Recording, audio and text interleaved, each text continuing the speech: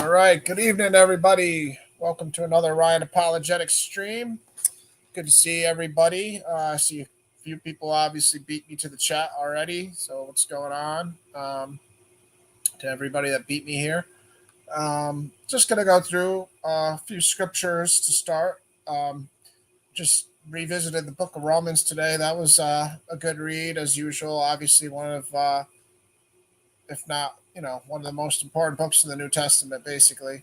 Again, people that are familiar with my channel will know that I've received 10 verses in the New Testament highlighted by an angel of God for me, for whatever reason to have and to share with others, and eight of them are in the Book of Romans. So Christ's message is coming through Paul loud and clear in Romans, and it's always a good read. And revisiting it today, what I realized is there's a ton of references to the Psalms and all the Old Testament. Hey, Sherry, what's going on? As usual, you win the award for first person here as far as actually here on the live. God bless, Sherry. But yeah, revisiting the Book of Romans today, I saw a ton of references to Psalms and just all sorts of messianic prophecies in the Old Testament. So it's a really good proof text to prove to Jewish people Christ is the Messiah. Obviously, Paul was writing with that heavily in mind, so it's not a random coincidence that that's what's going on in the Book of Romans. But I did kind of underestimate how many references there are to the Psalms and Old Testament. So it gives us all, at least in my ESV, I have footnotes at the bottom of the screen. So, the bottom of the page for my ESV, I have footnotes to show me when a verse is written, where it came from. And yeah, it's awesome to use those as more verses for our messianic proof texts. So I'm definitely gonna, write some of those down at some point and use them more often, honestly, because some of the Psalms or even some of the verses like in Deuteronomy that are just seem to be just speaking generally about God and the Gentiles, Paul's using for proof text for Jesus and the Gentiles' inclusion under the new covenant. So those are good verses.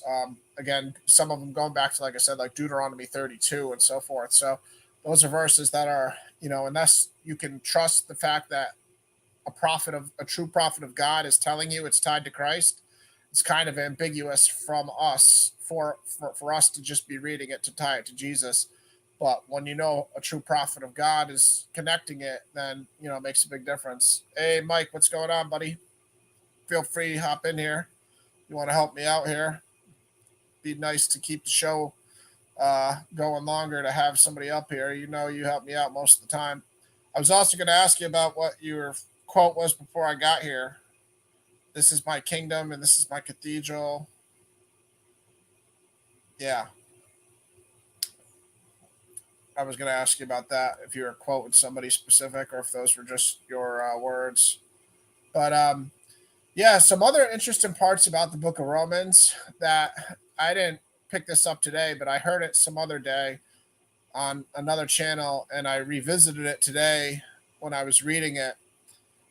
And all women will like this a lot, but when Paul in chapter 16 in the very first verse refers to Phoebe, the word that is used is actually the word for deacon, but in my ESV, it's translated to servant. I'll have to look at what the KJV or other translations choose to use here.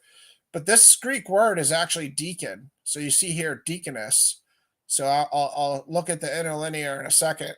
Not like I'm fluent in Greek, but I can at least show you guys that this word is used for deacon in other places. So in the very first verse of chapter 16, when Paul is addressing Phoebe, he's calling her a deaconess of the church at Centria, and I'm obviously probably butchering that, trying to pronounce this Centria. I don't know, but yeah, I'll show you guys, and then you can see, because as we know in other books, women are said not to be teachers and not to have voices in the church. But here you can see the Greek word Paul uses about Phoebe is diakonos. Diakonos. So let's look at some other spots now where diakonos is used. And then, it's as simple as going to the interlinear, guys, and checking it out. So 31 uses, and you see 20 times it's used for a minister, 8 times for a servant, and 3 times for a deacon.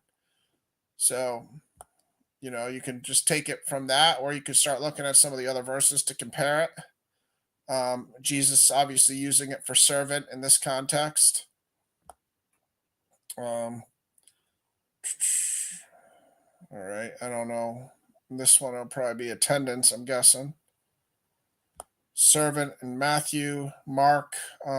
It's also going to be servant. So Jesus uses diakonos for servant in a few places. Servants in John. So it's definitely used for servants in a bunch of spots too, just for clarity. And we saw up atop here it said 20 times minister, 8 times servant, 3 times deacon. But I just want to show you guys the spots where it's also used for deacon. So like right here in Phoebe, you could say servant, but you can also, like I said, use it for a deacon. So get to some spots here.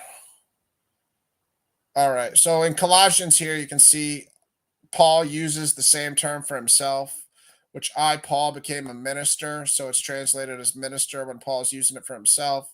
Same in verse 25 in Colossians. It's used for a minister, for Paul himself.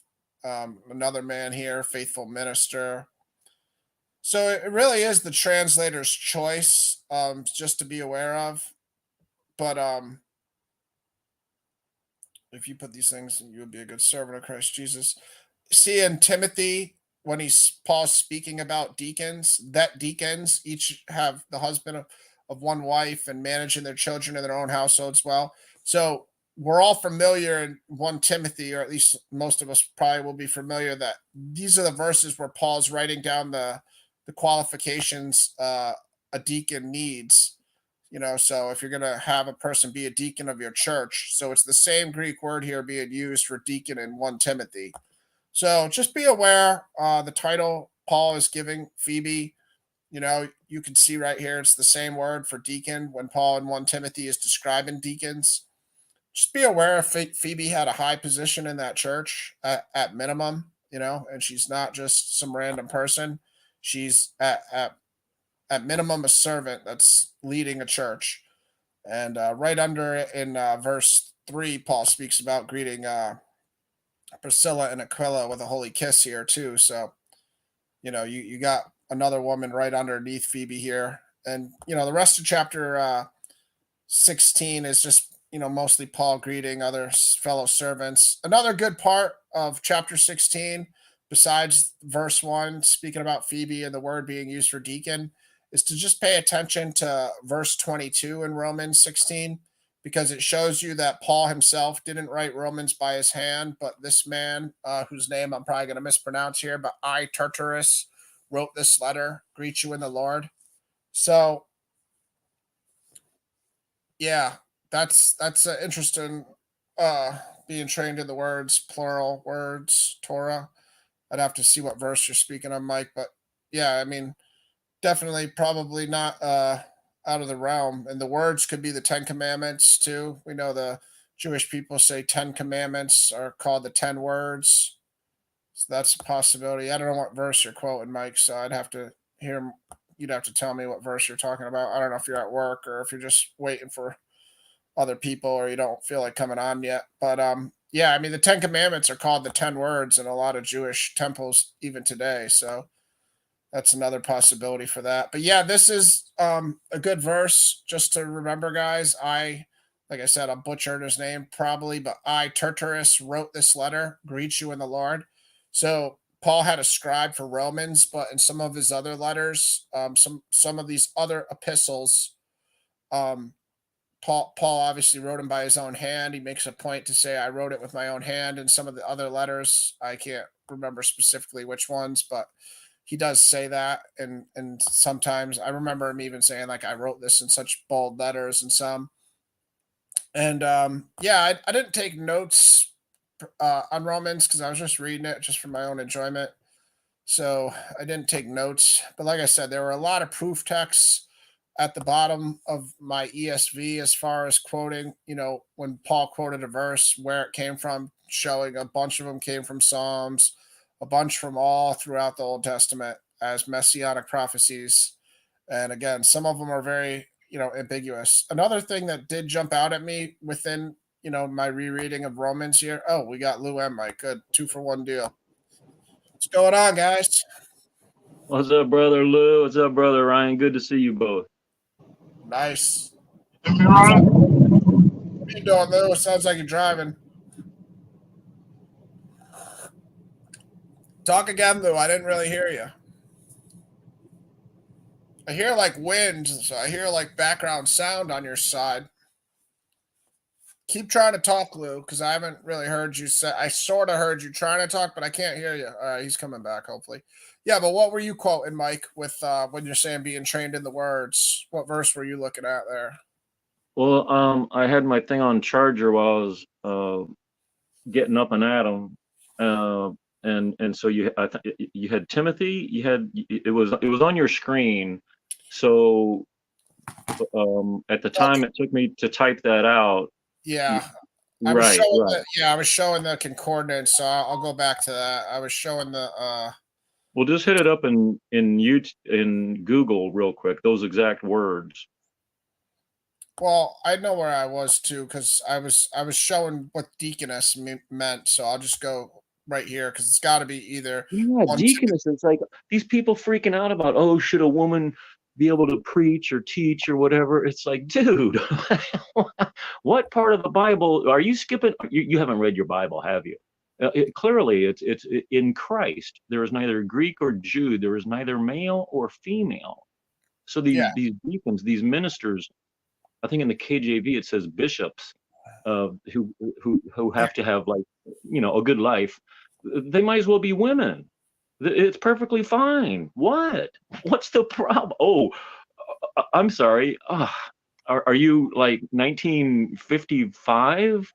A woman should be two steps behind you and never preach, or I don't know. That's crazy talk to me when I hear that. Like, oh, that question should. Oh, Lou's back. Let's see if we can hear you, Lou. Hey, what's going on, Mike? What's going on, Ryan? yeah, you're good. We got you. Yeah. Yeah, so here we are, Mike. It was 1 Timothy 4:6. So if you put these things before the brothers, you will be a good servant of Christ Jesus, being trained in the words of the faith and of the good doctrine that you have followed. So yeah, that is a good question. What is he talking about? Being trained in the words of the faith. And the good doctrine. I forgot that part. It's like hand in hand. What's up, Lou, man? Missed you, brother. Are you driving? Hey. Yeah, I'm driving right now. Oh, that's scary stuff. All right, friend. No, yeah, that to me is like, hey, is that Torah? Is that the Ten Commands? Is that, this good doctrine that you have followed? Sounds like they're going to continue to follow it. What is it? Love thy neighbor as thyself? Come on. Yeah, it's interesting because it could be a lot of things, especially considering I forget who I was talking to.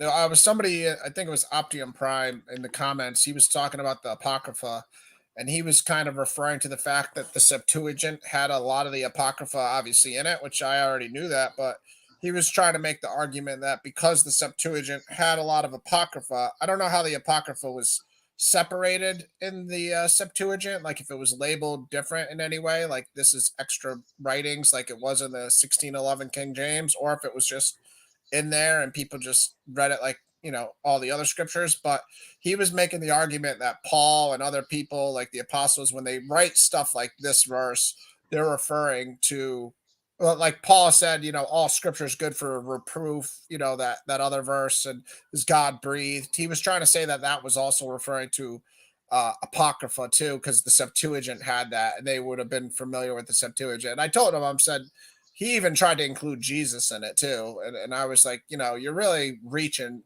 trying to make a claim like that, saying all these people, when they write verses like what we have here in verse 6, are referring to what we know today as the Apocrypha, also just because the Septuagint had it. But yeah, what's your guys' opinion on that?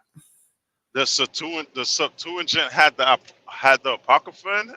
It did have a lot of Apocrypha books in it. Unfortunately, I'm letting some lady from my church borrow my Apocrypha books, so I can't like check some of them because in the beginning of my Apocrypha book, it'll have a little blurb for each Apocrypha, and it'll say like this was in the Septuagint or this was here, this was there. So I can't really speak as well as I would like right now on all the Apocrypha and where it was in the Septuagint. I guess I could start some Google searches on what Apocrypha was in the Septuagint and how it was, classified while in there, if it was just labeled separate or not. But yeah, I mean, it was just kind of an argument that because the Septuagint had all these writings, that they are referring to those as scripture too. And I just, told him, I think, you might have an argument, but you definitely can't push that as like it's 100% what was going on. I'm not No, really.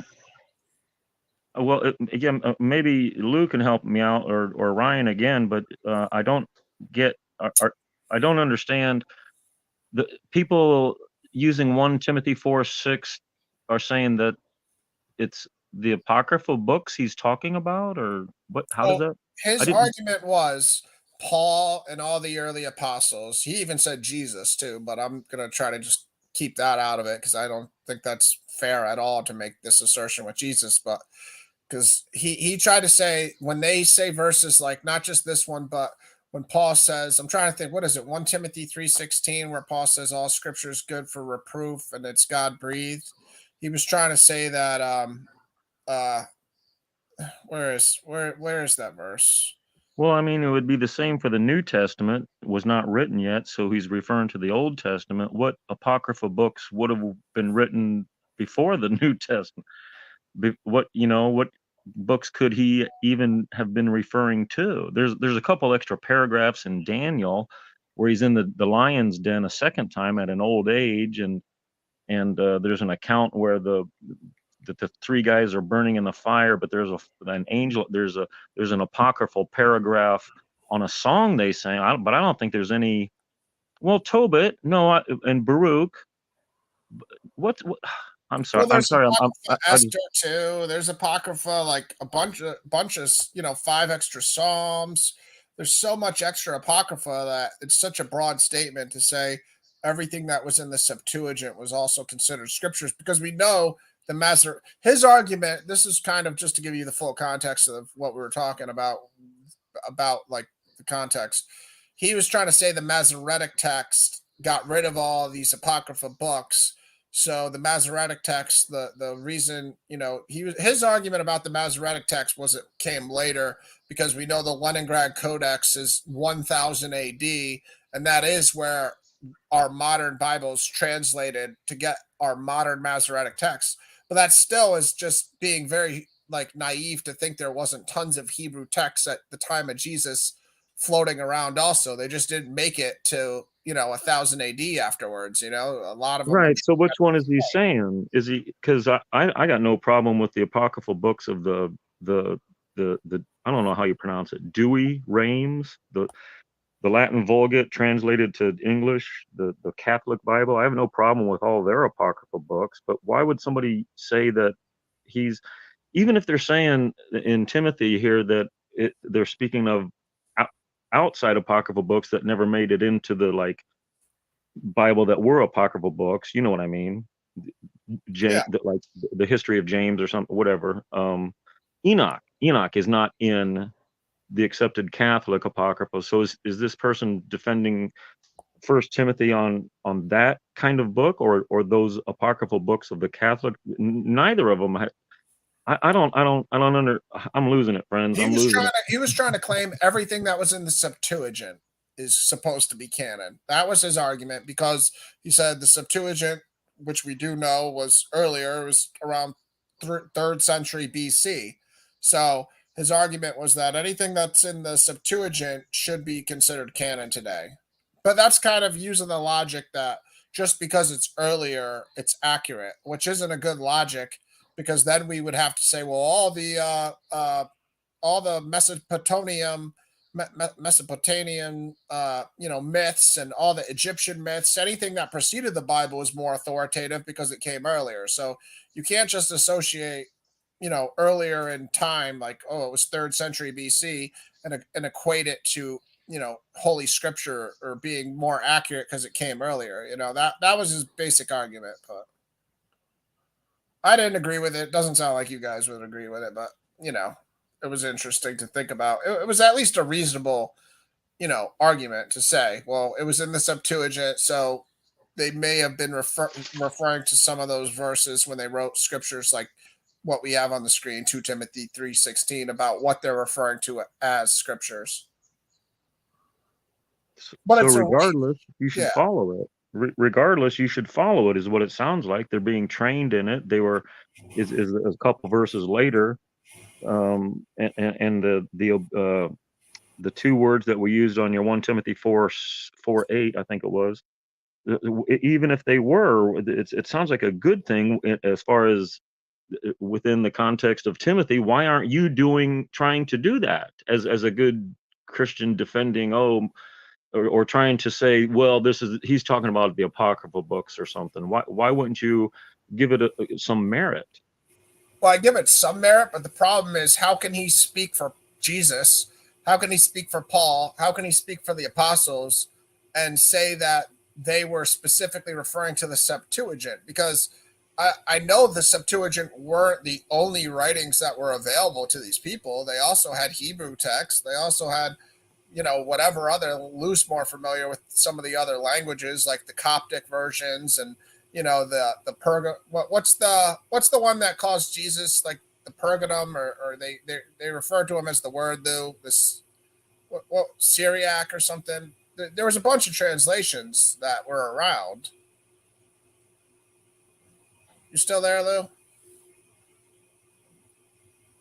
Like, they refer to Jesus as something in Genesis 1, 2, or 3 that I know I've heard Lou quote before, and it's another translation though. It's Syriac, or I'm trying to think what the other ones are. But no, my point is, he can't.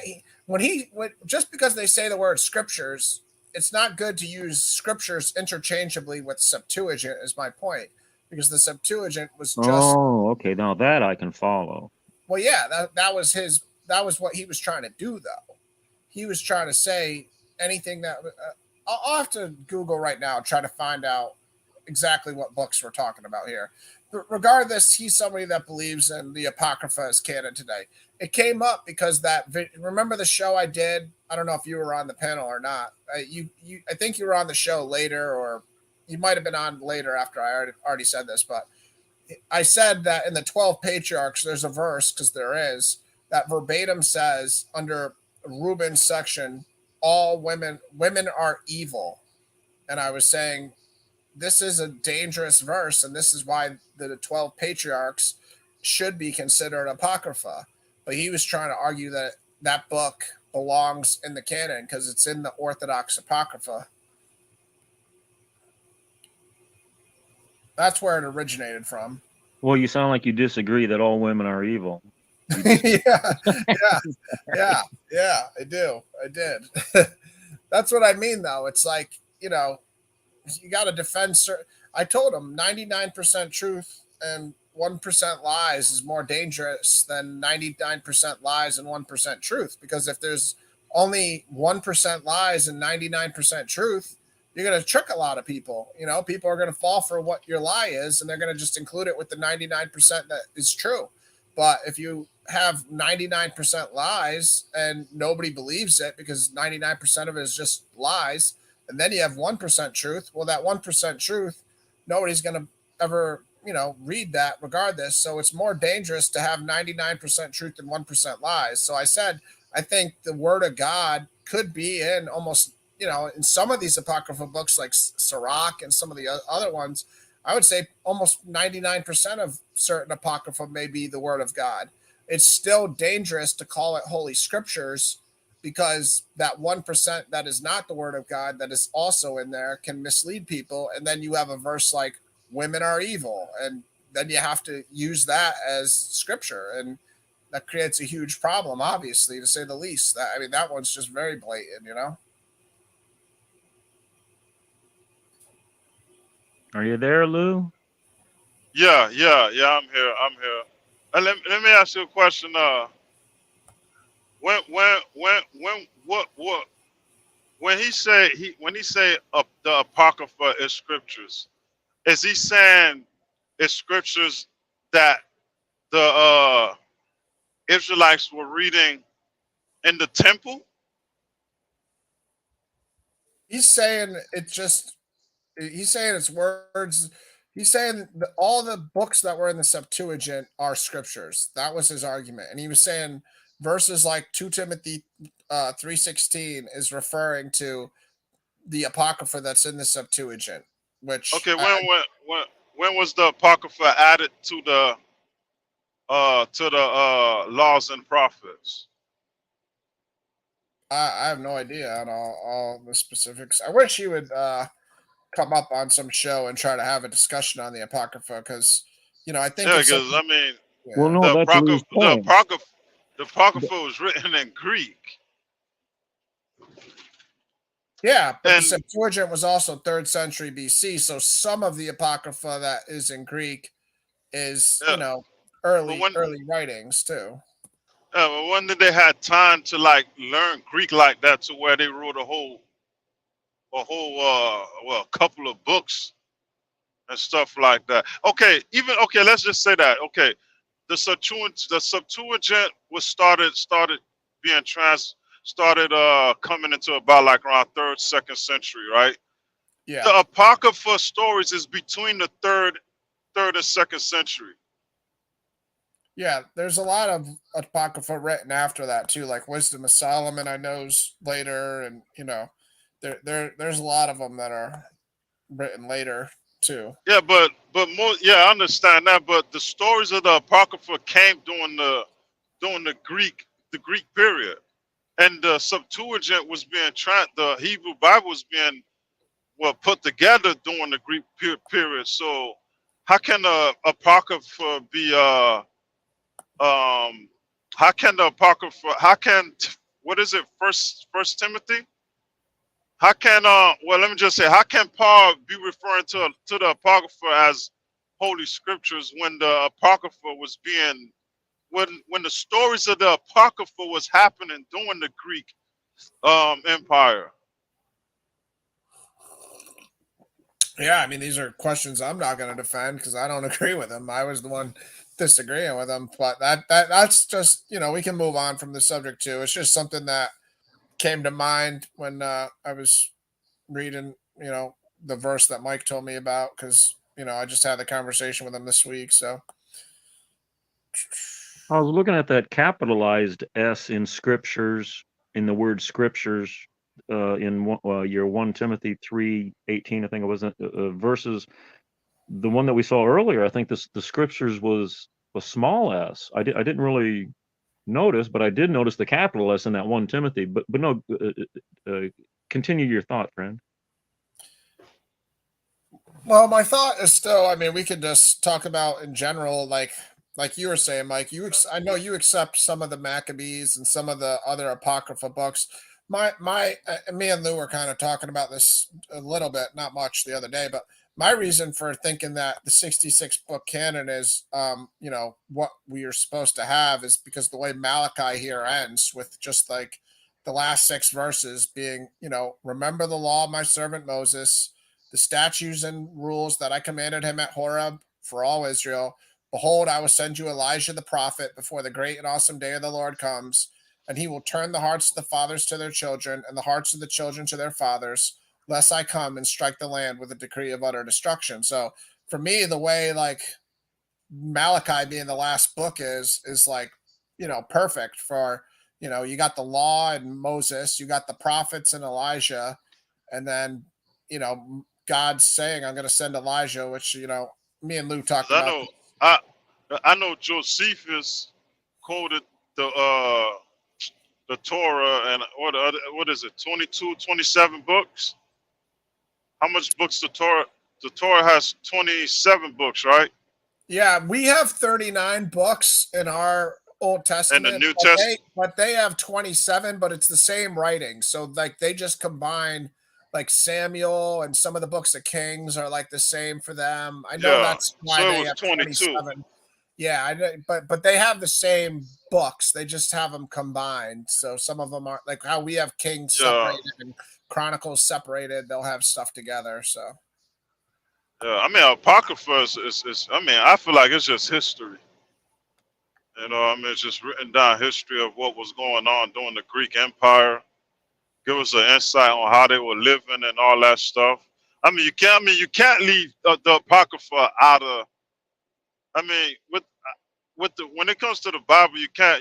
It's good to have the Apocrypha as a tool, so you can understand what was going on between. I mean, if you don't believe in the Apocrypha, but it gives you a better understanding what was going on between Malachi, between the books of Malachi and the books of Matthew or Mark, whichever gospel you want to put first. But yeah, I mean, it gives you an insight of what was going on and what led to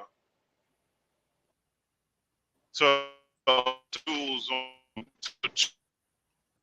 down in the Apocrypha. I mean, I could say that yeah, they downfall really started with the Greek Empire.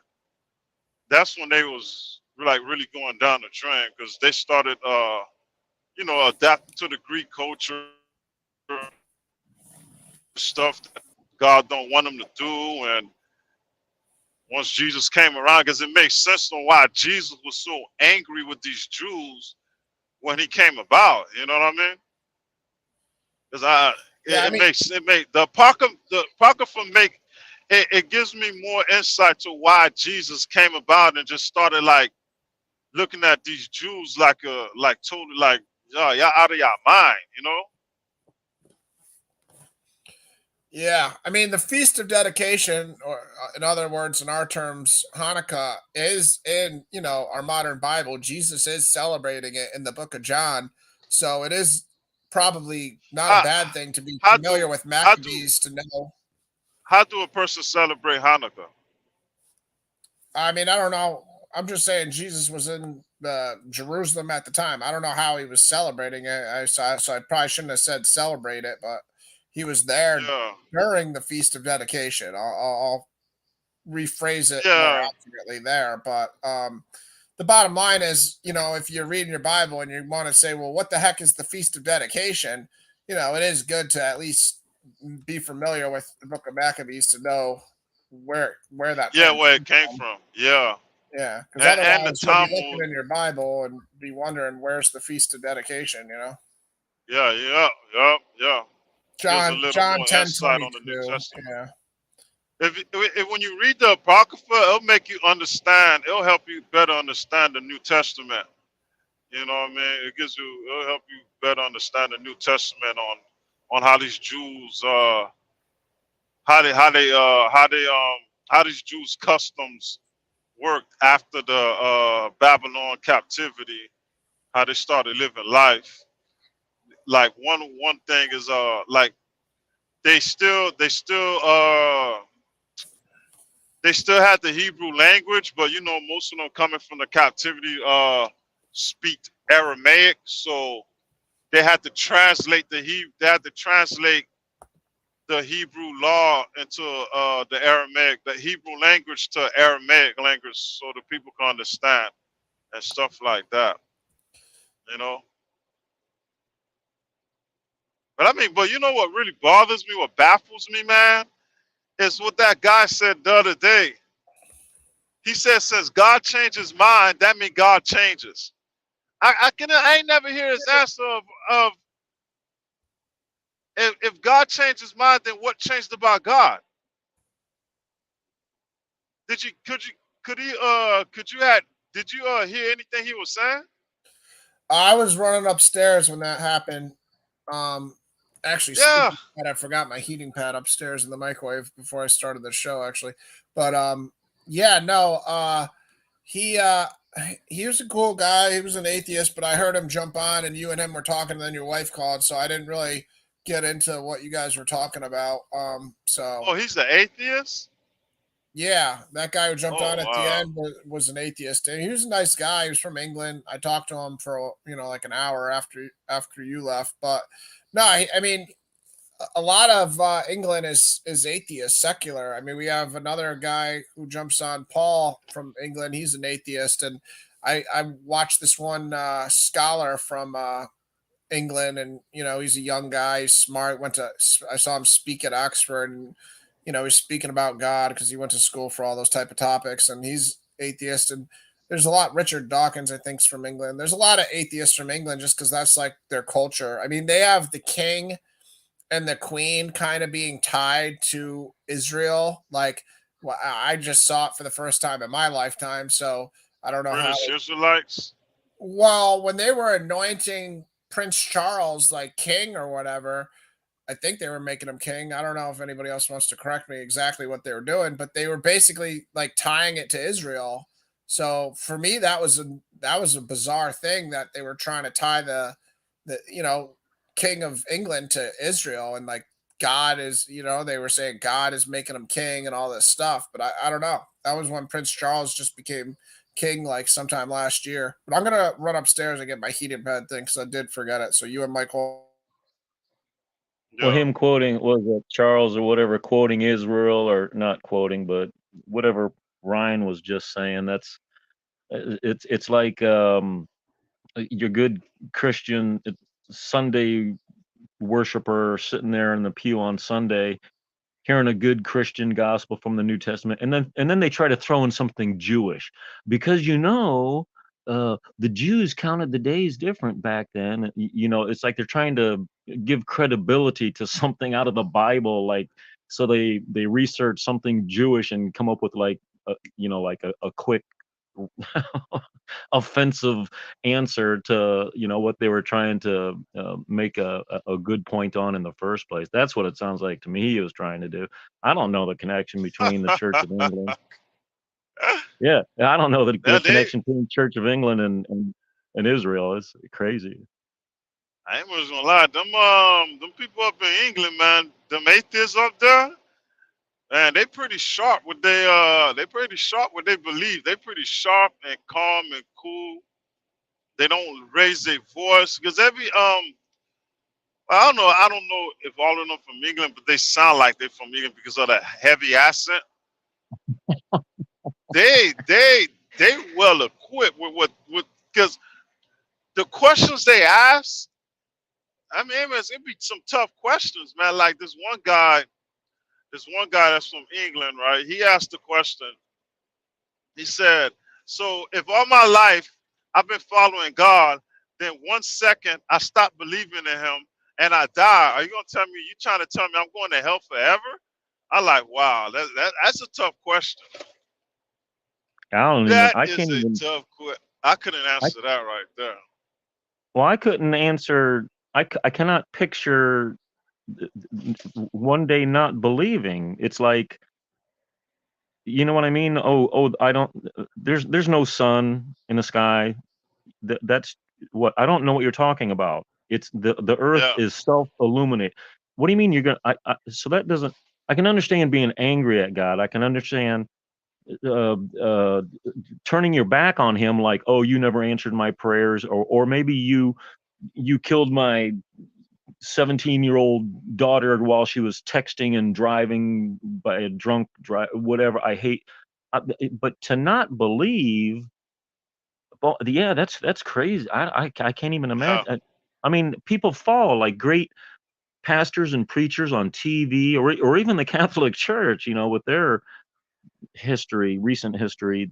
People fall, but I don't. Gosh, can you give me an example of somebody that's like quit believing? I don't know. Drug addicts don't quit believing. They're ashamed of what they're doing. And atheists that never believed, what are they going to believe one day? And then, like in that guy's scenario, for 99% of his life, the rest of his life he's believing. But then at the end of his life, he suddenly doesn't believe again. I can't even Yeah. imagine. I can't imagine. So it's kind of like a weird question, but maybe he means like saved, like maybe he has heard some Christians talk about Nah. salvation, but yeah, Uh, do you have an example, Lou or Ryan? Welcome back. Yeah, no, I don't know if you that guys were that one referring guy. to comment at all, but I don't know why he's taking a shot. But Oh, Numis, I don't know. I don't know if he's ever been on the panel. I think he may have been once. I don't know. But Numismatic King, you're welcome to join the panel, man. The link's pinned. So if you disagree with us, I don't know if you're free grace or what you. I think he might be free grace. I'm trying to remember from past interactions, but I don't really remember. But the link is pinned if you want to come up and have actual conversation. Besides that, whatever you what he think. said. I put the comment on the screen.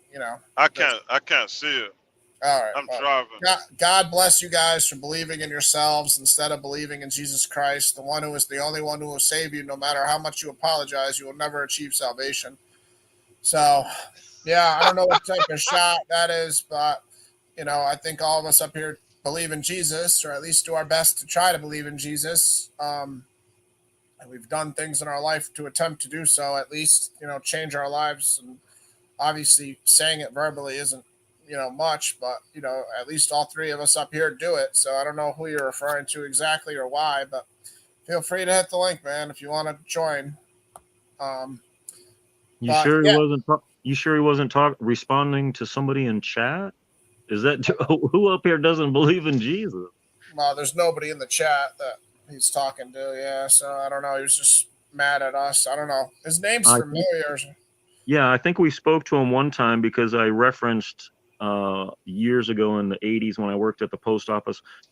There was a coin collector's numismatic king. Numismatic is coin collecting, and he's like a coin collecting king would be his icon. But there was a numismatic magazine that came across my desk in the post office, and they coin collectors throughout the world were going to put rare coin, not very expensive, but they were going to put a bunch of rare coins back into circulation to help promote new youth into the hobby of coin collecting. And I thought it was a genius idea, but I do remember him from the panel from that. Yeah, I don't remember what he looks like. I don't know if he showed his face, but yeah, we must have argued with him over something. He's probably free grace or something. That's usually the people that.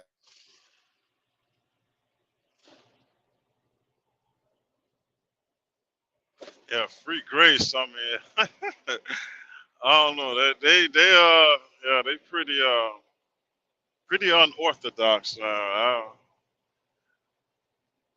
The stuff that they believe in is kind of new to me, man. The do nothing religion. Just be cool, Yeah, and everything will be cool with you.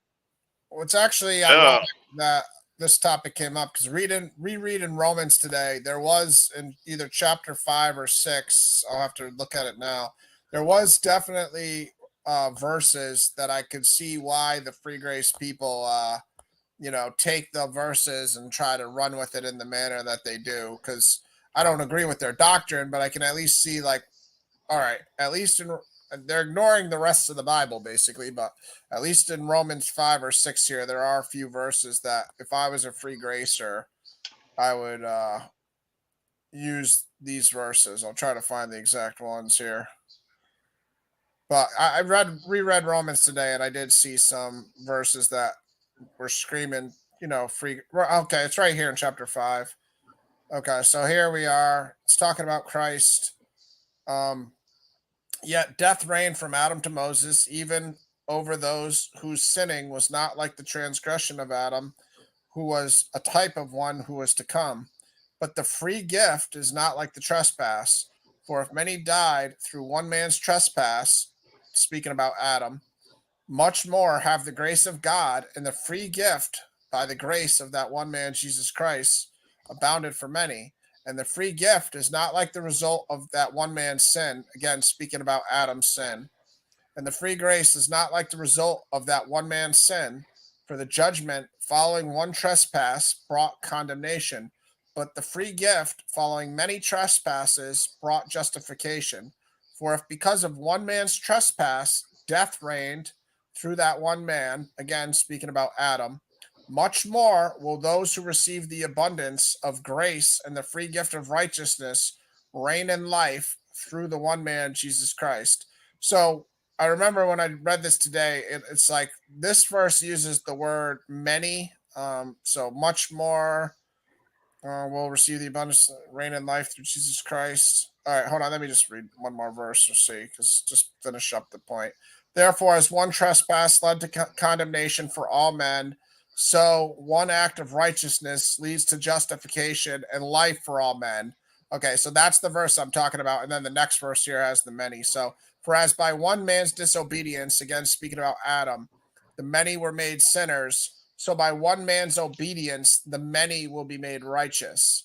So these are the verses in the book of Romans that I read today that I can at least see where, okay, you can read this and maybe, understand somewhat where they're coming from.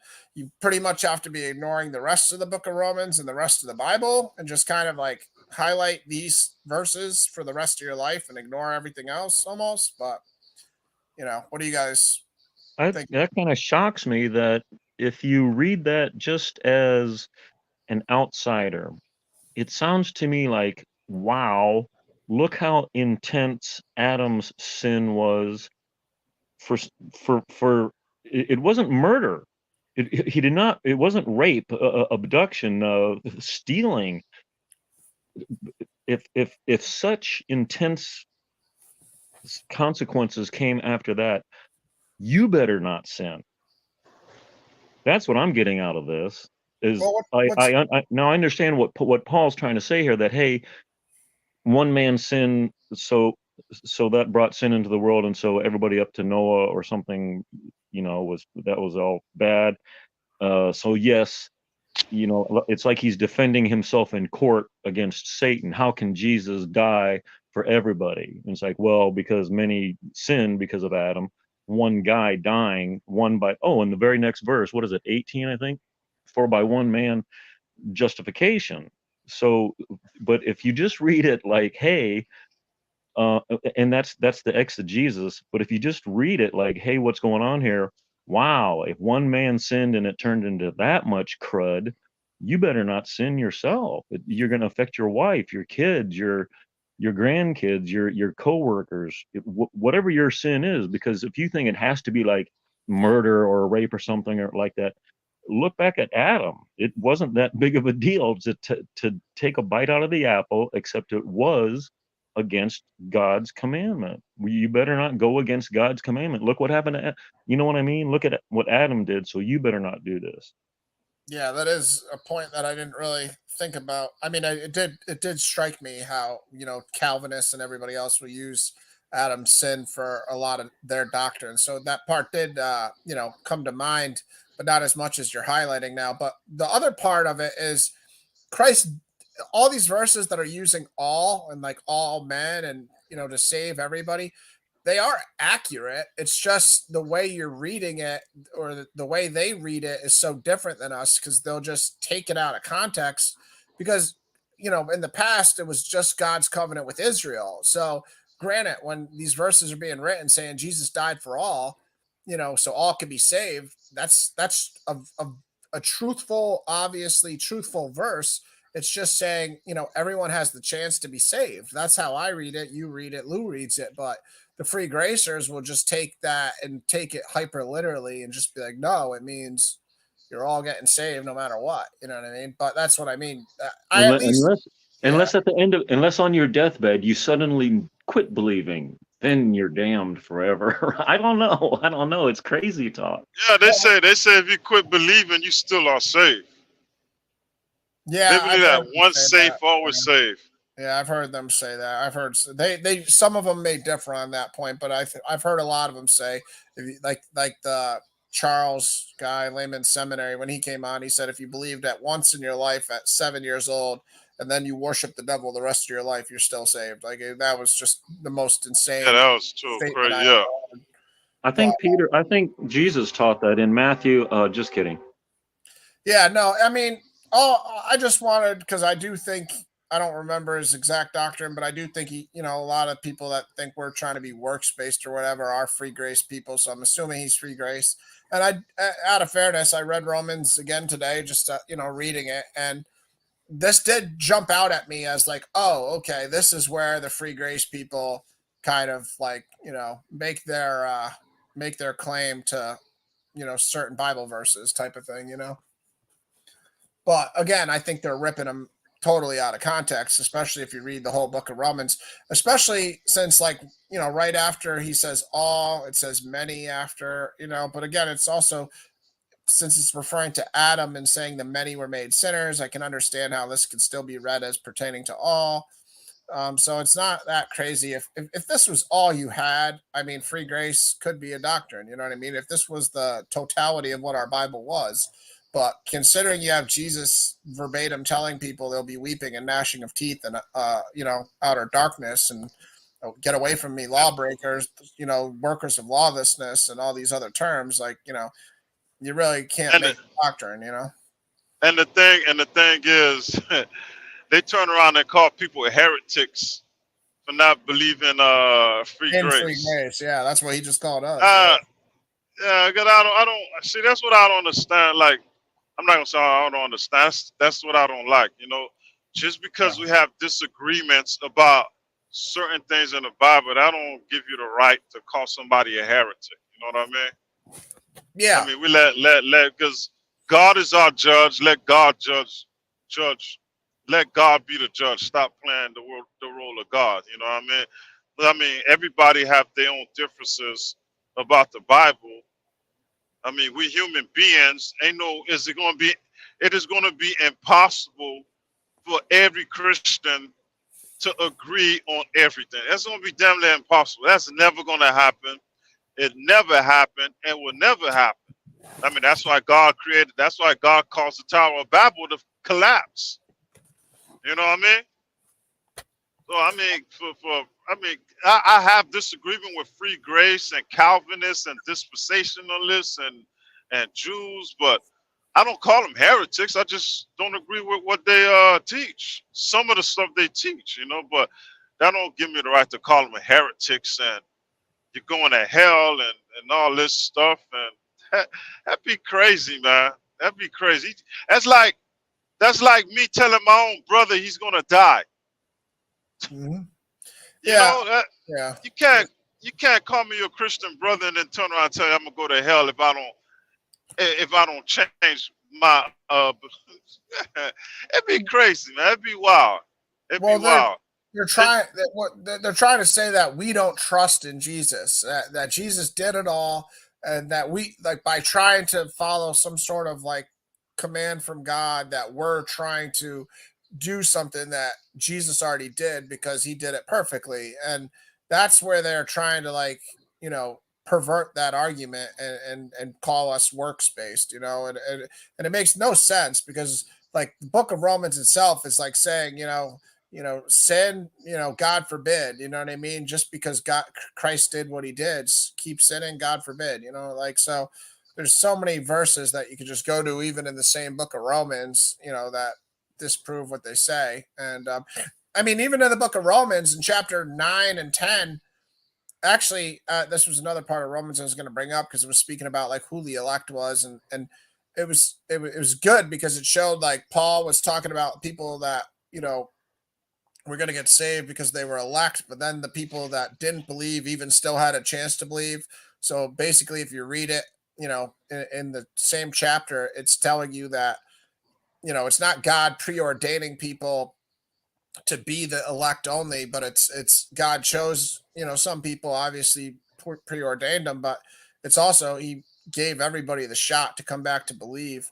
But yeah, even in the same book of Romans in chapters like 9 and 10, it's talking about the Jews that aren't believing and Paul being like upset that his own people aren't believing the gospel.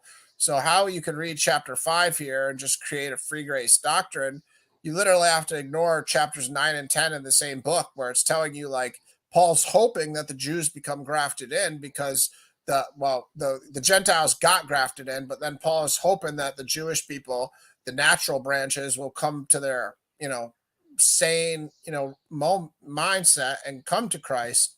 So yeah, I don't want to get too distracted by, the free grace thing. I mean, it is what it is. I don't know. That was kind of a rude comment, Pneumastatic King, but It is what it is. I don't hate you. I could care less. I just wanted to address it for for whatever What was reason. that scripture he had up? Um, Romans was it? 5:18 or whatever, showing the free grace stuff. That one. Yeah, I got to throw this out there. Being the Hebrew roots kind of guy that thinks go by written Torah only, at the golden calf, they added the sacrificial law, the tabernacle, the Levitical priesthood system. Jesus came and took that away. So this is beautiful. We were reading down on on the certain religion of certain people and what these words mean. And from my point of view, this is totally beautiful. Let me see if I can get up here and read it. Tell me if you want me to go up to different Right there on verses. 16, if you leave 16 at the top, I think I can read on down. Okay. Or 17 right there. Yeah, for if because one man's trespass, death reigned through one man much more, therefore one trespass. Whereas by one man, verse 19. Now, verse 20, look at verse 20. This is Hebrew roots got written all over it. The added law to the original blood covenant. Romans 5:20. So he just got through telling us about how one man did all this. So then Romans 5:20. Now the law came in to increase the trespass. Remember the sin of Adam? There was no murder. There was no whatever the 10 commandments are. He broke. He didn't. So now this added. So after the golden calf, look at what he's saying here. Now the law came in to increase the trespass. So now you've got it written down in stone, literally. Don't do this, do that. But where sin increased, such as the golden calf, or even Massa, Tabra, Kibroth-Hattaavah, the Barnesh, Kadesh Barnea, everywhere they sinned, grace abounded all the more. They were not put to death. Certain people were at that time, but as a whole, they were still under that covenant. At that point, they were actually under two covenants. The one in Deuteronomy 32 maybe or something, the added covenant. That's the added law to the original blood. But no, I just wanted to point that out. Romans 5:20. Now the law came to increase the trespass. Boy, how did they explain that? Yeah, when I read that today, that's one where I can tell Paul haters just love to take that and rip that one out of context too. I was like, this is one of the top 10 favorites of all the Paul haters. And they'll say, well, look, Paul's saying the law made things worse and increased, sin and all these things, which again is just common sense. If there's more laws, so more things are wrong, there are going to be more sins because his whole point was if you don't have a law not to steal, then you don't know stealing's a sin. It's not wrong. It's And your schoolmaster, get off the milk, get on the meat. There's a progression. When Abram, when Abe was promised the land, if he just crosses over the Euphrates and searches it out, that faith, there's one command there to him, and by faith, that's what we need as our schoolmaster, by faith, certainly not by the letter of the law, that added law, that sacrificial system. Thou shalt not murder. Whenever there's a problem, somebody has broken the commands, you go back, you read the law. Well, what does the law say? Well, you can't do your sister. Well, you can't do an animal. You better not commit adultery. These are what you fall back on whenever there's a problem amongst an accusation amongst brethren. Yeah, I'm trying to find exactly where I first see the elect word. I should probably just use the concordance because it went from chapter and to the chapter. elect. So maybe. And well, it might that's go the from whole 11 point to of 12. Right, that's the whole point of I don't know, have we all seen the movie, The 10 Commandments? Have we ever heard the Jews being a chosen people? The Israelites are a chosen people. You will be my people. Yes, those elect, those would be the elect. Now, if he's talking about if those days had not been shortened, even the elect would have perished or something like that. That elect, I think, is Noah and his, the 8 people on the ark. But if you're talking about people like brethren that are elect, he's speaking about that because that's the promise of the covenant, that he will be our God. and we are not to go after other gods. He will be our God, and we will be his people. And we literally did that. And through Jesus, we are now his begotten son, just as Jesus was his begotten son. And we are the brother of Jesus, co-heirs to that promise of that land. When Abe was promised that land to his descendants, like your descendants to the start, he understood that to mean he was going to have eternal life. The eternal life of promise to Abe was not going to be interrupted by a golden calf. So the law added, instead of the death penalties to every last one of those Israelites, nullifying Abe's promise. Instead of that, he did not kill them, and he gave them another covenant, another added law that said, do all this, but look for a future prophet. A prophet will come one day and speak to you, but not like I spoke to you at the mountain where you guys were scared and it was too loud for you. He's going to come meek and humble, but he's going to be speaking only my words, and you better pay attention to him. Otherwise, so that's why when Paul says, if you believe in Jesus, you're saved from like the law or whatever, that you're not condemned. But if you don't believe in him as a Jew looking for that prophet, and you're still under that law, and the prophet come and you don't recognize that prophet, if you don't believe in him, you are condemned already. Yes, you're under that death penalty, and you're going to get that death penalty because you didn't see the prophet. That's the whole point of the Pharisees. Unless your righteousness exceeds theirs, yeah, those guys were wacko, man, adding laws and changing things and walking around making sure everybody's got their little teetsy all nice and tight and everything. And just little Nazis running, Jewish Nazis running around. But that's the whole point of the Hebrew roots. It's not Jewish roots, it's Hebrew. It's Abraham. Abraham's promise of eternal life, saying his people were going to be enslaved for 400 years, but there was going to be a savior. That savior was not Moses or Joshua. That Joshua did not give them that rest that they were looking forward to. Jesus did. Jesus did. Well, what's interesting here, and like I said, I like in my ESV all these verses that Paul's quoting, like here in verse 19 and 20. I had the footnotes, and I'm sure other Bibles have the footnotes too, where these verses are coming from. But like here, he's quoting Moses from Deuteronomy, I believe 32. I will make you jealous of those who are not a nation. With a foolish nation, I will make you angry. It's really interesting to see that Paul is, because again, on surface, you can say this verse is kind of ambiguous, and That's speaking about the northern kingdom. I'm playing. are you I joking? I caught that. That's funny. But go ahead, Ron. I'm just playing. All right. No, I mean the Hebrew Israelites do like to use this because it quotes Hosea in early parts too. But yeah, that one is obviously not. But yeah, no, it's just interesting all these proof texts because he quotes a whole bunch of Psalms in the book of Romans, and this is Deuteronomy. He's quoting Isaiah here too for proof text for Jesus. So it's just full of proof text. But yeah, no, I didn't write down the chapters. Again, I was just reading it, but I know it's right around here because it was when it was like the elect. So I'm sort of kind of looking like, but the point of it is like I read the elect part. So I think it starts here and goes to chapter 12 is what I'm looking for. But it's basically saying God does have elect people that he, has preordained to be believers. And then other people, he hardens them when they don't believe. He gives them a spirit of stupor, which, is just God's will interacting with human beings' will. And when humans want to rebel and deny God, God gives them what they're asking for, which is to not know about him, But it also, after this, says, after it quotes like this type of verse where God's given them a spirit of stupor, eyes that would not see and ears that would not hear down to this very day. And again, this is quoting a psalm. This is King David. I'm only familiar because I read it today, and I saw the footnote. And then David also says that their table become a Well, snare.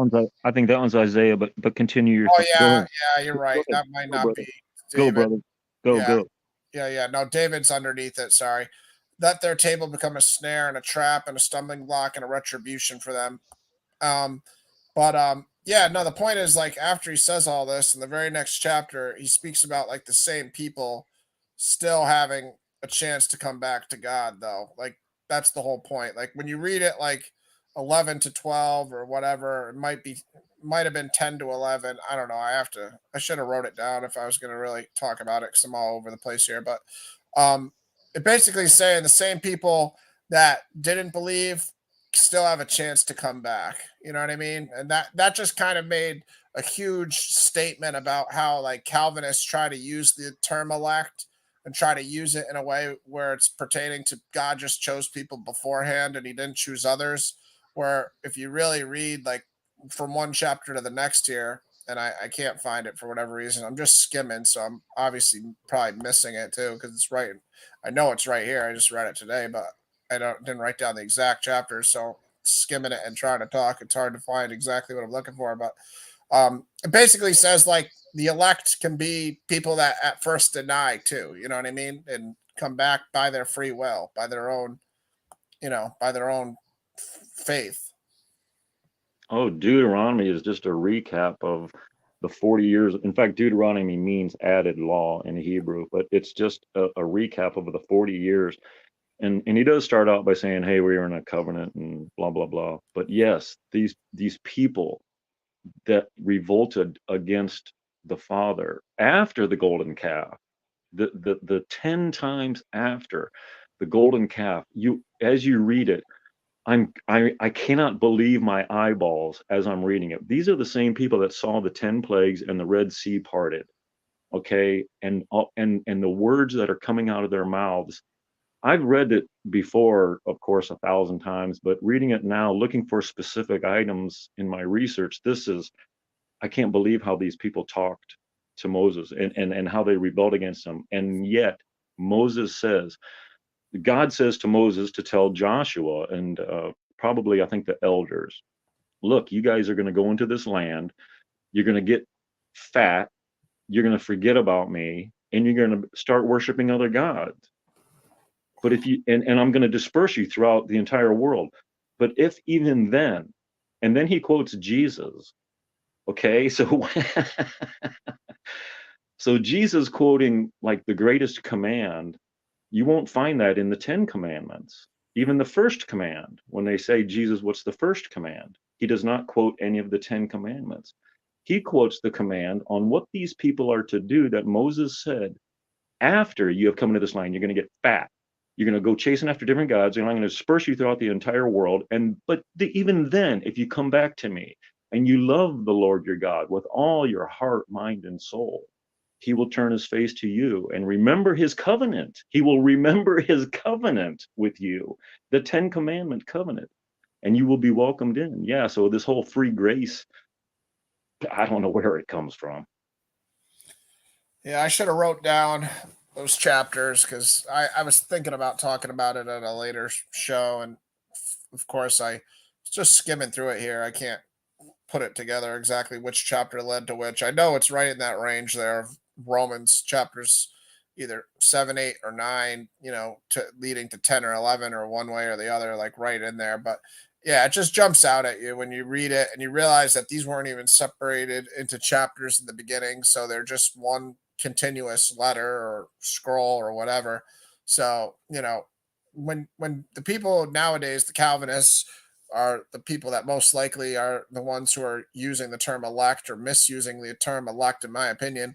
Yeah, it's referring to Israel, and it's also referring to people that could have been predestined, and then also people that are hardened when they don't believe, but also it later says, the door is still open for those people to come back. And, it's just an important point because the way the term elect gets used in Calvinism is totally not what is being spoken of in these chapters. It's getting twisted into you were predestined in some sort of lottery.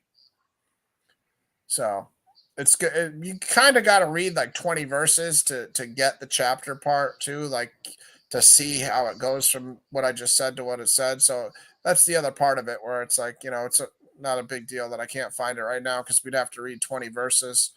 But it's right in Romans 7 to 11. So if anybody's interested, just, you'll figure it out where it goes, which chapter led to the which. I think it's like, I'm pretty positive it's 10 to 11 or 11 to 12 or that one. It's talking about when Israel's getting grafted in for sure. So it's probably 9 to 10 or 10 to 11. I don't know. But, yeah, so if this chosen people, this elect people are looking for a prophet, the prophet comes and you now have the choice to believe him or not believe him. if you're reading this from the outside, looking in, not understanding, you have to be in covenant with these people, with the good Lord, excuse me. You would say to yourself, all I have to do is believe in Jesus. That's the message you would get. You would not understand that these people were looking forward to this guy and had the choice of believing or not believing. Yeah, if you believe he's that prophet, you're going to be in that covenant and continually saved at your resurrection. But if you don't know anything about the covenant, you're outside looking in, and all you hear is the words of these people. Well, all you got to do is believe in Jesus.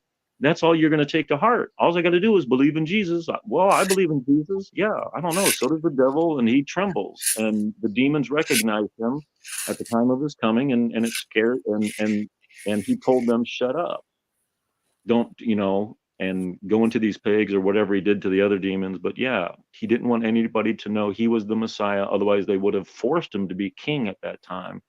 Whereas this time, he just came the first time as the suffering servant. Yeah. I've talked to people, the Hebrew Israelites, self-proclaimed Hebrew Israelites in air quotes there, and they guerrilla Hebrew actually had the audacity to be like, well, when was Jesus king? Because he tried to act like, Jesus was never king. And I was like, are you crazy? What do you think the triumphal entry was, where they're yelling Hosanna to the highest? And the verses like the prophecy of Zechariah, and also quoted in the Gospels saying, here comes your king lowly and mounted on a donkey. Like, that's when Jesus was king in the Gospels, you know what I mean? And it's just so funny that like Guerrilla Hebrew's mindset was like, he literally said to me, like, when did he sit on a throne? When did he wear a crown? Like, it just shows like people's perceptions of what is a king is so different than what God's perception of being a king is. It's like human beings just can't wrap their head around a king that doesn't want to be authoritative and cruel and powerful and abusing power. God, human beings can't wrap their head around that, because that's what a king is in human beings terms. A king in our terms is not what Jesus was, a man of the people, a servant of the people, a leader of the people by example, a person that washed the disciples' feet. People can't fathom a king like that, but that's what God is as king. Yeah, I'd say the whole book of Judges taught us that lesson. It's they tried every type of tree, from the mighty oak, Saul, the first king, down to the bramble bush. They tried them all, but no, the whole thing can be summed up in the last couple of verses. Everybody did what was right in their own eyes, and they didn't understand they had a king in heaven already, and we needed like a physical. We needed like a Trump or an Obama.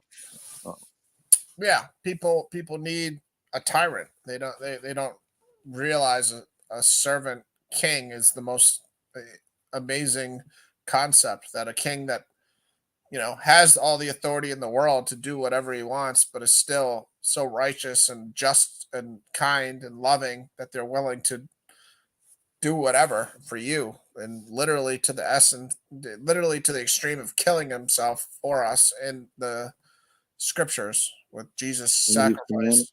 And within the Torah, God even says, when you guys get into the land, you're going to want to get a king, not and then I forget the word he uses, but it's kind of like, no matter what happens, you guys are going to want to do it, and it's going to happen anyway. Like I didn't command it, but you guys are going to do it. So yeah, here, if you guys get a king, he's to have a copy of Torah. He's supposed to read it daily. He's not supposed to multiply to himself horses and wives or riches. He's supposed to be very humble. Yeah, it's interesting, man. It's also, for like King David becoming king, it's a theme that is throughout the Bible. Like, or you can look at Amos. God chose a shepherd, Amos, to be a prophet, and some of the people God chose were obviously who society would look at as the least likely, and Oh yeah, that's David wasn't David like Melvin probably, excuse me, yeah, Melvin. Oh, Lou, you're looking good there with your Atlanta shirt on. how can you even tell if that's Atlanta or not? Oh, I can't. I'm trying to read it. Maybe it says night, N-I, who No, knows? that's that I forgot the name of the shirt. The one Tetragrammaton? with the no, the shirt with the happy face, Oh, yeah. the yellow happy face. That shirt. I forgot the name. I forgot the name of it. Yeah. No. A happy Yeah, that face was is a satanic symbol. I told that atheist guy that the other day because he had a happy face with a skull and bones through it. And I don't know. I know people don't think that because unless you lived a really sick, evil life like I have, you don't really learn these things. But unfortunately, I have learned that can be one of the symbols of a satanic symbol, that just what we look at as an emoji happy face that you see all over the place because it's an emoji too nowadays. But I don't know, man, just be aware of it. So I know you weren't wearing it for that reason, Lou, or whatever. It's just I don't know. I've had it shown to me, and I thought it was nothing, and then it no. turned It's out not. the It's next not. day. It's not a skull. No, it's not a skull happy face. It's a No, I regular know. happy I'm just saying face. the happy face. I know. Just the regular happy face without a skull is still an evil symbol at times. I don't know. I'm sure everything on earth can be evil if the devil's going to use it in whatever way he's going to use it. But it Yeah. was just one of those things that I don't know. I've had shown to me before, and I didn't think it was much. But yeah, in hindsight, it's like one of like what it is like you can't publicly wear a pentagram around, right? Like a celebrity that's trying to worship the devil, right? They can't just wear a pentagram t-shirt because then everybody's going to know they're a devil worshiper, right? But they can wear that little smiley face, and then the people that know what it means know what it means. And then the people that don't know what it means, they just say, well, they're just wearing a smiley face. You can't throw that at them. You can't accuse them of that. And there's always the argument they don't know what it means because people like yourself are wearing it and they don't know what it means. You know what I mean? So that's kind of why, in my opinion, it's why the devil has certain symbols like that. But So what's in Revelation, the Nicolaitan that Jesus hates? That's kingship. That's your pope, king, president. You don't have your society go in a pyramid to one guy at the top. Is all I would say. But if you do and you have a king, he's supposed to read Torah every day and not be rich and such. yeah, well, like King David speaking to the woman, I forget what book of the Bible it was, but when he was running from Absalom, and then I forget which prophet, or it might have been his commander Joab, sent the woman to talk to him, and she basically gave him a parable about her own son, and it led King David to the conclusion that by his intuition and wisdom from God, his spirit from God, he saw that the woman was actually sent by Joab to say these things so he would realize, just like when Nathan came and spoke to him. And that's just like when Jesus was speaking to the woman in the well, like King David, speaking to the woman, that's similar to Jesus speaking to the woman at the well. Like the real righteous kings in the Bible that were actually righteous, they were doing things like that where they had no problem breaking the traditional norms. I mean, when we read in the New Testament, when Jesus is speaking to that woman at the well, the disciples come up and it says they were surprised he was talking to her. But is a king under the law? Yeah, I mean, of God's law, yeah, of course. When he slept with Bathsheba, he found out he was under the law. Huh? When King David slept with Bathsheba and broke the law, he definitely found out he was under the law when God sent Nathan to him. I don't know. In the Talmud, I know one part in the Talmud it say David ain't never keep the law. Yeah, the Talmud's obviously full of all sorts of blasphemies, and that's if they're saying that. They praise David. It's just that they say David ain't never keep the law, and then they went to say something about him, how he was how he followed God hard, something like that. But yeah, they say David ain't never keep the law. Well, what I've realized from another real interesting thing that I heard watching the Talmud versus Torah YouTube videos was the guy, the teacher. I don't like to say rabbi because only Jesus should be called rabbi, but the teacher he literally tried to say that not the 10 commandments, but the laws in Exodus, eye for an eye, tooth for a tooth, foot for a foot. That was never meant to be actual, literal, those things, and it was only monetary. And I thought to myself, wow, that is such a perversion of the actual intent of the. No. Are you going to seriously cut off a guy's hand? It's like workman's comp. If you lose an eye, they have a monetary. They know how much workman's comp is going to give you. The value of an eye of a worker at Walmart is $25,000, and that's all you're going to get. No, listen. I agreed with his point to some extent. That some things like that. No. I disagreed too. But my point is, I can agree with some of it. But to say all of it is monetary, that's insane.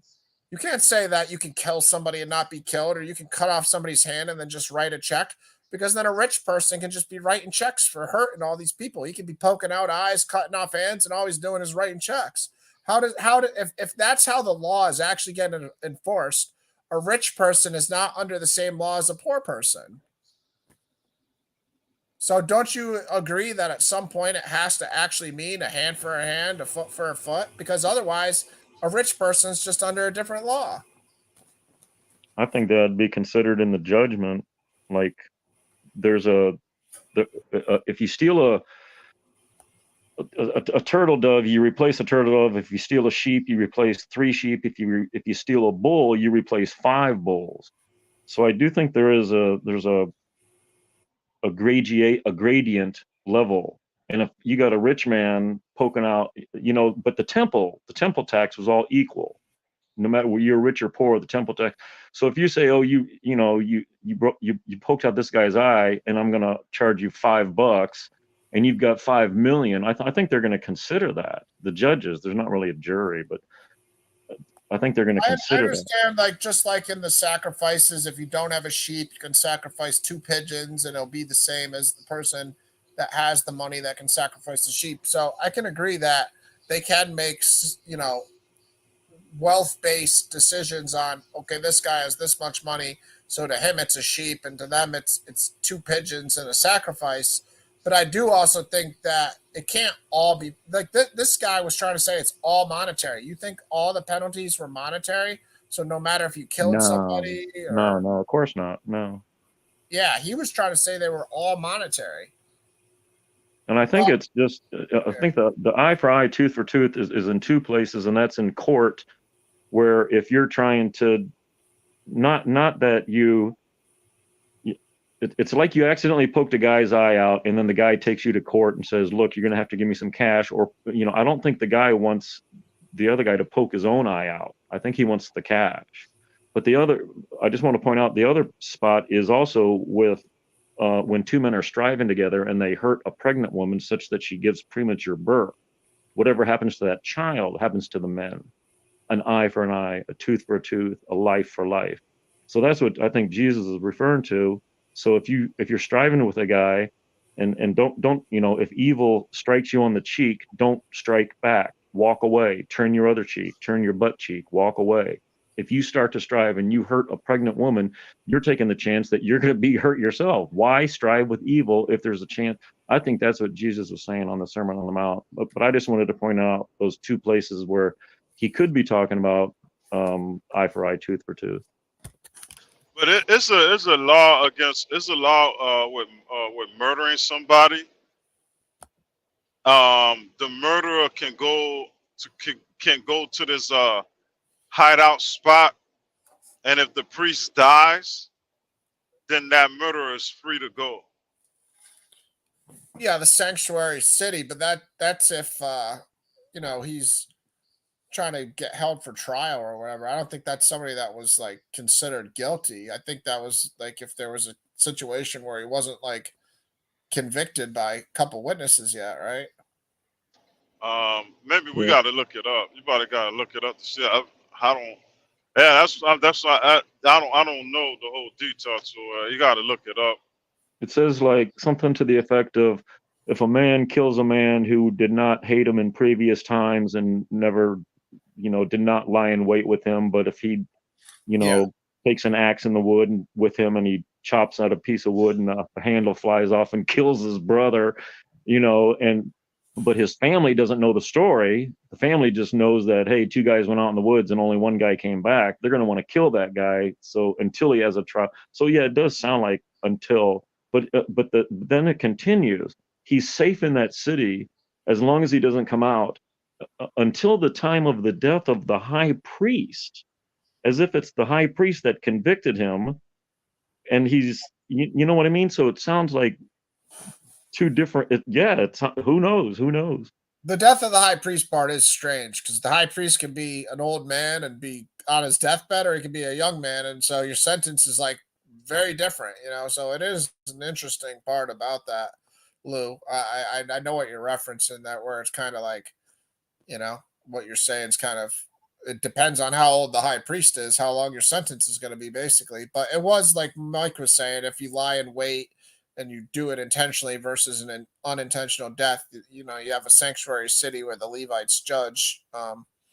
So it also was that. All I know is the Talmud, it literally was speaking on the Sabbaths, and I didn't even start to look at all the rules. I just heard the guy say in the same like lecture, basically, that, well, one of the rules was you can't write on the Sabbath. So their scribes or teachers, whatever, like I said, I'm not going to give them the title that Jesus has, but they would write down, in the Talmud, don't even carry a pen on the Sabbath because you can't write on the Sabbath. So don't carry a pen on the Sabbath. So I can only imagine if I went through and looked at all the laws, because they got a whole bunch of them on the Sabbath in the Talmud that we don't have in the scriptures. So, And it's in Joshua 20. Okay. We'll look at what I got the verse on the screen about the disciples seeing Jesus talking to the woman from Samaria at the well, how they marveled that he was talking with a woman. And then it's in 2 Samuel 14, what I was talking about with King David talking to the woman. So I'll go to that after we look at what Lou's talking about. So Joshua 20.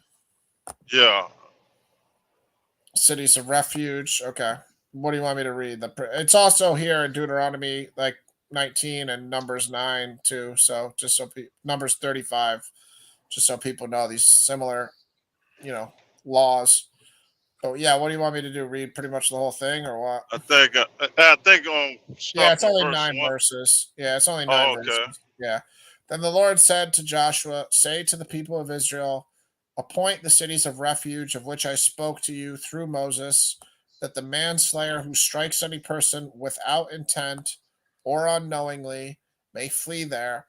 They shall be for you a refuge from the avenger of blood. He shall flee to one of these cities and shall stand at the entrance of the gate of the city and explain his case to the elders of that city. Then they shall take him into the city and give him a place, and he shall remain with them. And if the avenger of blood pursues him, they shall not give up the manslayer into his hand, because he struck his neighbor unknowingly and did not hate him in the past. And he shall remain in that city until he has stood before the congregation for judgment, until the death of him who is high priest at the time. Then the manslayer may return to his own town and his own home, to the town from which he fled. And then it tells you the cities they kept apart. So they set apart Kadesh in Galilee in the hill country of Naphtali, and Shechem in the hill country of Ephraim, and Kiriath Arba, that is Hebron, in the country of Judah. So that's good information too, that the 3 cities they chose here were, Shechem and Ephraim, Hebron and Judah, or Kiriath Arba, and Kadesh in Galilee. But yeah. Well done on those pronunciations. Dang. I don't know about that. They could be very wrong. I'm sure some other Jews probably laughing about how I said them, but that's my guesses on them, at least. But yeah, that's interesting too, because we know Jesus, is in Galilee, a lot, and I don't know what the tie is to that, but it's interesting that one of the sanctuary cities is in Galilee at least. I didn't ever know that, so I don't know. We learned something new. Wouldn't that be considered manslaughter? Manslayer. No, manslaughter. Oh, yeah, yeah. You can call something like that manslaughter, involuntary manslaughter. Obviously, Yeah, involuntary manslaughter. But I wonder who's the Avenger of Blood God's talking about. probably the family member of somebody or something. I don't know. Oh, Doesn't specify. Who knows? Maybe it could be like a police officer in the town. Who knows? It's a good yeah. question. That's a good question, though. I'm sure the Talmud has some sort of made up answer for it, but you know, I don't know where else you're going to get the answer. But that is kind of what a good example of what the Talmud does. I'm sure there are some things the Talmud gets right where they're filling in a blank like that, but they're Yeah. definitely it doesn't. I don't care if you get, like I said, 99 out of 100 things right. If you get one thing wrong and then you view the scripture as holy, then you've made a huge error because you're misleading people on a lie that will lead them to think God said something. So I don't care if they were 99%, you still shouldn't fill in the blank unless you're 100%. But they they definitely try to fill in the blank on these type of topics, that's for sure. So they'll try to specify who this manslayer is. But I would be like, no matter where I got the information, I would like to hear, some opinions on it, and then I'd weigh it myself. And when I talked about it, I just wouldn't pass it along as fact. I think the Talmud would be perfectly fine if they just Yeah, present his opinions, if I read the Talmud, I read it to understand the culture on why they do certain stuff, like circumcision. Yeah, the Bible speaks about circumcision, but the Talmud breaks it down. It breaks it. What I mean is breaks it down to the T. You know what I mean? And like the food they ate and clothes they wore, their hair, and all that stuff that you don't see in the Bible, culture-wise, you'll find it in the Talmud or in the Talmud or in Jewish literature of why they do that. Or like certain stuff they say in the Bible, you don't see it that much, and then once you read the Talmud or some type of Jewish writing, then you see it, and then it gives the explanation what it means and all that stuff. But when it comes to like stories, when they're trying to explain like the story of Adam and Eve, they go into details and tell you stuff that you don't find in the Bible. Noah and the ark, Abraham.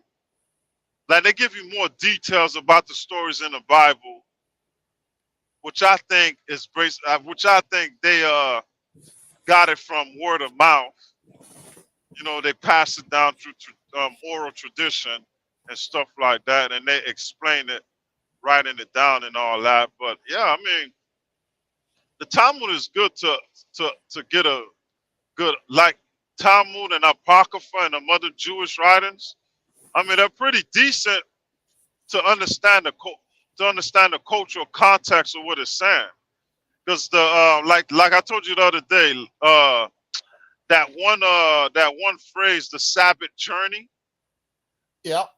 I didn't understand what it meant until I read it in the Talmud. What does it mean? Because I don't think you said it to me what it meant. You might have, but I forgot if you did. What did they say was that meant, a Sabbath journey?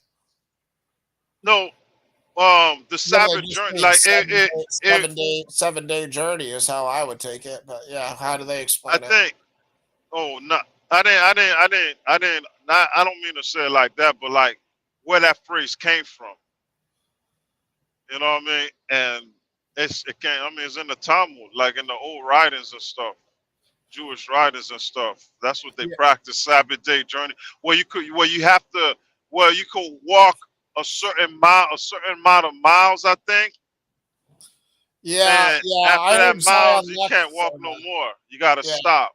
I heard Zion Lex mention that a long time ago. He said there's like a certain distance, and it was a short distance when he said it too.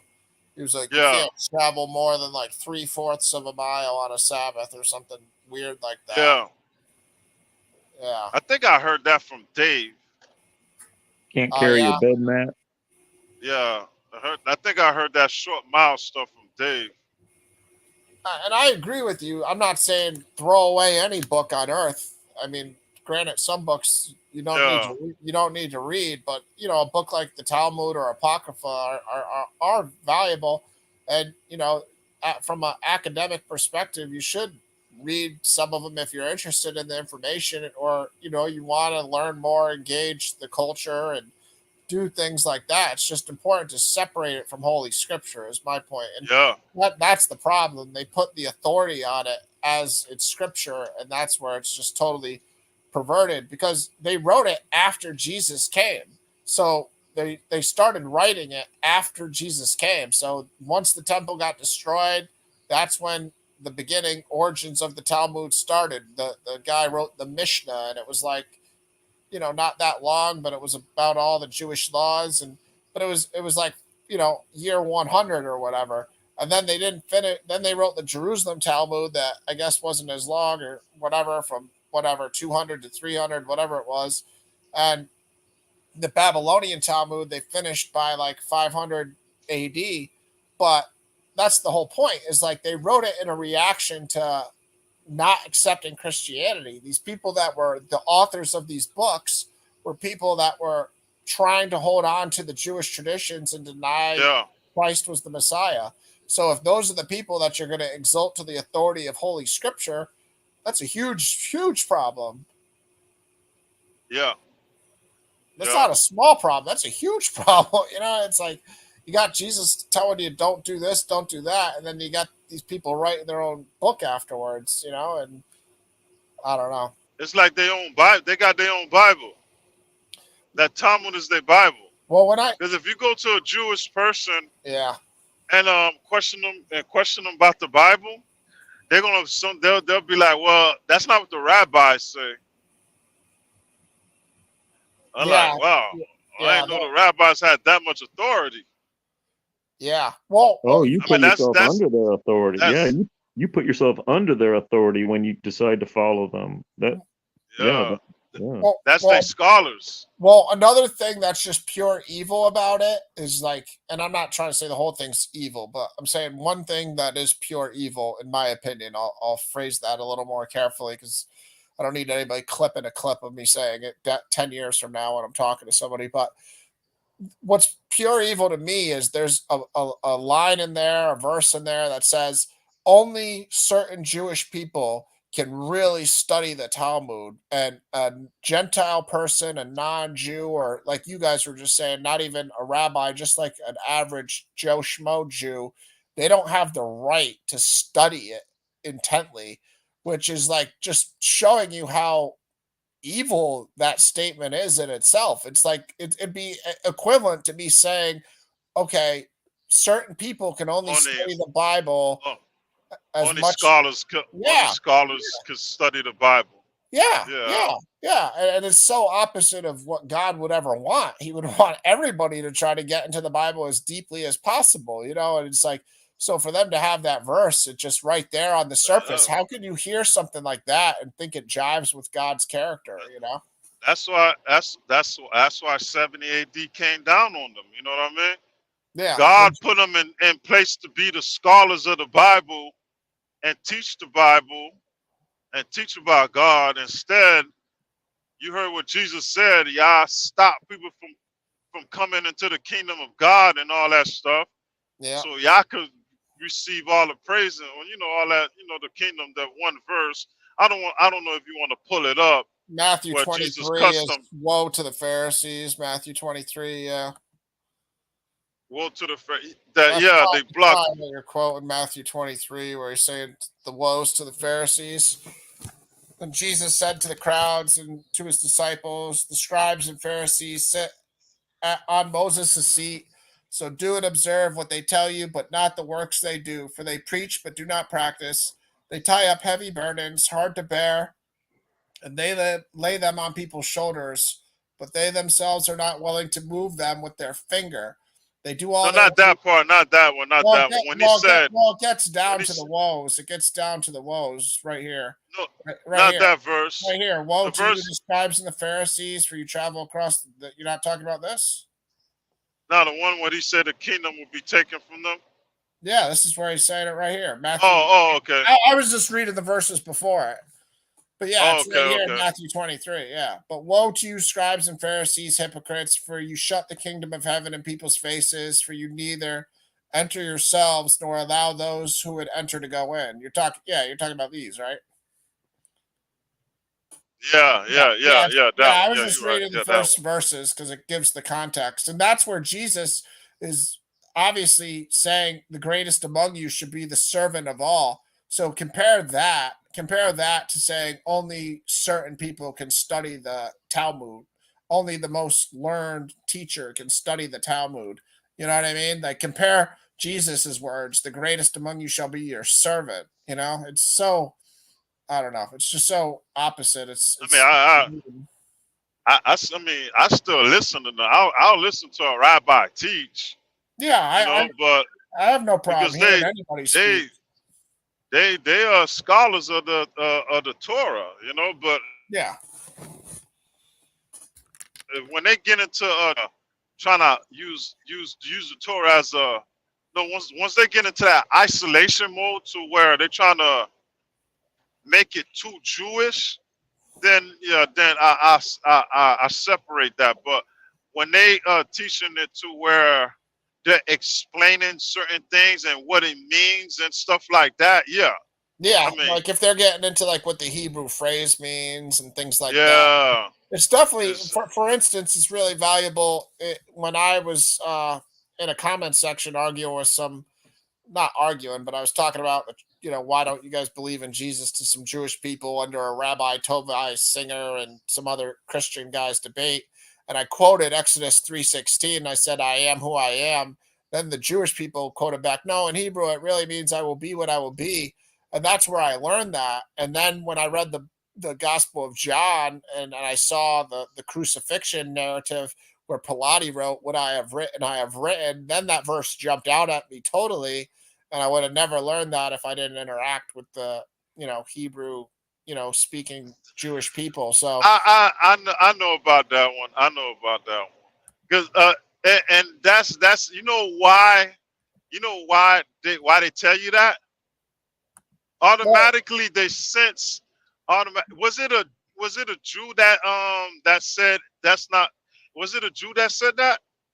No, he didn't teach me this. He just told me that it's not I am who I am. He just said the proper translation is I will be what I will be. He didn't speak on the Gospel of John at all. It's just after I had that conversation with him, I read the Gospel of John, and then right under where Pilate is said, the chief priests, condemn themselves by saying, right, this man said, I am King of the Jews, when Pilate had in the verses above King of the Jews. So just so people understand what I'm talking about here, I'll just read it. So just read from verse 19, just 3-4 verses. So Pilate wrote an inscription, I always mispronounce it, Pilate. Pilate also wrote an inscription and put it on the cross. It read, Jesus of Nazareth, the King of the Jews. So this is when Jesus is crucified and Pilate's putting an inscription on the cross. King of the Jews, Jesus of Nazareth, the King of the Jews. Many of the Jews read this inscription, for the place where Jesus was crucified was near the city, and it was written in Aramaic, in Latin, and in Greek. So the chief priests of the Jews said to Pilate, do not write the King of the Jews, but rather, this man said, I am King of the Jews. And then Pilate answered, what I have written, I have written, which again, no matter how you translate Exodus 3:16, you're going to either have the I am who I am being clearly referenced by the Jews condemning themselves, asking Pilate to write, no, don't write King of the Jews. Write this man said, I am King of the Jews. So you either have God's name in Exodus 3:16 with, I am who I am, or if you have the King James, I am that I am, or you have the Jewish or Hebrew, preferred translation of I will be what I will be for God's name in Exodus 3:16.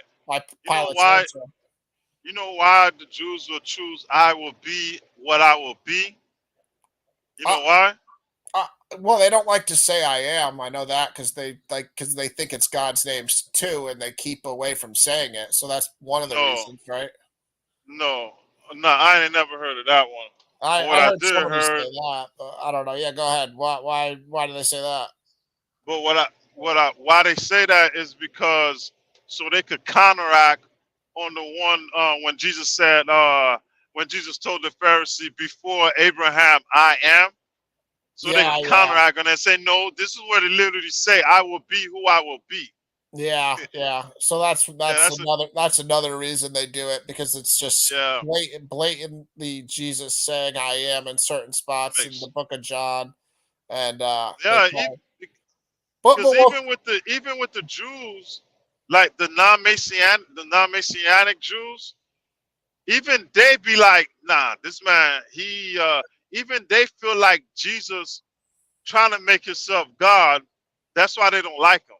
yeah, but think about how ahead of everything God is, which is obviously just self-evident, but think about how ahead of everything he is that he literally has Pilate respond with what I have written. Because God obviously knows this is going in the scriptures, and I'm gonna just use this guy. And this is a situation where again, God has a will. So if God wants to make me say something right now, God can put his spirit in me and make me say anything I want. So this isn't like God taking away Pilate's free will for the rest of his life, but it clearly is a moment where God had Pilate say something for a reason. You know what I mean? So God's will was interacting, and making this statement come out of Pilate's mouth. So the fact that Pilate answered, "What I have written," it totally covers I will be what I will be in Exodus 3:16. I mean it's to I don't know, it jumps out at me. You don't have to agree that you see it, but I don't know. For me it jumps out as something that I see. I don't know. Can you hit up Yeah, that, because John? Jesus Can you hit made a up? lot of, huh? Well, I was just going to ask him if he could hit the John 19:20 verse there in the Aramaic, Latin, and in Greek. If he could, however you do the Strongs, to see if those are. I think King James has Hebrew, Latin, and Greek. I was just wondering what the. Oh, let me see what the King Yeah, James. So you want me to yeah, see that, what the King James says and then look at the interlinear? Okay. yeah. As Melvin, yeah, that's all I. You can do Okay, that as so yeah, Melvin. yeah, Yeah. they don't have Aramaic in King James. They have the word Hebrew, Greek, and Latin. So yeah, let's look at the interlinear because that is interesting that the ESV chose to put Aramaic there instead of Hebrew.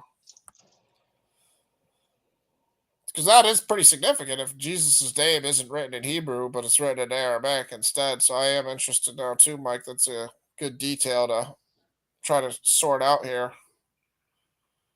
Well, I didn't want to interrupt Lou. To just kind of like I thought maybe you could, but you Well, could do it here's as the you were word abrace. talking. But boy, it Abrace. does say it a lot, doesn't it? It says Hebrew a lot, doesn't it? Goodness. Well, that's in the NASB, so that's the another translation. But this is the word abrasti, so let's see what it is. Yeah, it could be something where the ESV is probably wrong for putting Aramaic. I don't know. I'll have to look into this here. It says in the Hebrew tongue, in the Hebrew, and Hebrew. Yeah, it's pretty strange that the ESV is using Aramaic there. That's a good point, Mike. I'm glad you brought that up because Well, that's something where I probably won't agree with them. the only reason I did is because there's a wonderful teaching out there that the way that Pilate put it in three different languages in the Hebrew, it it it'll have the the first letter of each of those words gives you the tetragrammaton, yod hey vav hey, and it's not going to work in Greek or Latin or Aramaic. It will only work in Hebrew. What do you mean? What do you mean that the name, if it says Hebrew, it comes out in the Greek term, it'll come out as the Tetragrammaton or something? What are you saying? Yeah, when Pilate wrote Jesus of Nazareth, King of the Jews, there's four words there: Jesus, Nazareth, Hmm. King, Jews. In Hebrew, it's it'll be Yod He Vav He. It'll be the Tetragrammaton. Wow. So it literally has the name of God It literally has the name of God above this guy. And just your whole point on what you talk about the last 10, 15 minutes with Exodus 3 or something, it just fits all together beautiful. Yeah, What I have written, I have written. it's just God laughing at us even more. He put the Oh Tetragrammaton yeah, in there and everything. Yeah. yeah. But no, there's a beautiful teaching out there by Perry Stone. And he's the 99% lies kind of preacher, but this 1% of truth was a beautiful teaching he had. The the Tetragrammaton, or I don't even know what it's titled, but on the cross, the inscription on the cross. Yes. Yeah, I'm gonna look into that. I like to see that myself, but I take your word. Obviously, I get your point. Obviously, that's again, it's just God putting His mark on that on those verses to make it clear who Jesus was. So anybody can't deny it. But it's interesting. The ESV in some places is translating it Hebrew, and then in some places they're choosing Aramaic. So it's good that Mike pointed that out, so people that have the ESV only are aware that this is Hebrew and other translations. Because I wasn't gonna check it out, so I'm glad you brought it up because now I'll probably you know think of it as Hebrew more than Aramaic. But that's where it's good to check other translations and not just think you have a perfect translation. Because I prefer the ESV, but I'm not going to defend the ESV if I don't agree with it, and I'm not educated enough to know if it's totally wrong. But it seems like it's Hebrew and enough other translations where that seems like that's what the word means according to the interlinear too. So it's interesting they changed it to Aramaic. But yeah, I don't know, man. I think that the reason we started there is because like me and Lou were talking about, and it's good to study them, for certain reasons, and I agree. So I'm not gonna say that you can't learn from watching them because you definitely can. But and speaking of them, I mean Jewish people. What really irked me watching the one guy I was watching, which was a channel Jews for Judaism, was the guy kept saying our scriptures. So he's like,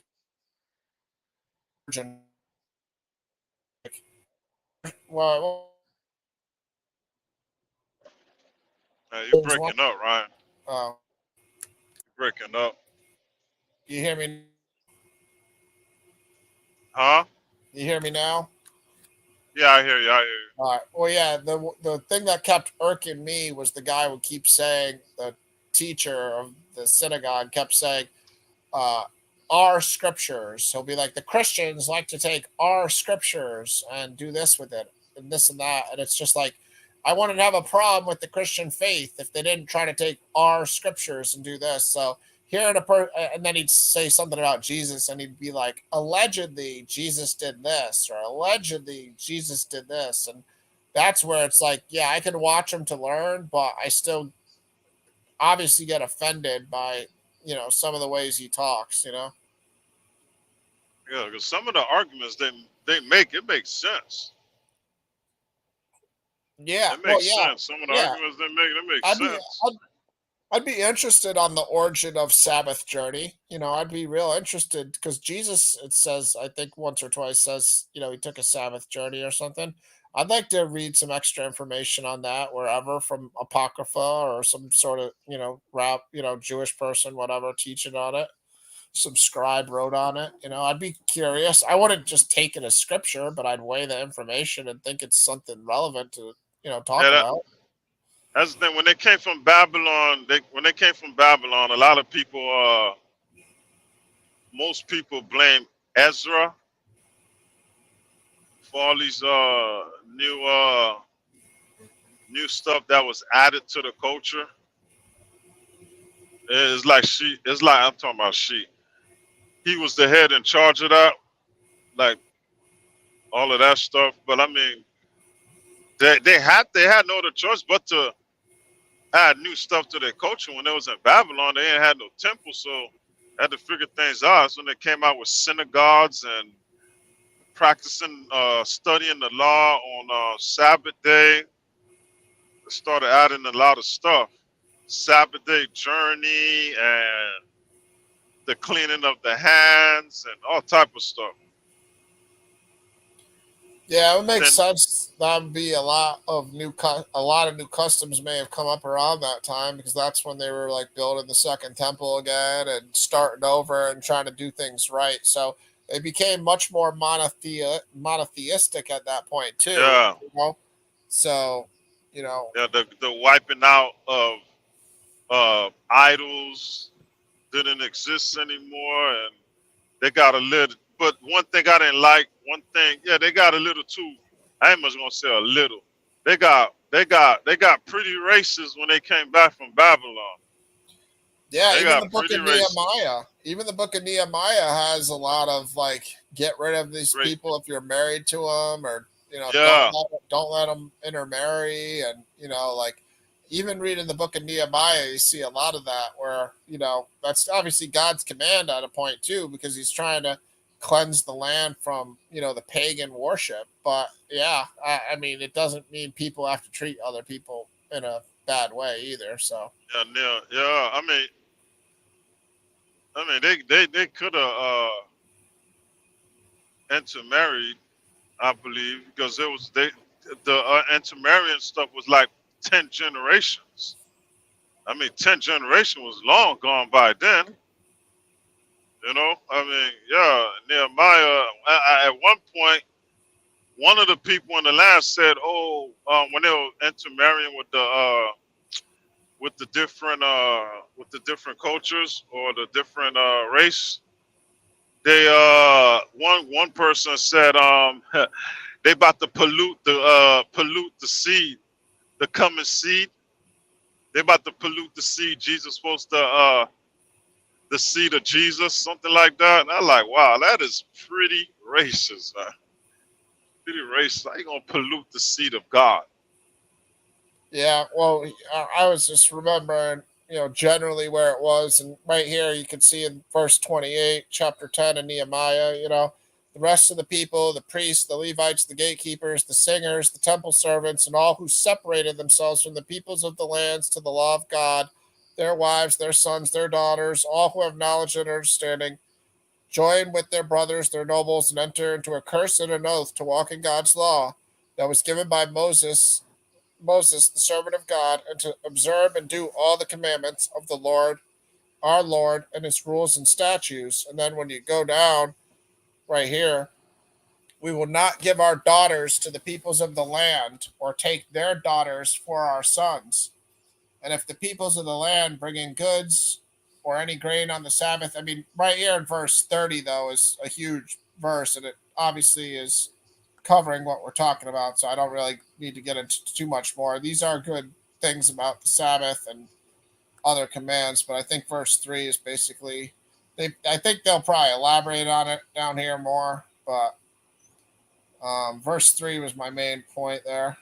30, I mean, it's my main point. We will not give our daughters to the peoples in the land or take their daughters for our sons. And that's obviously, but there was By more that to it. time, by the time them Canaanites and all them people were gone. You know, you know what question I got? Speaking of the Gentiles that was still in the land, let me ask you this: the Gentiles that Israelites didn't get rid of, did they follow the laws of the land? I'm sure some did and some didn't. You talking about So after the that captivity? I mean, no, I mean, no, no, immediately during at the the. during the Joshua conquest, when the Israelites didn't get rid of all the Gentiles, did the Gentiles did the Gentiles follow the laws of the land or the laws of the covenant? Oh, good Lord, no! That's why they got wiped out. Every man, woman, and child and beast. They were already judged. But Now, the but land. some of them didn't get wiped out. Well, Some like of the parasites and all that stuff. the Oh, the Gibeonites got Agagite. spared. The Gibeonites got spared because they'd be Yeah, woodcutters and water carriers for the rest of their yeah. lives. I would Because it, I would assume they had to follow the law, or like they would get wiped out. I mean, it wasn't probably a because voluntary choice, but they would definitely have to because be following the laws. They get kicked out. yeah. Remember during the conquest, some of the Gentiles they didn't get rid of, and God was mad with the Israelites for not doing that. And Yeah, and then then he that's when wrote he their cursed them. He said that them same people is going to be our downfall. I think They that was never got rid of them.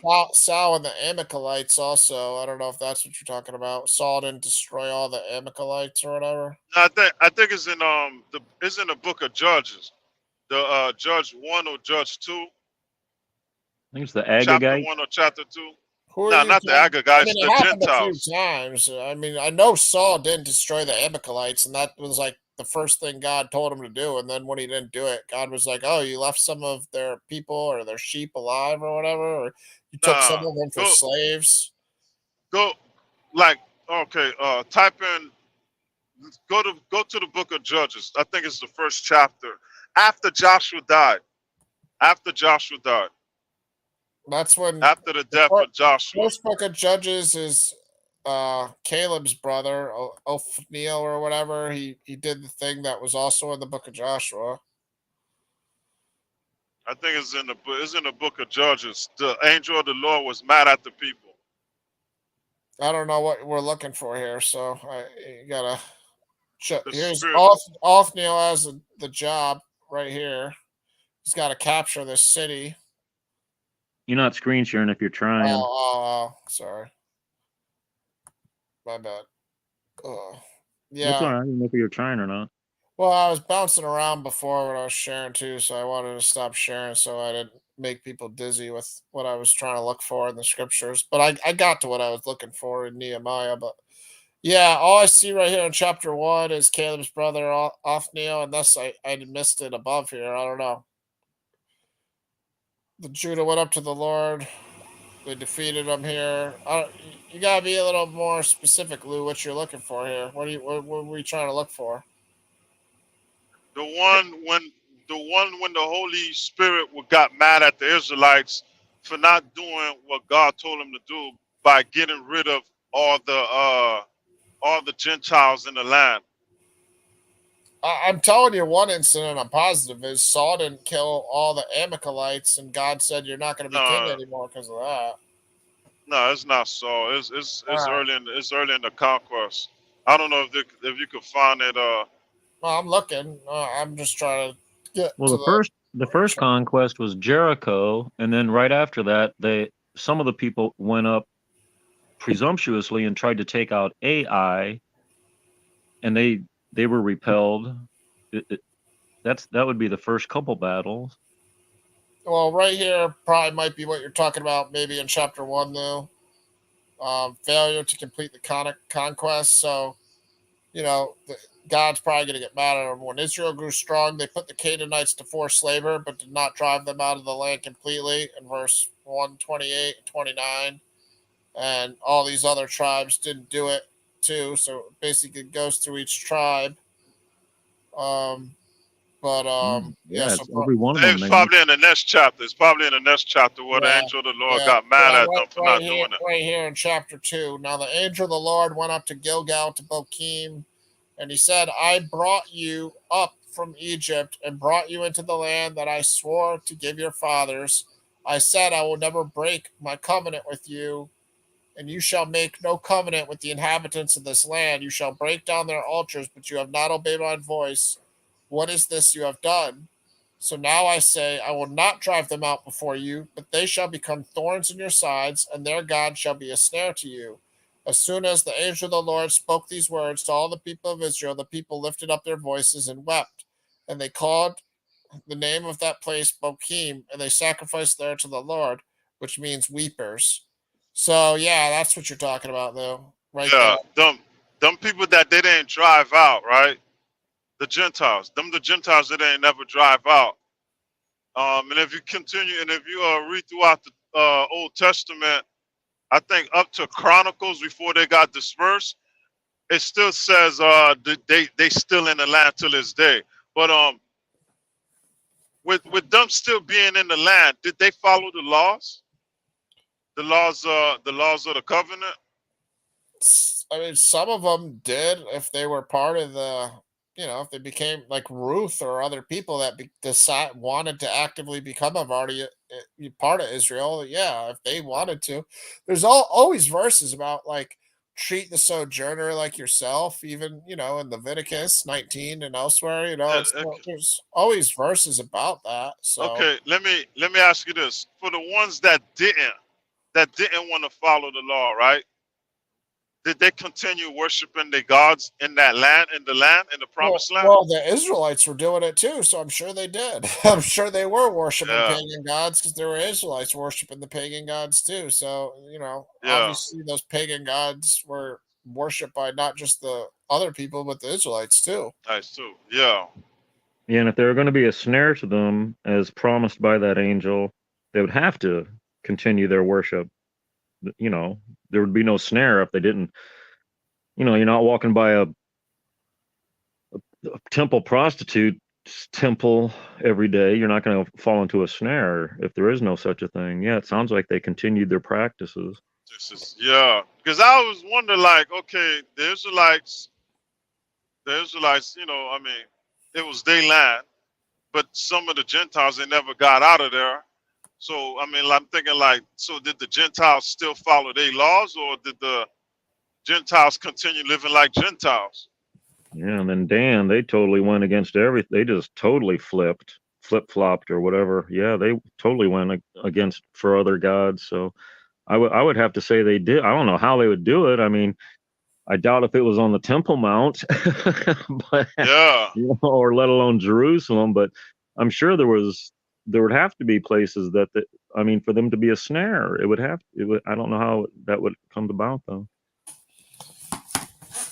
yeah. Yeah, 'Cause the book of Judges is full of them rebelling and then them crying out to God and God helping them. Like pretty much every judge had that same story. So and people take for granted how long the book of Judges is, but it's covered long time frame. I don't know the exact amount of years, but certain judges, but it's also, you can't just say this judge was 40 years and then this judge was 40 years and add them up either, because they're in different tribes, so different parts of Israel, so some of them could have been occurring at the same time. So I'm not an expert on the exact time frame on how long the book of Judges is, but it yeah, is it is hundreds of years. You know what I mean? It's It supposed to be takes. 490 according to Daniel uh 9 whatever.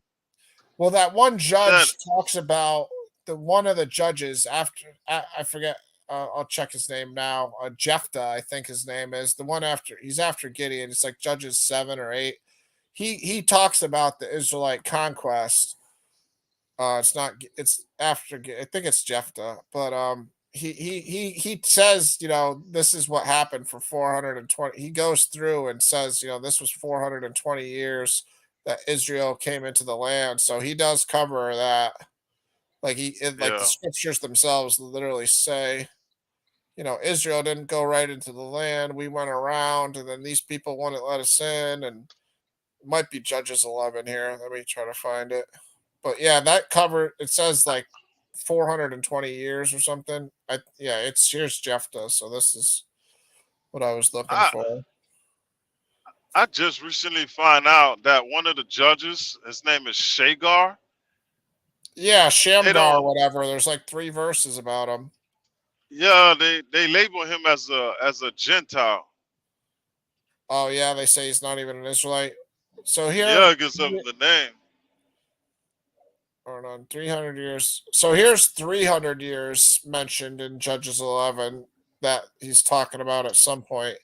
So I knew there was something about a couple hundred years. So maybe that's all that there is in Judges, not the full thing like in Daniel about 490 or whatever. But I know it talks, if you read these verses that led down to this 300, he's basically saying all these things took 300 years at this point.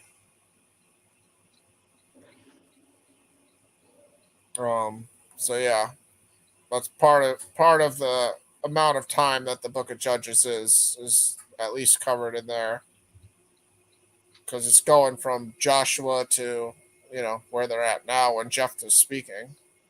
Yeah. So up to that time of Jephthah speaking, it's at least 300 years basically. But yeah, Shamgar's only got like 3 or 4 verses Just, about him, so I wouldn't be there's not too surprised. much. Yeah, they say being the fact that he got that little bit of verse that that they don't think he was a Israelite. They think he was a Gentile. Who said that?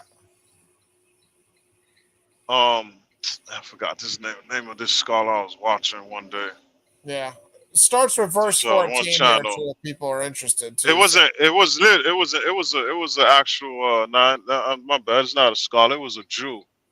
It was a Jewish guy I was listening to one day, and he said the name Shagar is a Gentile name. It's a Canaanite name, something like that, because it represents one of the Canaanite gods. yeah, I don't know. I don't know. That's interesting. I forget what tribe they say he's from, but they definitely say he's from a tribe here. Shagar, Shamgar, yeah, they say he's from a tribe. Shamgar. Of course they What say he's tribe? from. I'll get it right here. I mean, of course they say he's from a certain tribe, though. Oh, I'll get it in a second right here. There's only like 3 or 4 verses on the guy, so if people are wondering, it literally is. I'll show you. These are all the verses on Shamgar. It's amazing that one guy made a movie. I remember one day some guy came on my channel and he made a movie, and this is literally the only thing in the Bible written about him, basically. So after him was Shamgar, the son of Anath, who killed 600 Philistines with an ox goad, and he also the saved son of who? Anath. I don't know. Anath. Yeah, so I'd have to. So I guess it didn't specify. I thought it specified his tribe. Let me see. If it mention, I'll type his dad's name in too. I know he only has like one verse. So it says he killed 600 Philistines. Son of Anath. Um, Let me type in his name again.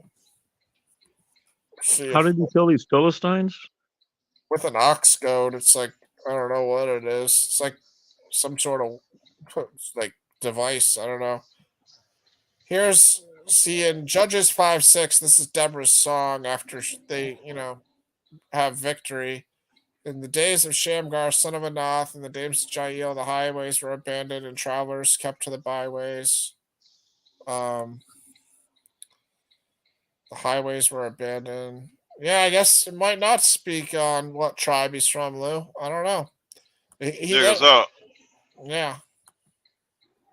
I was blown away when I did my judges show that like of the 12 judges, like 5 of them only have like 3 to 4 verses or less, like 1 or 2 verses on their Yeah. entire. Like, look at this right here. This is Othniel, verse 3:7 to Ophniel. 3:11. Ophniel Edomite. I love bothering the Hebrew Israelites with that. I'm like, hey, y'all first judge was a Edomite. Well, he's Caleb's brother, so His yeah, brother. son of Kenaz, yeah. Yeah, He I is, like bothering them with that. yeah, he is an Edomite. He's Caleb's brother, so yeah. Yeah, y'all first judge was an Edomite, and your last king was an Edomite. Ehud's Ehud's a left-handed guy. He's got some more verses. He's not the short. Yeah. Shamgar, this is literally all he's got. Son of Anath, who killed 600 of the Philistines with an ox goad. And he also saved Israel. That's literally all the verses he's got. Then the next chapter is Deborah. Because it seemed like because with being the fact, I don't know. I'm just gonna go by what I hear and watch on YouTube. I'm not saying it's for a fact, but some people believe when a person is not Jewish in the Bible, they don't too much write about them. They like kind of like trying to isolate them out. And a perfect example, like Elijah. Elijah, the Jews believe he was a Jew, he was an Israelite, but they don't say nothing about what tribe he came from. None of it, because normally with a powerful Jew like that or Israelite like that, they normally write down the name of their father and their chronological order, whatever, however they do it. But with Elijah, they don't do that. They just say Elijah's from Tishbit, and Tishbit is a Gentile area. You know what I mean?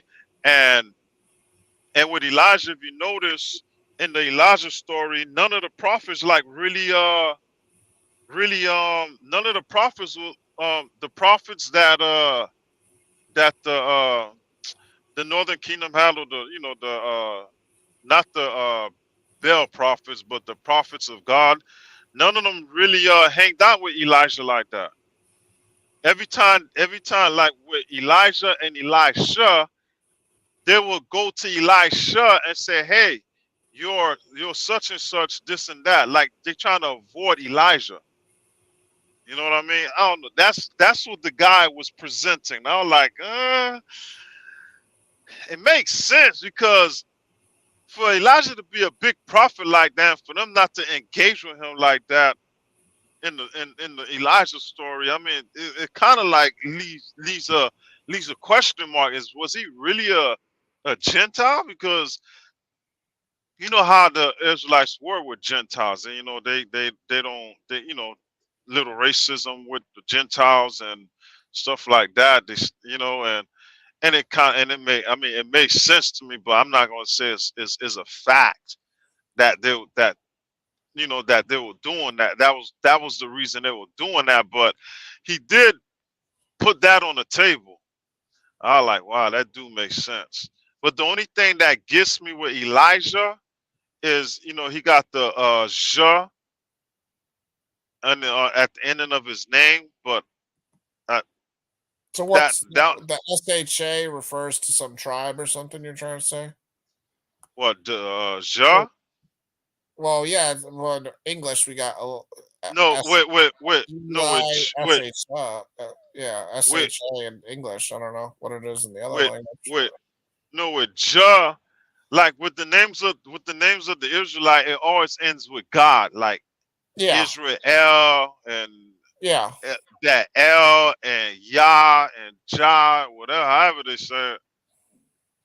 You know what I mean? Elijah. But yeah, man, I just wanted to throw that out there, because I mean, No, it it's a does. valid point because other judges weren't Israelites too. So Shamgar, you might be right about that. And Elisha, I don't know. I mean, it always just says Elisha, the Tishbite or Tishbit, whatever. But yeah, I'm glad Mike said, ox goad. What is it? Because I didn't know what it is either. I knew it was like a tool, like a farming type tool, like that they use to kill, do whatever. But I guess it's like an 8-foot tool with an iron spike on one end used to spur oxen or plow a cart.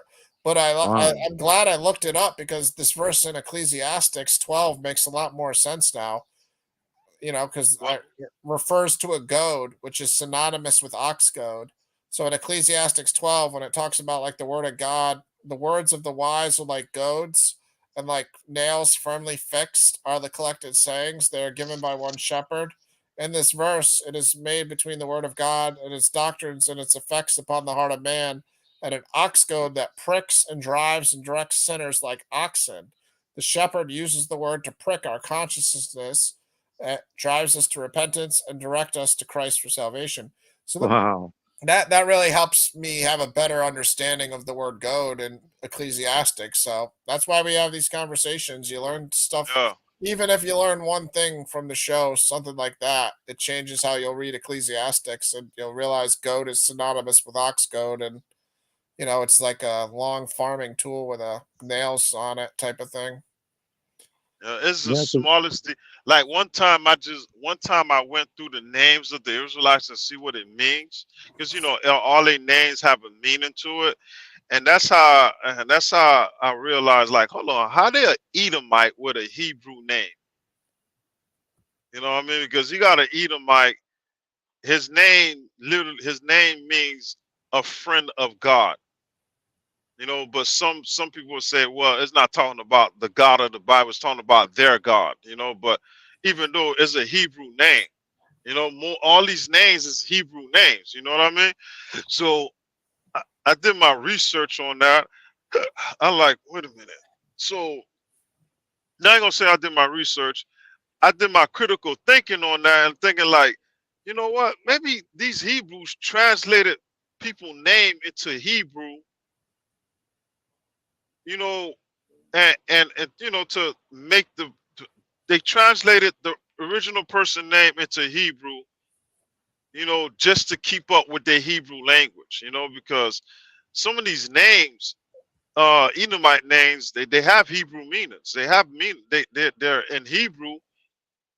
They're written in Hebrew and have a meaning to it. You know, I don't know. I was just going through That's the interesting. genealogy and reading names, and that's how I came up. That's how I found out this one name. But he's an Israelite. His name means to be risen. You know what I mean? And then I asked this Hebrew Israelite one time, hey man, this guy name means to be risen. Who Jehovah has risen. Jehovah has risen. You know what I mean? And I asked him, and I asked this Hebrew Israelite, well, if the Trinity, if there's no such thing, you know, about the Trinity, and I say, then what does it mean Jehovah has risen? This dude talking about, oh, he had got up out of his chair, or he has risen over his enemies. I'm like, since when God enemies had him under their feet? You know? Yeah, exactly. Yeah, like you know, I'm like, it clear as day say Jehovah has risen. And this is long before Jesus, long before the teaching of the resurrection of Christ, you know. But I'm not too sure. I still research it to see what that name literally means. Does it really mean Jehovah has risen, or is it something that just threw in there? But hey, I mean, yeah, it's worth looking into. You know what I mean? When I find the name, I'll get back on. One day again, I'll tell you his name. It starts with a J, and his name in Hebrew means Jehovah has risen. It's It's only one person that has in risen. the Old Testament. What book do you remember? It's in Second Chron. Isn't thinking First Chronicles or Second Chronicles.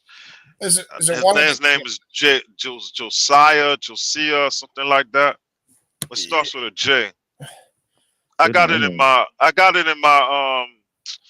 it marked in my Bible in my Bible app. I Yeah, can't look for it right now, but when I that's find one it of next those. time I come on. Yeah, that's one of those. If you see a person talking about it on YouTube, you always want to do your own research because you never know if they're just, some zealous Christian that's trying to find a No, Jesus no, I connection. didn't see it on YouTube. I was reading. I found it myself. Because I just, like I told you, like with the names, like the chronological names, the genealogies, I went, I read every name. I went through every name to see what every name meant.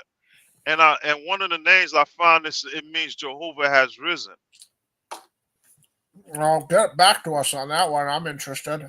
Yeah, I mean, it's gonna take a while, but hey, it's gonna keep you occupied to see what this name means, what this name means, what this name means. Yeah, Asher. You got to pull up the name Asher. I think that his name means dark mouth, something like that. Dark mouth. Yeah, go in the interlinear and see do they have the meaning of his name Asher. Dark mouth, something like that. Well, I'm just glad I figured out what the goads means in Ecclesiastics because it's synonymous with ox goad. That's a good piece of information there. Considering there's a nail on the ox goad used to drive oxen. Okay, so you want me to check what Asher means in the interlinear? Yeah. All right.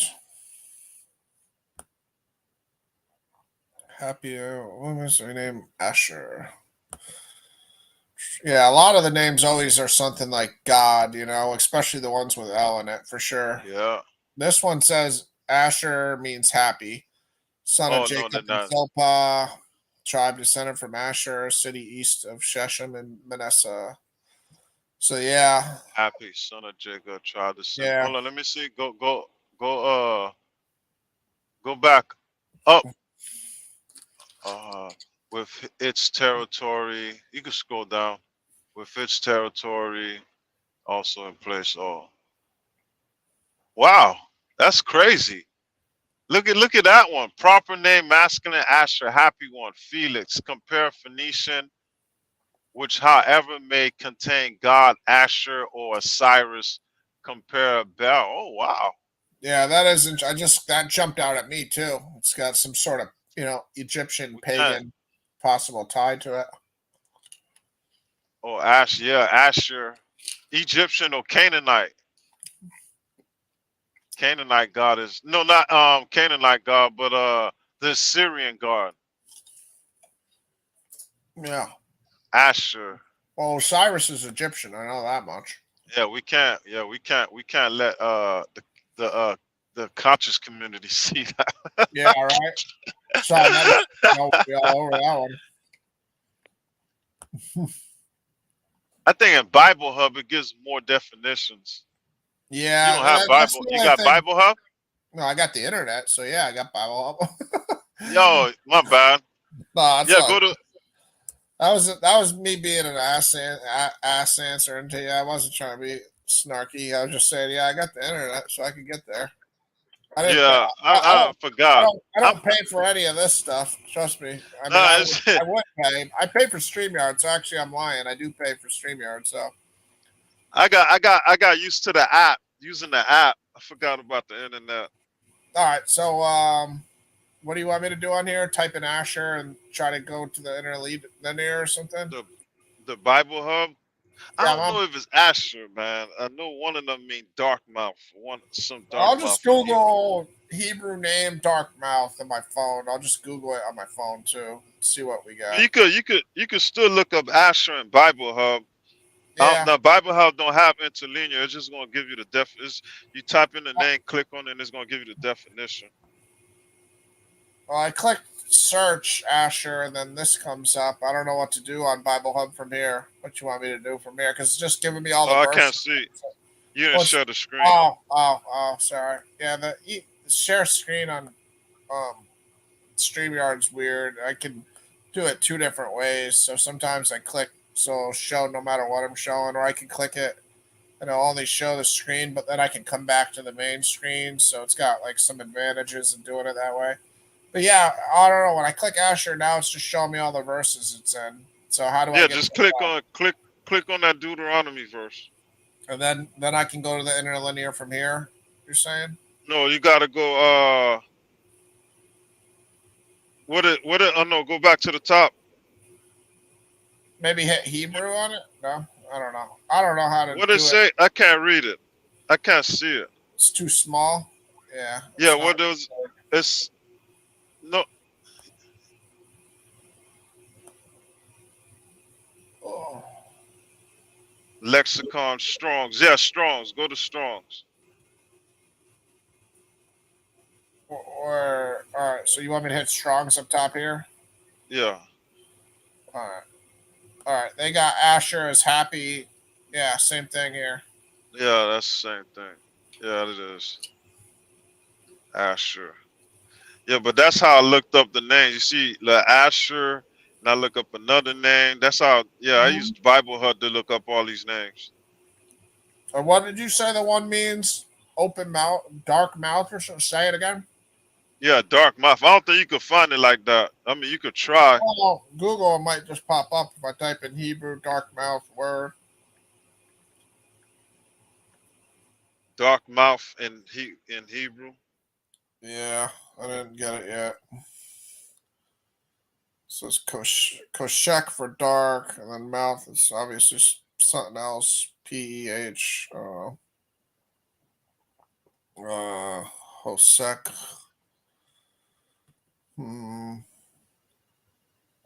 Might be. Oh, you know what? What popped up is Isaiah's son Mephibosheth means from the mouth of Bosheth, from the mouth of shame, from the mouth of Baal, Baal. Is that maybe what you're thinking of? That came up as one of the first things on the search when I typed that in. Isaiah's son in Isaiah 8 when he named his son Mephibosheth. No, it wasn't. No, it wasn't in Isaiah. I ain't go that far. No, I only went to. I was only going through the genealogies. I'm trying to About work with you here. Oh, God. try Ermias, Ermias, Ermias. I think if I'm saying it right. What, you See Google if it or that. something, Mike? Well, I've been trying to find, but that's the best I can come up with so What, far. what did you say? Spell it again. Was it Yeah, yeah, Ermias, Mris? Ermias. Wait, say so. I'll just start over. So give it to me again. Sorry. What is it? No, that's fine. Ermias. Yeah, Mias. Okay. Hermias. Oh, we got Nipsey Hussle popping up. He was named. That must have been Nipsey. That's Nipsey Hussle's name. Oh, we gotta type in something more specific because we're gonna get a lot of Nipsey Hussle stuff. God will uplift an Ethiopian. Rest in peace, Nipsey. Oh, type in Bible something. I'm on Microsoft Bing, not on Google. I could put us on Google too. This is just a Microsoft computer. Jeremiah, Weeping Prophet. That's a good name too. I never knew this either. Jeremiah's name, Weeping Prophet. That's interesting. Makes sense because the Book of Lamentations and everything he went through. Here's one. Stand at the gate of the Lord's house. Proclaim this word. I don't know. Jeremiah's name popped up when I typed that in. I don't know, but I could go on Google too because, like I said, this is Microsoft Bing because my computer's Microsoft. So Yeah, it says it's an African name. This derived from Jeremiah. Jeremiah means to God will increase, so to speak. So this Ermias sounds like it says it's from African origin. It means to rise. God will rise. But I don't think it's in scripture. It's like yeah, a variation of Jeremiah. So maybe there's a variation of Jeremiah in the Bible, meaning he will rise. yeah. Who knows? All these names definitely have interesting meanings, though. Oh, we lost Lou. What happened? Probably Probably when it just drove into a tunnel. yeah. Hopefully be back. Now, have you seen? I think Jamie does a thing on the names as well. But have you ever seen Chuck Missler's thing on the names? I saw Jamie show me some guy's video before going through like the names in Revelation, and it was a really cool video. Like taking Yeah, the in sons of Jacob or whatever and showing in Revelation like what it means when you translate each name, like and how the order is. It was real interesting. yeah, and the Chuck Missler does the same with the Genesis genealogies, and it makes a very good sentence, just like the ones in Revelations did. It makes a very good sentence on him knowing the salvation from the beginning. Yeah, it's just shows you how organized the mind of God is, how mathematical He is. All right, Lou's back, but like Yeah, my bad. Yeah, I had go to Genesis 10 verse 4. 10:4. 10:4. Yeah, I'm gonna show you. Yeah, go to Genesis 10:4. Do you catch that reference, man? Oh, my bad. Yeah, I give it. Yeah, I see it. Yeah, Not that young. my I'm screen's a, sharing. I'm gonna show you guys something with the names. Got you. 10:4. I I don't even know what 10:4 I didn't- means besides cops say it or whatever. I'm probably missing the joke, but I don't even know what does it mean besides that, Mike? Because all I know, That's all it was. Just a small little yeah, CB 10 cops. 4 joke. Yeah. All right, you see so that name, Elisha? yeah, Yeah, just tag you on want, that one. you want the interlinear on that? All right, Yeah, let me see. Let me see if Interlino show it. the sons of Javan were either And shot. that's Greeks.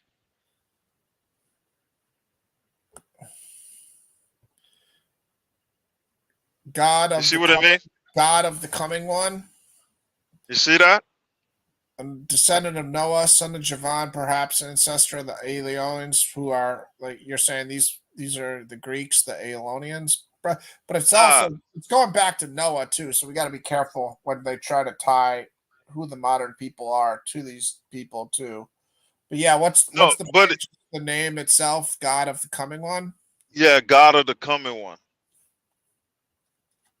So what's the point though? Because all these names have like God in it and stuff like that. I don't get your point. See, but they not supposed to be Hebrew.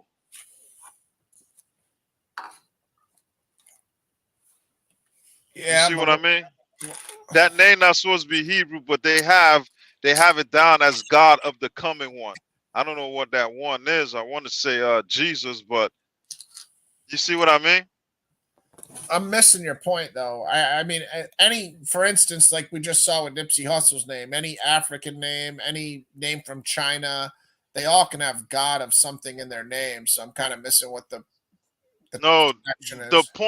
point is the Hebrews, whoever wrote the Bible, translated these people names into Hebrew. It wasn't Hebrew at first. Sure, sure. I'm gonna translate something to English. Somebody else is gonna translate it to their language. Okay. Yeah. Like your name Brian, Ryan, right? Yeah. Now, if somebody writing a story about you in Chinese, they're gonna translate your name to Chinese. You know what I Yeah. mean? Yeah. Yeah, that's what I'm trying to throw at the table. Like these names that they translate into Hebrew, that right there, like kind of like show me, like I ain't trying to say uh they being a little too uptight, but just so they people can read the Hebrew, so they people can get understanding of that person name in Hebrew instead of saying it in the original language, they they say it in the Hebrew language. You know what I mean? In the Hebrew language, what that thing it came like around what 1200 BCE, 1300 BCE, sometime like around there, sometime like around that area, around I have no idea personally. I'm not sure. yeah. But the original name was in a Hebrew name. They changed it to a Hebrew name because some people will read that name and and say and not even think of, okay, what was the original name before the Hebrew. You know what I mean? Mm-hmm. Yep. Oh, these Hebrew people will give these Gentiles names, you know what I mean, in Hebrew, and in Hebrew it means, like, say for example, like that name right there would say God of the coming one, right? Okay, why would they give a Gentile that name, God of the coming one? You see what I mean? Yeah, but I don't know what's the where else is this name in the Bible? You're trying to say it's Elisha's name too, or No, no, no, Elijah's name too? Who else are you trying to tie the name to? no, no. What I'm trying to say is the Are you name Elisha, are the you getting one. his point, Mike? Because I'm just missing it. I don't know. Are you understanding what he's Okay, saying? let's say Ryan, right? Ryan, you have your name. You have your name. Say for example, your name Ryan, right? Sure, sure. But if they translate it to Hebrew, your name will they will have to make your name mean something. Got it. Yeah, I get that. Yeah, Yeah, but your original name never. Your original name didn't have no meaning to it. I understand. That Yeah, wasn't the meaning to it. You know what I mean? sure, sure. And so what these Israelites done, I ain't gonna say Hebrews, but what these Israelites done, they took the original name and translated to Hebrew. You know what I mean? Sure. Yeah.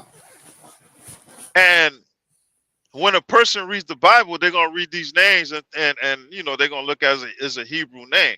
So why are they giving these Gentiles Hebrew names? Why they don't just give them their original names?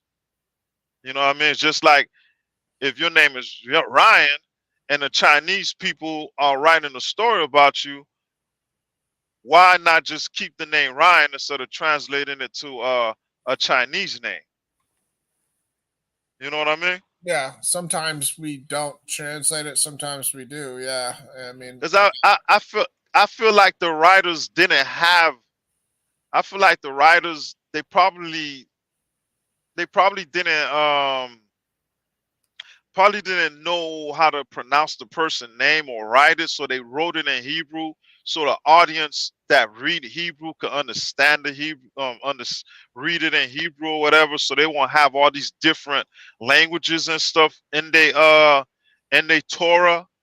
You know what I mean? Because if you think of it, before the Hebrew language came about, the first before the Hebrew language came about, some of these names in the first 5 books, I mean, that's I think it'll be at least 10 different languages in the first 5 books. You yeah, know what I mean? In the first 5 books. Because you had Assyrians, you had Hittites, you had parasites, you had Canaanites, you had Egyptians, you had all type of races in that first 5 books. All them races and all them races had their different languages. So the first 5 books, I would think the first 5 books, I believe it contained different languages, but they just translated all into Hebrew.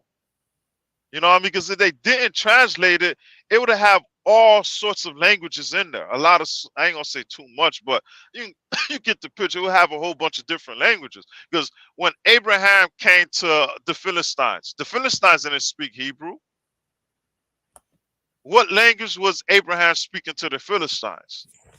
You know what I mean? So I feel like the writer translated it in Hebrew, so the Hebrew people can know the story in Hebrew and not read a book, the first 5 books, not put the first 5, and not have the first 5 books having all these different type of languages and stuff. You know what I mean?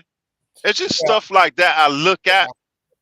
I mean, I I look mean, I at mean, God of the Coming One, like you're saying, is a pretty like dignified or important title to give to just some random foreign name. So I can see your point in that angle that you're trying to say, like, wow, this is pretty interesting that they chose to give this foreign person this title of this much reverence, almost God of the Coming One. This is usually yeah, reserved for Israelite people. What else am I missing here? You know, is there something that and just uh, like is and this a just like story with forever?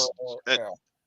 and just like with Jezebel, But that's hold on. Let me finish though. Just to be yeah. clear, I don't see what your huge point is here. Just to be honest, Like why? even though we've spent Yeah, go ahead. Hello, Ryan. No, I can't hear you. Yeah, negative audio on Ryan's end. Yeah. He might have driven underneath the tunnel too. You're not still driving, are you? You're not still driving, are you? Nah. I stopped driving. But Good, yeah, good. it's just that stuff like that I look at. You know what I mean? When I'm studying, Okay. because you get I get tutty. Sometimes I get tired of reading the Bible the same way, so I try to read it from another angle, and that was one angle I read it from. To like, hold on, like they put in all these different cultures and different races in the first 5 books, and I know these races then they didn't speak Hebrew, you know, because Hebrew wasn't a prominent language, Well, I you know. understand. Like when we read Lord in our Bible, that's the Tetragrammaton. Yeah, Or even Jesus. It's Yeshua. It should be a transliteration. If it was, yeah, transliteration. I mean, yeah, yeah, because if we were listening to Jesus talk, if we were listening to people at the time of Jesus, and people talked about Jesus, they would have been speaking Hebrew. You would have heard blah blah blah Yeshua, blah blah blah Yeshua. My yeah, friend Miguel from Mexico, he comes to Omaha and visits me. I don't introduce him as Mike. I introduce him as Miguel. He's Miguel from Mexico. Yeah. Oh, hi, Miguel. So I get so I see that, like with us doing it, like, but you're saying it backwards, like when at the time they were writing it down, like this guy was a not a heathen, a Gentile. This guy was a Gentile, but he became a king, like in Judges or something, or whatever the example was. So they wrote it in Hebrew. I like that. I like that line of thought. Yeah. Yeah, like Jezreel. They got her name in Hebrew meaning a bad person, but her original name meaning I think it means the daughter of a king or a princess, something like that. It don't mean a negative name. They changed the name to Hebrew and gave it a bad meaning. Yeah, and the one girl had the tribe of Benjamin. I think there she named the child something different, and then it was not many months later, not years or decades later, but it was later, probably just a couple days. It was later changed to Benjamin, but it was originally something else. And the same with Yeah, somebody. I know that, but I know about that one. I know So about that one. Benjamin is son of my trouble, and then excuse me, Benjamin is son of my right hand, but the original name was Ben Oni, Oni, so Ben dash Oni, son of my trouble, because Rachel died giving birth, so she named him son of my trouble, and then Jacob said, no, son of my right hand.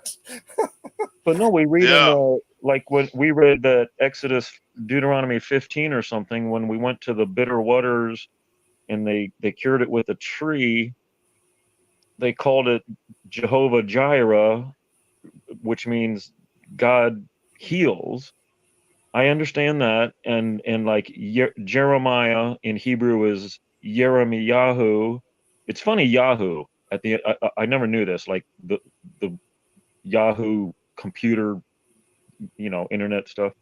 I never knew you add Yahoo to the end of a name. It means God. It's like, are you kidding me? So this Who guy's let? going around calling himself God. Is that what you're telling us? That Yahoo's calling himself God right now when he comes in with that name?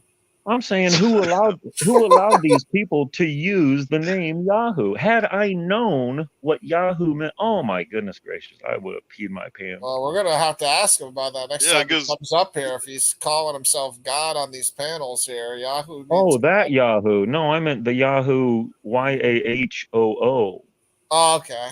You're talking about the drink, the chocolate strawberry drink. You're talking about.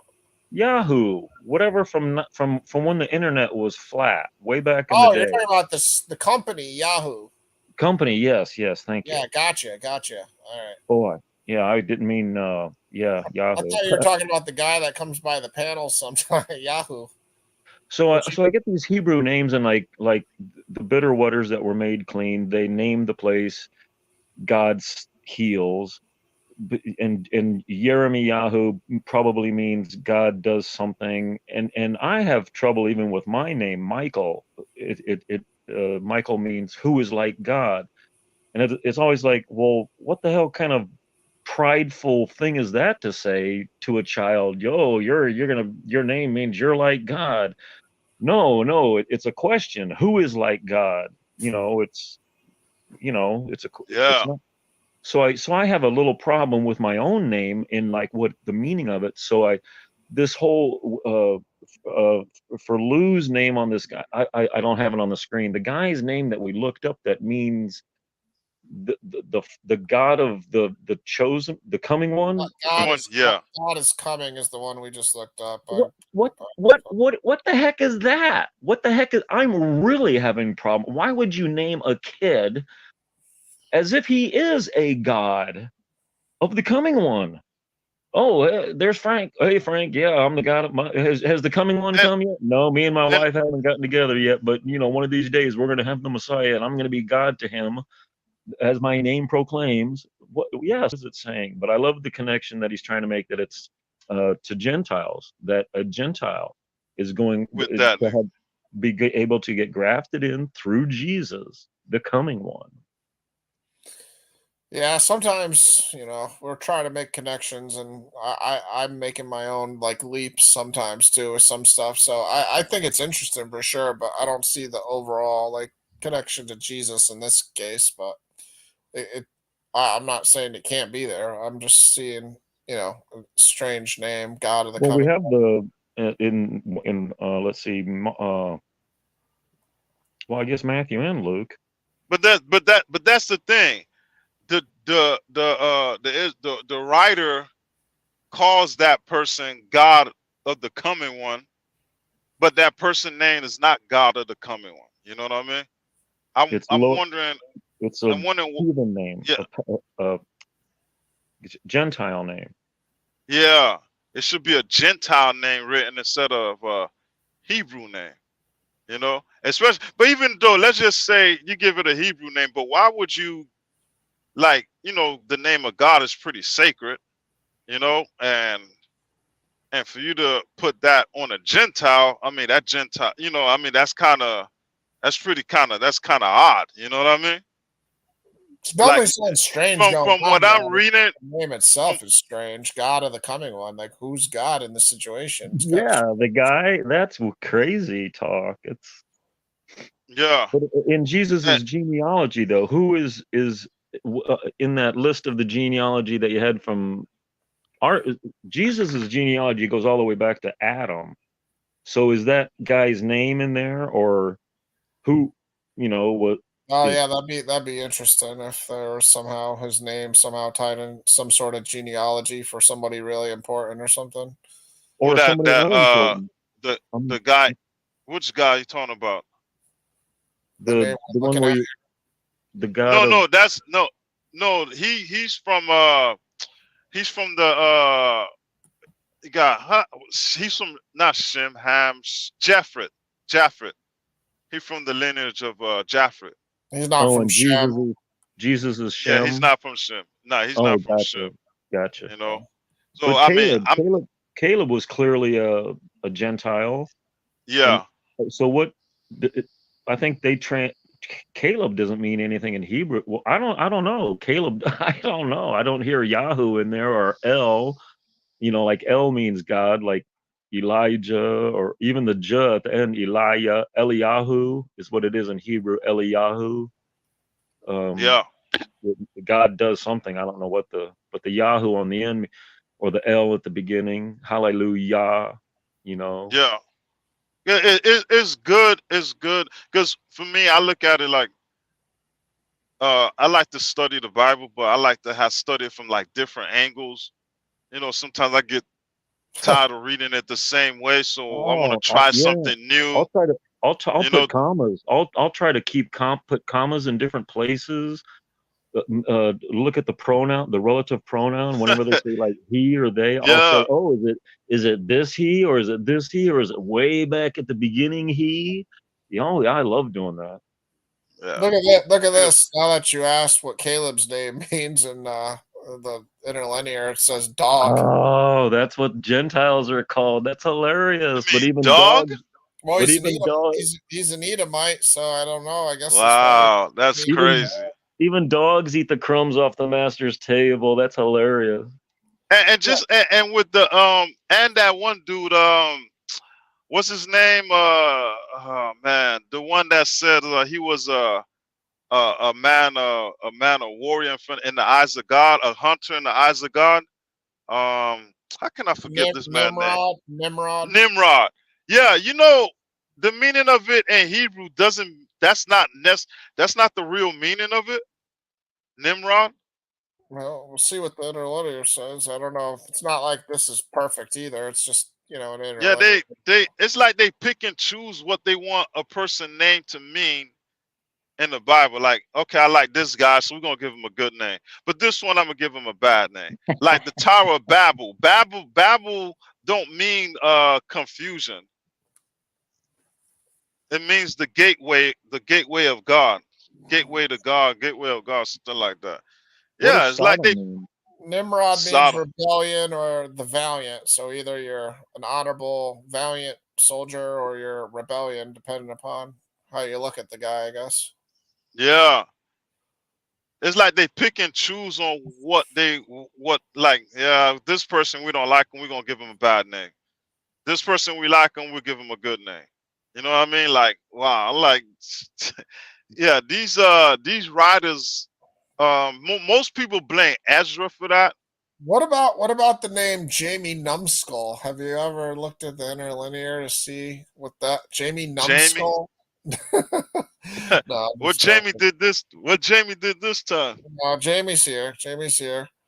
Oh, I'm just joking with him. But I'm happy he corrected me on Pilot though, because I was saying Pilate. I even said it again tonight. So Oh, I wish he had not done that. I like when you said Pilates, man. I It would have just been stuck in the rest of my life saying it. Just makes me realize how many Bible words I say wrong too. I already know I'm mispronouncing so many words, like when I read it in my own head. I'm just like for a long time I used to say Tyree, and then finally I heard some scholars saying tire. So I was like, oh, tire instead of Tyree. Also, like the instrument, like I don't know if this one's totally right because I've heard mixed reviews, but instead of saying uh lie, I don't know, they say liar or whatever for the one instrument, like it's pronounced like liar, like not lear, like Lyre. It's pronounced like, I heard one scholar pronounce it like liar. I don't know. It's interesting. I'm sure each scholar has some differences and stuff on it too. But yeah, I'm sure I'm butchering a lot of words. But yeah, Pilot, I still even messed up tonight because in my head I'm just reading it like Pilates. Because isn't that how you spell Pilates too? Or am I messing that up in my head? I don't know. my growing up, my dad was a pilot, and I had a problem hearing about Pontius Pilate. Seriously, it freaked me out. Like, oh, is there going to be? So Pontius to me meant like a bad person. Like, oh, don't be so Pontius over there. You're gonna destroy the land. Stop doing. So yeah, so I loved hearing your Pilates, and I hated I hated that he corrected you. It's like, dude, let him say Pilates. It it's pro- it's probably better. Yeah. No, But no, you nailed Kibri Arma tonight. Whatever the heck, there was like three city names, and two were easy, and the third one was like three syllables with a dash in there, and you nailed it. Because I was looking at it on screen, and I'm like, what the heck? And all of a sudden, you said it, and it's like, oh, that's how you say it. That you pronounce that perfectly.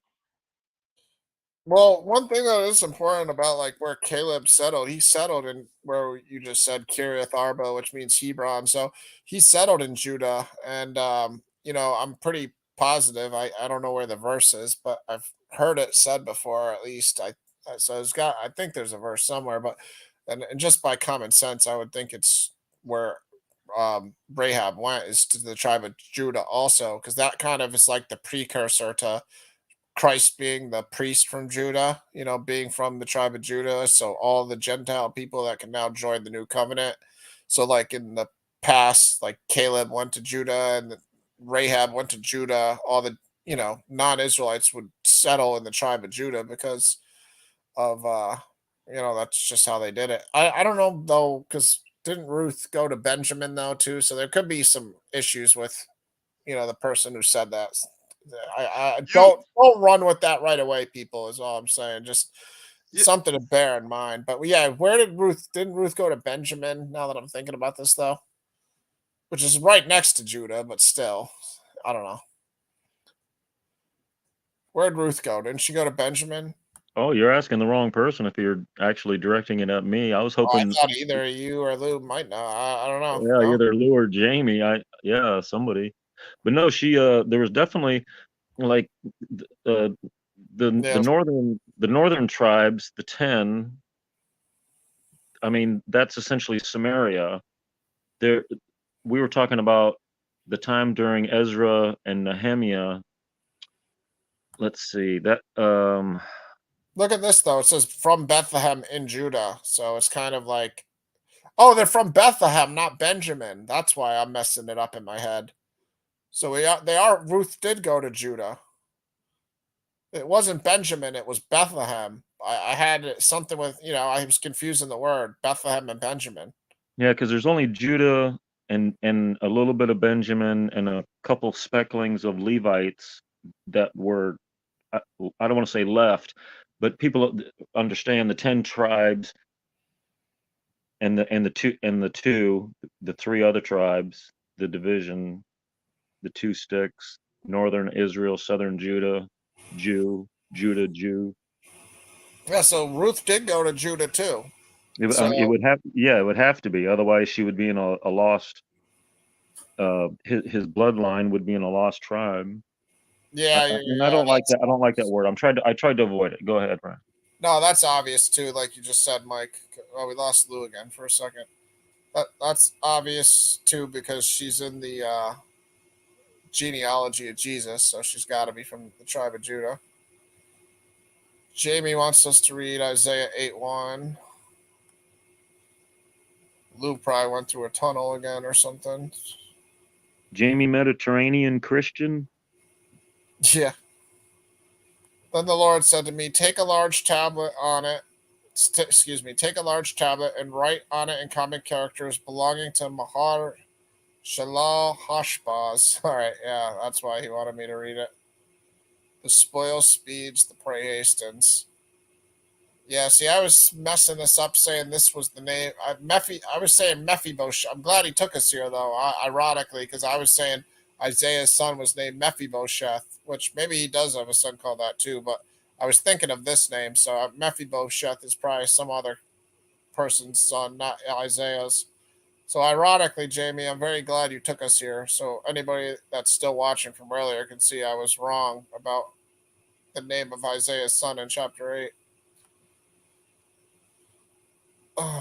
Or the Judges 3:8-10.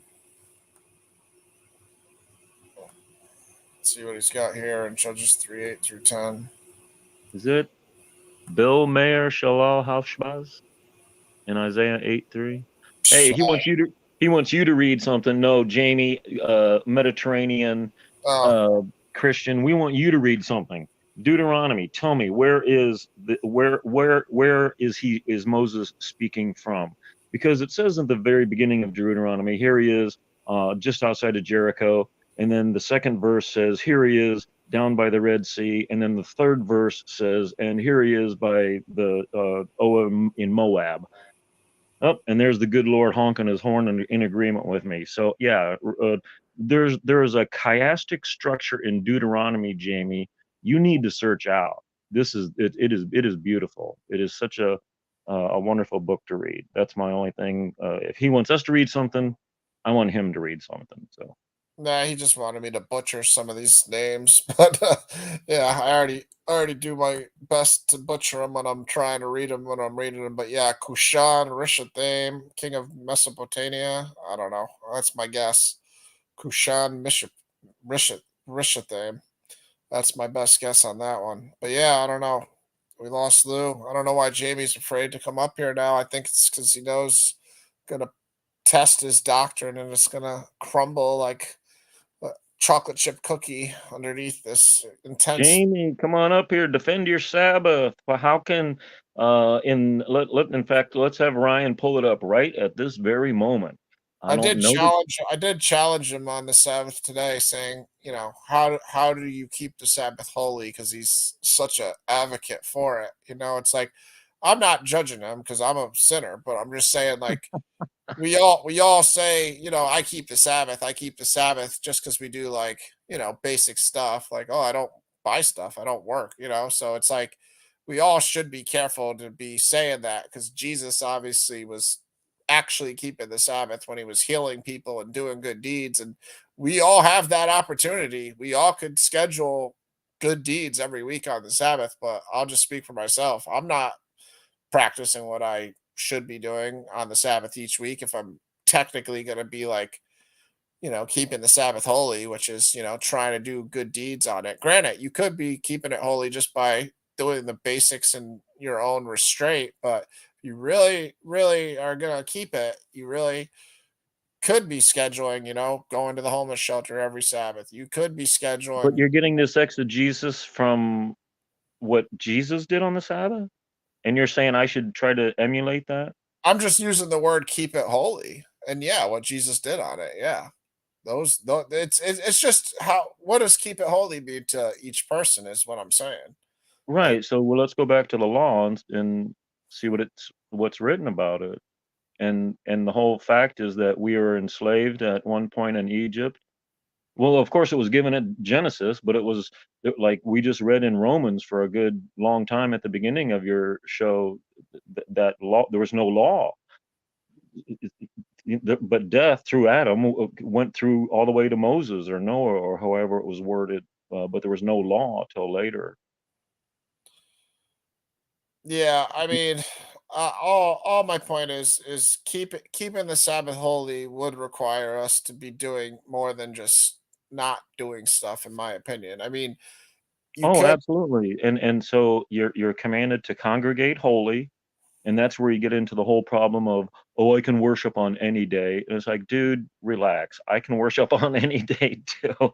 But for some reason, specifically, he says it you are to one of the rules, if you want to write it down to get in heaven, because you did follow the Sabbath, you're to congregate holy and the, like Read things out loud, because that's, yeah, part of the congregate holy type meaning. Yeah, so to do what we're doing sort of here, read things right the out first loud, whatever. right and the first use of that word church or whatever ecclesias is in Mount Sinai, where the people were gathered before God Almighty hearing the 10 commandments shouted down that scared the pee out of us. But yeah, to congregate holy, work six, get all your work done in 6 days, and of course rest the seventh. So there's a couple things in there. Don't rest 2 days like a weekend, and don't uh, if you're not working 6 days a week like a child or I don't know, a I guess a college student works. I don't know.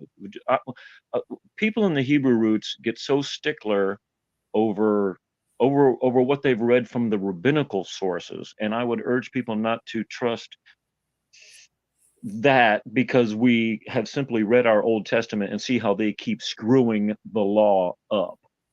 So don't go to them on judgment on how to do the law. Go to the book on how to do the law, and then go to them on how not to. I guess would be my best advice. That's funny. Oh my god. Yeah, I mean, I'm just putting our own doctrines to the test. Like, it is what it is. I'm just saying he's always talking about it so much, where it's just like, it's like if I was constantly saying, don't murder, don't murder, don't murder, and it's just like, yeah, okay, I don't murder. Am I good now? Like, granted, I'm not a murderer. That's a good thing, but it's like, keep the Sabbath, keep the Sabbath. But all I'm doing on the Sabbath is like, the bare minimum. And I'm not like, if I'm really gonna read keep it holy and the commands to do these things, but then I'm also gonna see that Jesus, was healing people on the Sabbath. It's like, it is a very easy thing to like add a good deed to each Sabbath. We don't do it. Like, I'm not condemning anyone. I'm saying I don't do it. So I'm just saying, if I was really gonna boast in the Sabbath, I would not do it and do a good deed. If it was to me is, if is dying a huge, Jews keep it too. So what separates the people of God is not the Sabbath, it's Jesus. It's who has faith in the Son of God is what is the separator in modern times, because there's a lot of Jewish people that keep Sabbath and they're not doing what God's will is to the full degree. Granted, they're not doing a bad thing by keeping the Sabbath, they're doing a good thing, but they're not doing if you had to rank them in order, they're denying the sun on each Sabbath. It's not a good start. So, I mean, it is what it is. I mean, whatever. I made a Yeah, valid this point. is I made a valid point. You could pray more every Sabbath. You could fast more every Sabbath. You could do a certain thing if the Sabbath was such a huge, part of your doctrine, is my point. If all you're doing is like the bare minimum on it, and you go before God one day and you say, I kept your Sabbath holy, and then he asks you for what, nice gestures you did for people, and your answer can be, I never did one nice thing for anybody on a Sabbath. I just never worked. It's like, I'm just saying God's not going to throw you in hell for that, but you might not get some extra reward that you could have got if you did, you know. Yeah, Myself included in all this criticism, just for the record, you know. no, I wouldn't throw that in there as any of the doctrine that would be on part of the checklist. It's funny that, what you said is funny. It was good, but no, it's not. Let's go back to what's written. None of that's Well, it depends how you whatever, keep it holy. by keeping it, by observing it. Therefore, it's not like it's a holier day than any other. It's not like you're trying to do holier. It's since you are, it's actually for you. It's the one command that's for us to enjoy. It's a feast. It's supposed to be a good time. You are not working at your job. Not that work is how the modern day Judaism would define work. It's specifically a job. If you can imagine the Fiddler on the Roof, 1890, Russia, Jews in Russia getting ready to be kicked out by the Tsar. There's a tailor who shuts his tailor shop down. That's his job. Okay, that he owns it. His apprentice, who's it will not work that day. They are equal. The guy that actually owns a 1,000 acres of corn and does not trim the corners of his fields or whatever, the farmer requirements. He doesn't do any of that farming work on the Sabbath, but a cow, Tevye, who was the milkman, your cow has to be milked on the Sabbath, or otherwise she's going to tear the stall apart trying to get milked. Which Jesus said, which one of you on the Sabbath doesn't turn their pasture herds loose in the pasture? As if to say, no, you're not working them. You're letting them rest. And but so much has been built up on the Sabbath is so hard to do. I remember Kelvy Quayle, he's like, oh, I tried to do the Sabbath one time. He's like, oh my God, I was so bored. I just, I didn't turn on the light. I didn't turn on the TV. I'm like, what? What? Is this what you do? You work 6 days a week to get all this money so that you can have nice things. You're bling, pay the poor, pay your 10%, you pay your light bill too, this and that, so that you can do what? No, you are to enjoy yourself, your family, your friends, gather, speak about God if you want to, because you are like one of the rules of that one command is to congregate holy. But the other rule is rest. It's not that's not works based. Rest is not working. But no, the poor Sabbath, if you think it has been changed to Sunday,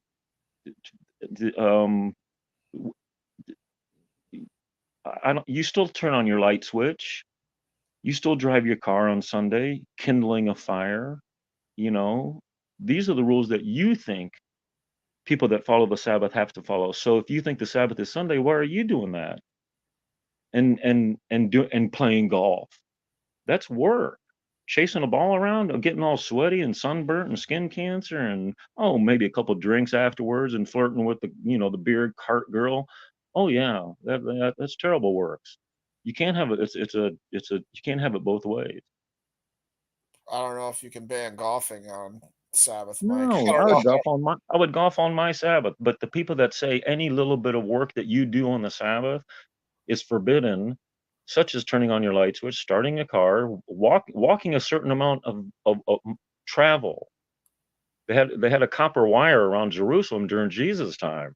They would put up on the Sabbath, showing the boundary. You can walk away from Jerusalem. A Sabbath, Bethany was a Sabbath 2 days Sabbath journey, or a Sabbath day's journey or something, 1,500 yards. It's like it's very close. It's very close. There was a real strict Jewish sect. I forget the name of it, but I remember hearing this from some scholar, and it may or may not have been accurate, but they were saying that they wouldn't even like go number 2, like bathroom on the Sabbath, and like there was a huge like compost pile by where like they lived, because they would all go there on a certain day or time. And I don't know how they would find out that they would hold it, but it might have been in some of their writings or whatever. But I don't know. I guess when they dug up the site, there was a lot of poop in the same place, which doesn't have to tie into the Sabbath logically at all. But I guess they might have had some writings or something too that said that they wouldn't even, they would hold their bathroom for because they would consider that work or something. So Right. So, but they don't consider that when they read Romans or whatever we're on tonight. Oh, those handwritten ordinances that were against us were nailed to the cross. They don't think about those stupid laws when they mention that. They think about the entirety of the Ten Commandments. well, my, He nailed the Ten Commandments to the cross. I swear to God, he did. It wasn't those silly toilet paper commandments. It was the big ones. What? What? well, my point was just what Jamie said. Go to Isaiah 58, and this was just my point. If you're gonna do a true like keep it holy, like a fast, like this is talking about fasting. A true fast. You know, the true fast is to do all these things, like in verse 6 and 7. Just do good deeds for the poor and help. No, no, no, no. Let's go back to the law. What does the law say about it? Just doing it makes it holy, keeps it holy. Attempting to do it, doing the best you can with what you have and know about it, keeps it holy. You are not made holier. You are not doing holy things that day. You are doing those all the time. Yeah, but you should. You're not Okay, necessarily yeah, giving more to the poor on that. Like just like the you, you don't lighting have the to. You don't have money. I'm not saying you have to, but I'm saying like you should if you're gonna make it a huge like I'm a Sabbath keeper and you're gonna brag about it to people or whatever, then you should be doing more on that day than just the minimum, in my opinion. I mean, I don't go out of my way to say I'm not a murderer, so why am I gonna go out of the way and say I'm a Sabbath keeper? That's just, I'm like trying to boast in it in some fashion. That's my whole point. I mean, I no guess if because you're trying to 98 keep no because 98% of the earth is Sunday. We're trying well, to if get you're back to trying the to help original if you're trying Saturday. to help people to keep it on the correct time frame, that's fine too. That's not boasting. If you're saying, "Hey, the correct time is Friday sundown to Saturday sundown," then yeah, that's a good thing.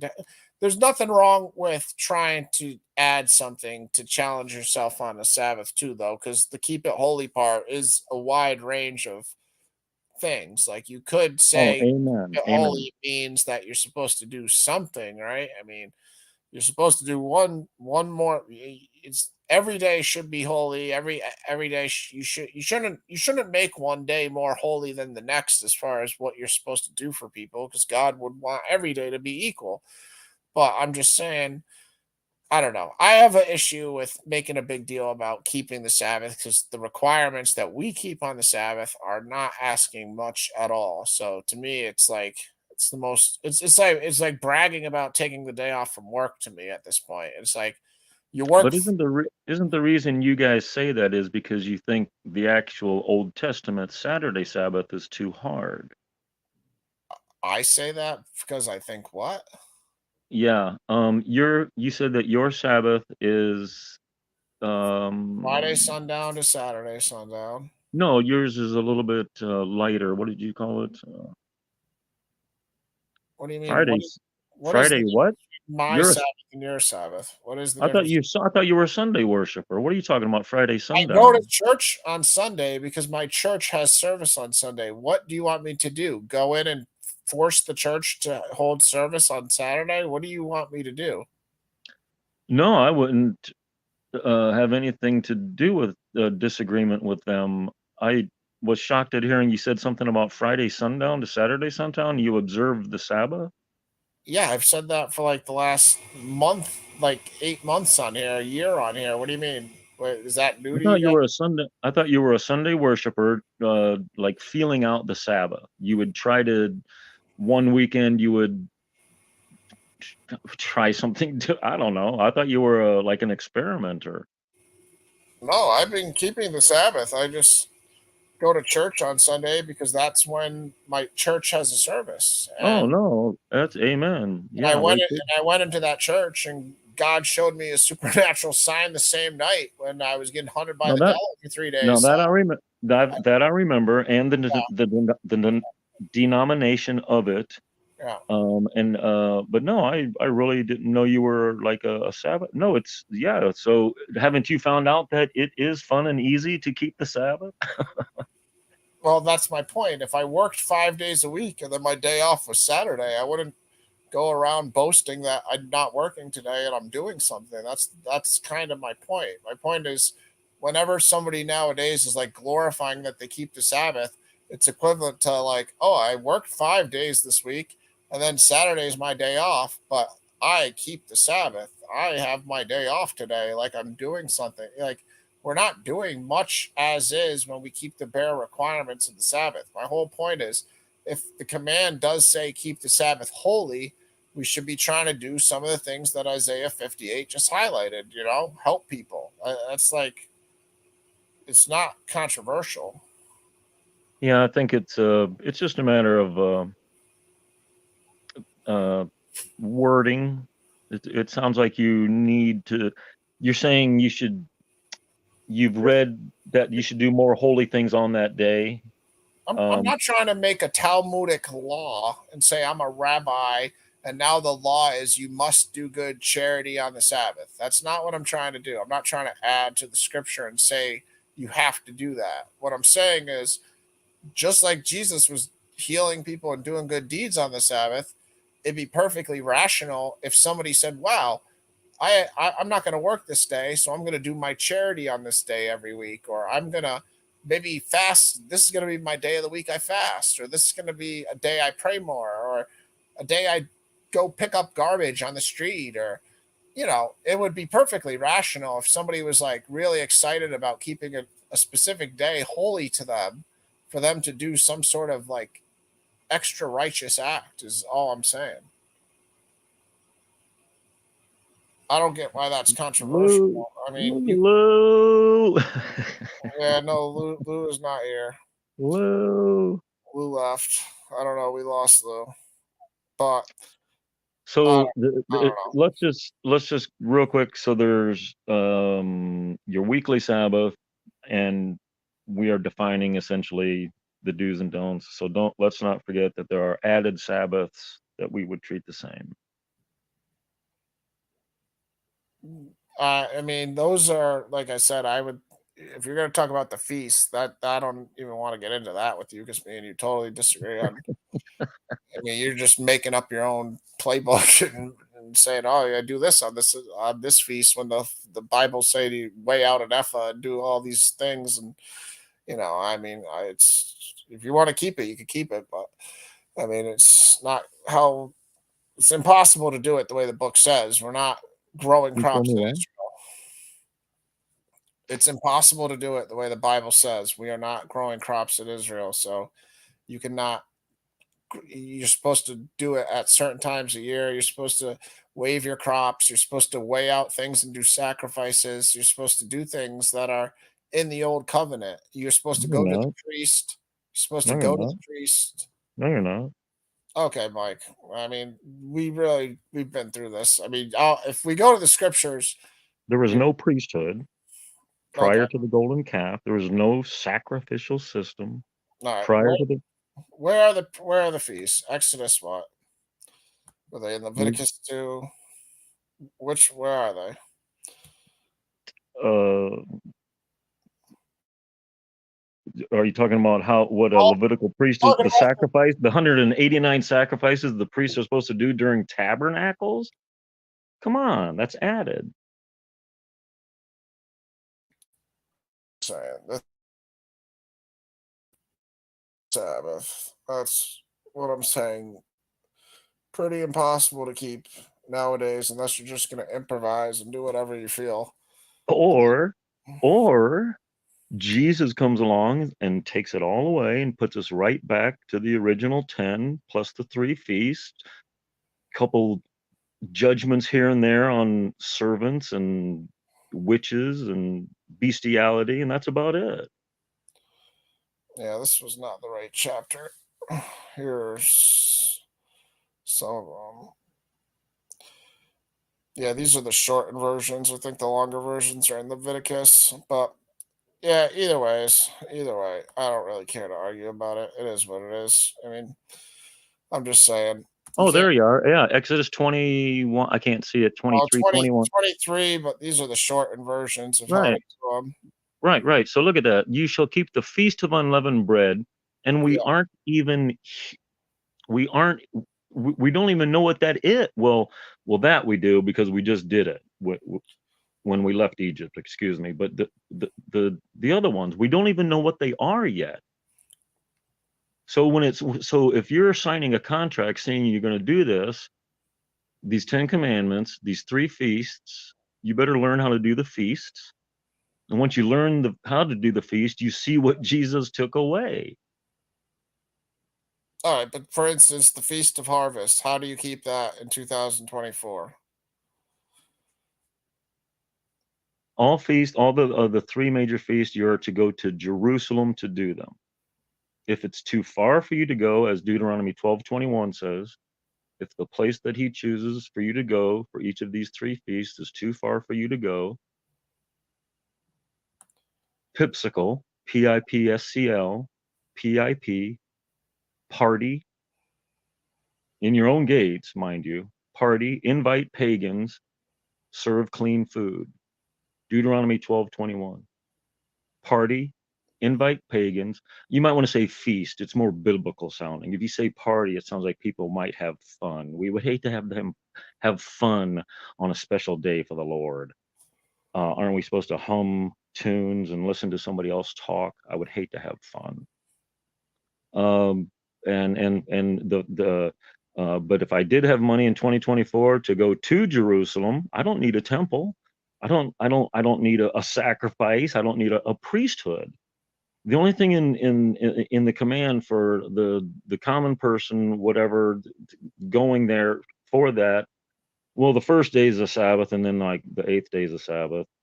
Is as far as your dwelling in temporary booths, you aren't to go empty-handed.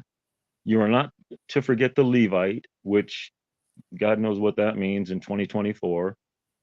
But that's the Levite, like at your own gates, that you would probably take with you, or or send.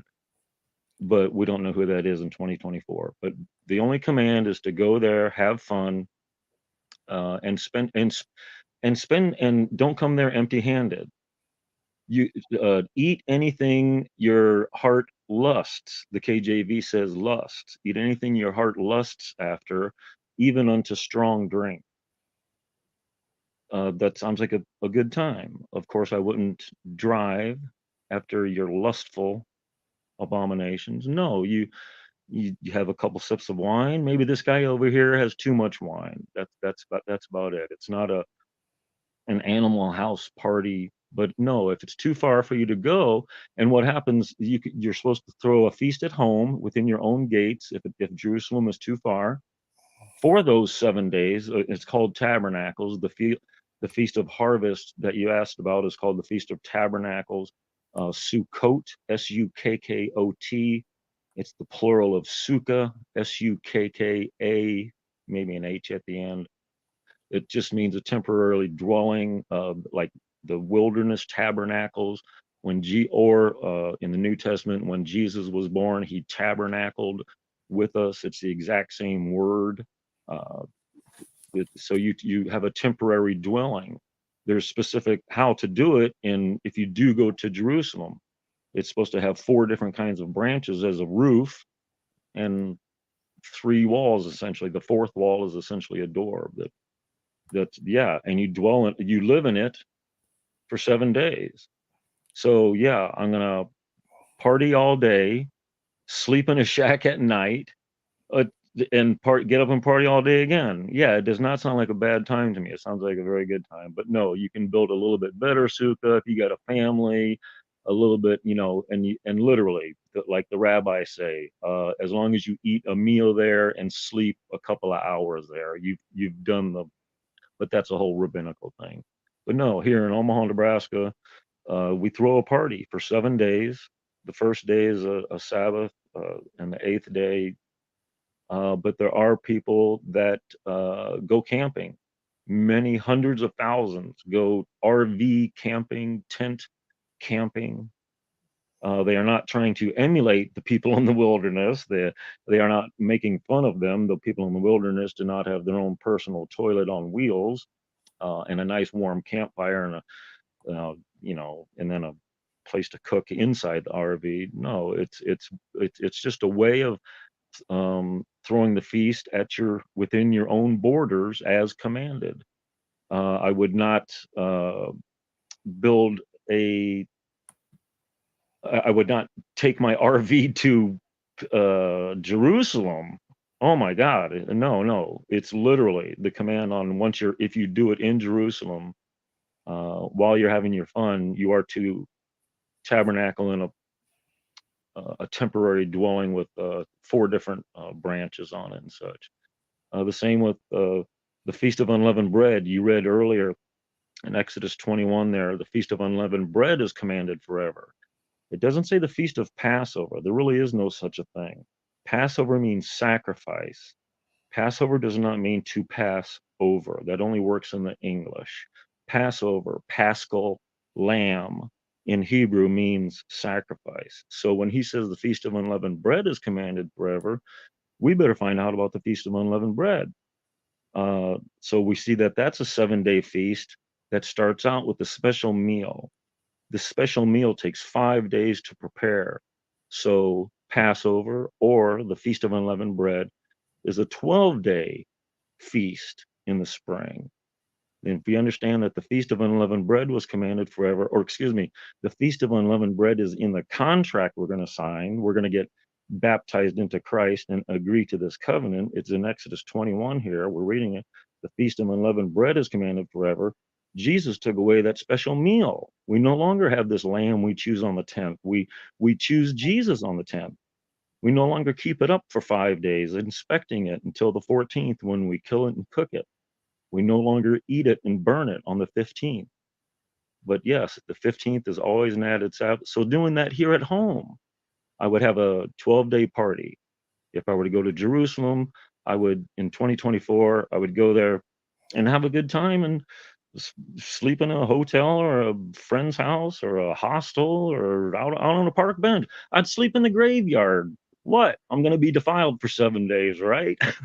What do I care? Of all the feasts, the only one I can say is not even like it's not far fetched to try to keep it is the Passover after the lamb, because Christ is obviously the lamb, trying to just eat unleavened bread for 7 days. But so if somebody wants to say, okay, I can still keep that, I just take out all the leaven in my house and I eat unleavened bread for 7 days, and they want to do that. Again, only before you continue, only in Jerusalem are you to do all that. At home, you're to throw a party, invite pagans, serve clean food.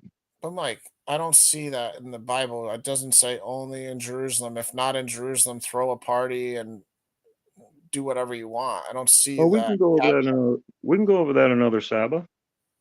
I'm just saying, it's like I don't know, man. It's a reach and to say that's what we're supposed to do. Like and all these other ones, they have a lot of sacrifices in them. And uh, another point is, like you're saying, the Bible does say this will be a statue forever on things that are not statues forever for us because they're already fulfilled by Christ because they're talking about things that have to do with the Aaronic priesthood. So it's talking about this is a statue forever that certain things will be done within the tent of meeting, within the tabernacle of God. So, like, bread will be a statue forever, or certain things will be keeping the candle lit or the whatever will be a statue forever, or blowing the trumpet before war will be a statue forever. Like, I wrote them down one day because I was going to do a show on it. And then I was like, all right, I don't want to bother because it was after one of our discussions on these feast things. And there's like 17 things that say verbatim in the Bible a statue forever, but they're referring all of them are referring to the Aaronic priesthood. So they can't be a statue that we're supposed to do right now because we don't have a tent of meeting and we don't have the Aaronic priesthood. So Christ fulfilled those things. Yeah, that's my point. I love you, brother. Are you Hebrew roots now? No, I'm making my point that's separate. That you can't take the word statue forever and say that that means that that has to apply to us today, because there's things where that says that we don't do today. That was my point. Yeah, that's my point. We agree. I don't think we agree though. I don't know. I don't know. I don't know if we agree or what. Take Well, the covenant, Yaku, if you want to come up and talk about Apocrypha, you can hit the link, man. The link is pinned. So I don't know if you want to come up and hit the link. The link's pinned. And Chris, I'm not ignoring you. I'm reading what you're saying. It's just all Chris those Lucas?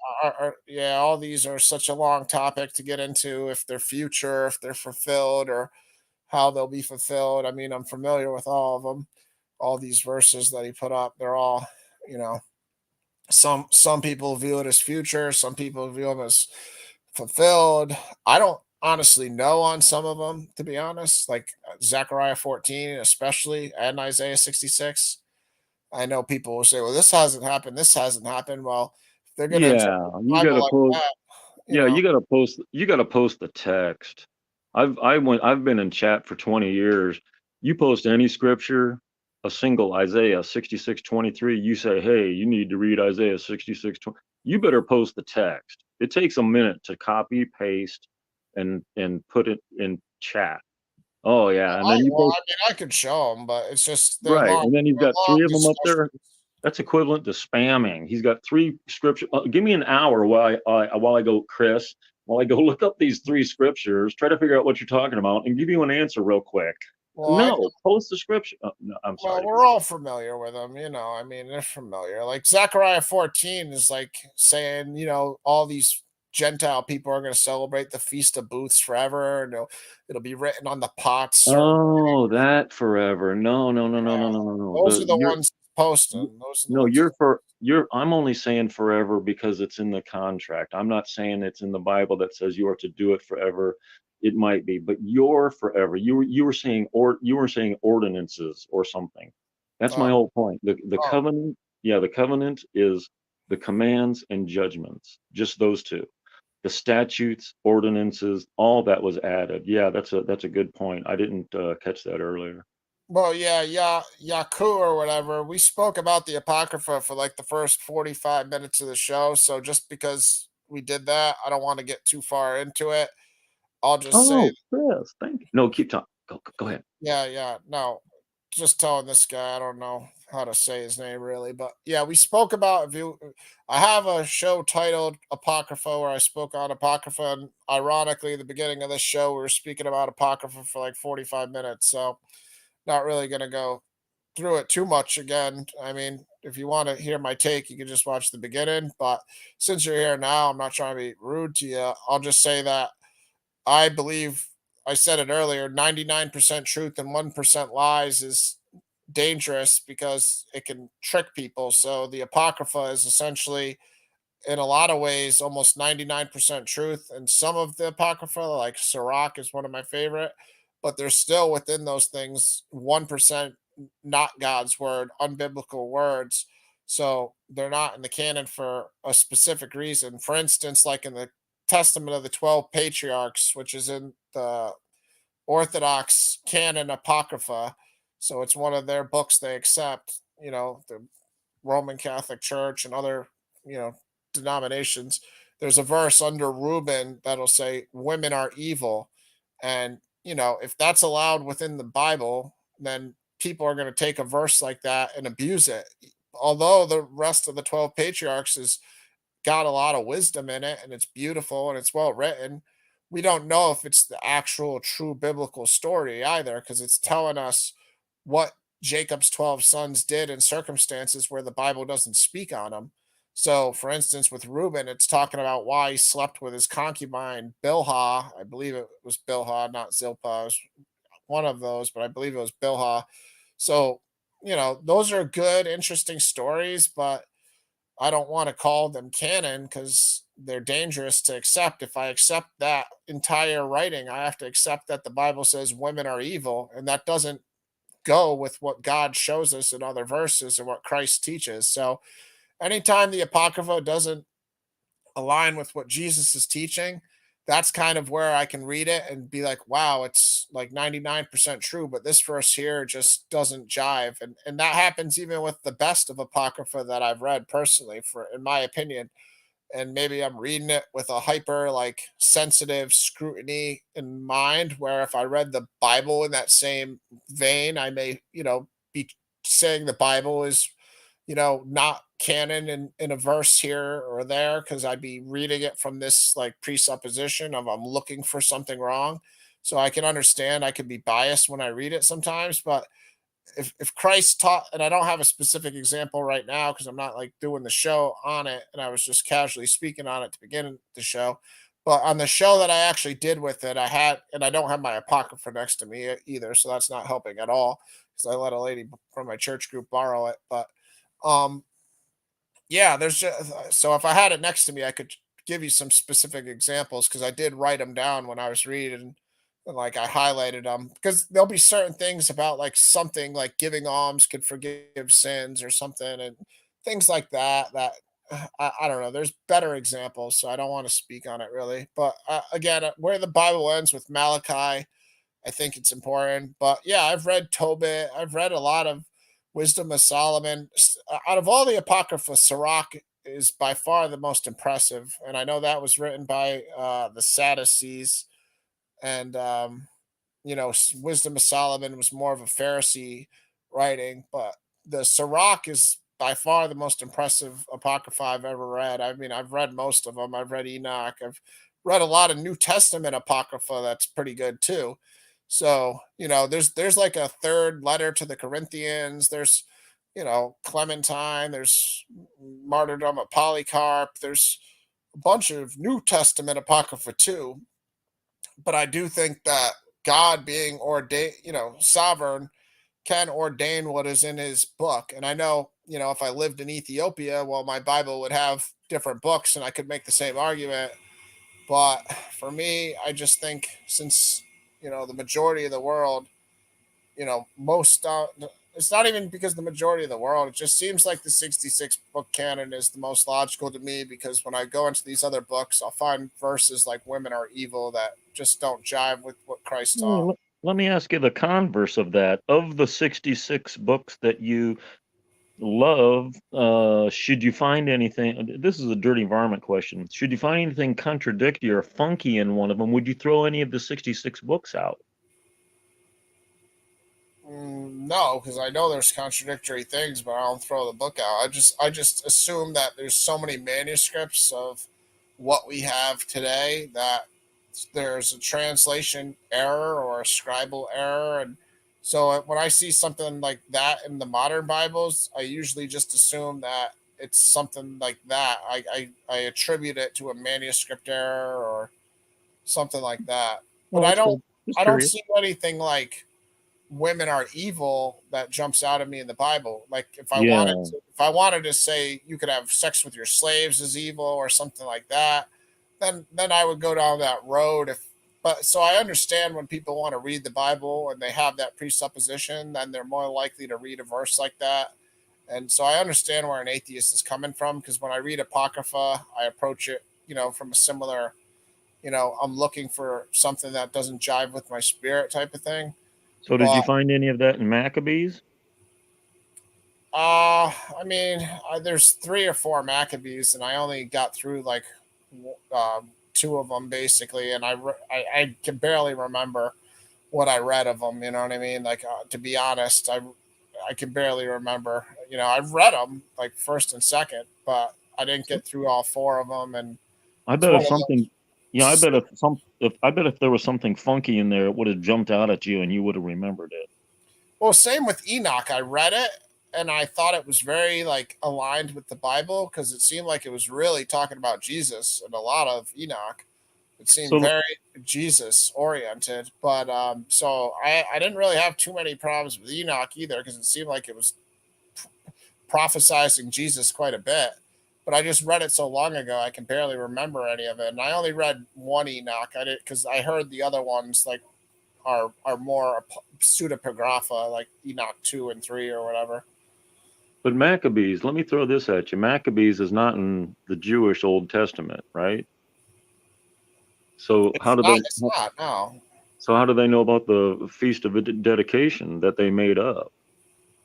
I I mean, mean, it you was you part. you, It was you can part of make, their culture and part of their history. So I mean, they didn't.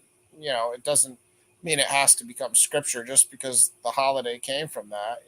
no, I'm not arguing that yet. But so like Jesus went to the Feast of Dedication, and we know that's Hanukkah. And yes, it's fine to add a feast to the Lord. You can just I mean, don't do it on. to interrupt you, just to agree with what you're saying as far as Hanukkah. It's not like this minor detail in Judaism. You know what I mean? It's like this major holiday that is Right, Jewish. but yeah, but that right, but number Yeah. one, you said it's not in their Old Testament, right?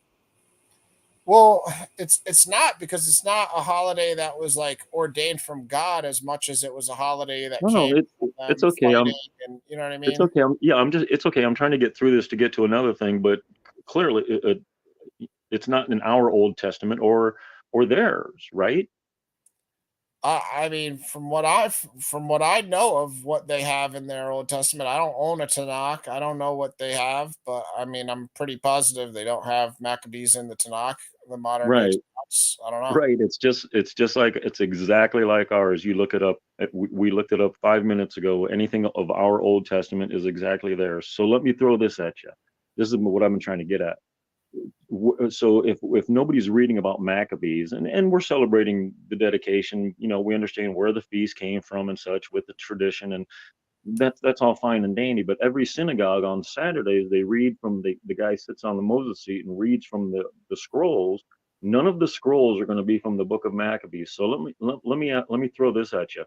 When Jesus says, when you see the abomination of desolation spoken of by Daniel the prophet, and then it says, let him who reads understand. Okay, those who read would never read the book of Maccabees, right? Or would they be the ones reading the book of Maccabees so that they would know about the Feast of Dedication? My point being, if it's the book of Maccabees is not in their Old Testament, and Jesus says, You're let him. saying you're not a Seventh Day Adventist. I'm getting what you're saying. You're saying the abomination of desolation happened in the Book of Maccabees and with the Yes. various epiphanies. Yeah, I followed what you were saying. You were saying you're not a Seventh Day Adventist. I got that far, but Jamie doesn't agree. But yeah, no, I mean that's you know, let the one who reads understand. I mean that's good argument. If somebody wanted to make that argument, I'd have to revisit the verse exactly to see. I'm familiar with him saying what he said about the abomination of desolation. So, yeah, I mean, I'd have to see it and I'd have to kind of think about it as much as I thought about it because, does that have to mean when he says read, does it have to be scripture? I mean, it would probably lean that way for sure. But what verse that because he's talking about Daniel too. So maybe he's talking about just reading Daniel, and not reading Maccabees. You can definitely take it as that too, right? I don't know. Daniel 9, yeah, but Antiochus Epiphanes happened at like 200 BC or some such, and we all get that that's like a type. We don't. Jesus is speaking of an event like that in the future when you see it get out of Judea. But Oh, so you're it's talking about what he's talking about to the disciples about like there'll be earthquakes and stuff like that. I believe so. Let me think. I mean, that's where he's Um, talking about the pregnant women and stuff. Like I if a think he's woman is still in the Temple pregnant, Mount. if a I pregnant, think yeah, he's talking about the temple getting destroyed or something. Is that yeah, what I you're believe yeah, because it wouldn't be in Luke because that's probably yeah, I don't know. It could be Luke too. I don't know. I don't know. My goodness. Let me think. But anyway, they wouldn't be reading about it in their synagogues. So it's like, let him who read understands. Makes me wonder if it happened at the time, like we were speaking of Nehemiah and Ezra rebuilding the temple and even the gate thereof or the wall thereof, even in troublous times. There was no Ark of the Covenant anymore in there. And then out of the Maccabean Revolution, we get the Pharisees. The Pharisees came in adding all those laws. And so, yeah, I say, you know, thank goodness that Jesus came at the time that he did, and we're at the time we're at. So what Maccabees are you claiming are scripture? 1, 2, 3, and 4?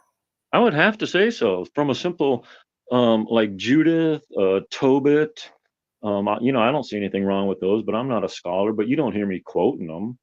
And I wouldn't say, hey, in the book of Tobit, it says this, you I mean, I know. didn't see anything wrong with Tobit either. It just could have just been like a Jewish story too, though. It doesn't seem like it has too much of a deeper meaning. It's just like, I mean, not like every biblical story does, but most of them do somewhat have a direction towards the New Testament, towards Jesus. You know, I don't know. There's so much like hidden in the Bible that God is just dropping hints about Jesus throughout, that I think there is a reason why some of these books aren't biblical, because they might not have any of that like leading to Jesus type information. You know, like a book like Tobit, for instance, it's just a nice book about a Jewish guy going to get married. He's a righteous man, goes to get his wife, you know, what does that have to do with Jesus type of thing? You know what I mean? We got Ruth in the Bible, but that speaks to King David's genealogy, that speaks to Jesus's genealogy. Like there's a purpose why the book of Ruth is in there, even though it's a short book, you know. And granted, for instance, I've heard Jewish people, this is another like rebuttal for Jewish people. They practice the holiday of Purim because Esther, the book of Esther, and the feast of Purim. Yeah, And there's nothing wrong with adding your own feasts to the Lord. There's nothing wrong with doing that. You just can't do it on a pagan day, and you can't drink any blood. Those are the two rules. Don't do it on and don't drink the blood. well, he was making a big point that if you're Jewish, like, because somebody, Hebrew Israelite, was arguing with him, Thanksgiving is perfectly fine. Purim is perfectly fine. Hanukkah, except now I wouldn't do a 9-candle menorah or whatever they make. The law is a 7-candle menorah, so I wouldn't change that. But no, you can make up the July 4th. You're not doing it for the Lord, so he's not even looking at you any more than normal on that day. You can do July 4th all you want. You're not worshiping the United States of America. You're celebrating Yeah, the yeah, but blood. you equate July 4th with Purim, though. I mean, Purim's in the Bible at least, and it is something that the Jewish people, Israelite Right, people, are right, celebrating. but as far as you making up your feasts, your own holidays, these are the rules. You if you want to do it for the Lord, don't do it on a pagan day, and don't drink the blood. That's it. So Thanksgiving, you're doing it for the Lord. The pilgrims prayed to get through the winter. Half of them died of starvation.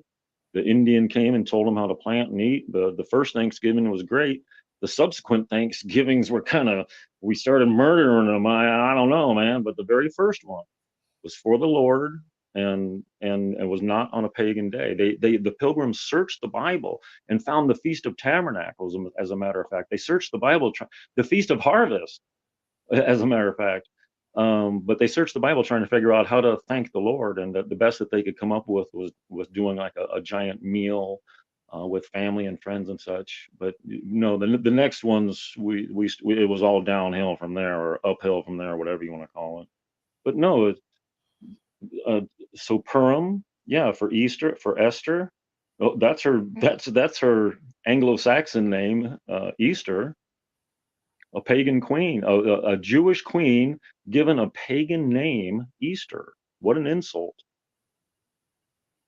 But it was because she's so beautiful. She was as beautiful as Easter, the goddess Easter. She was that beautiful.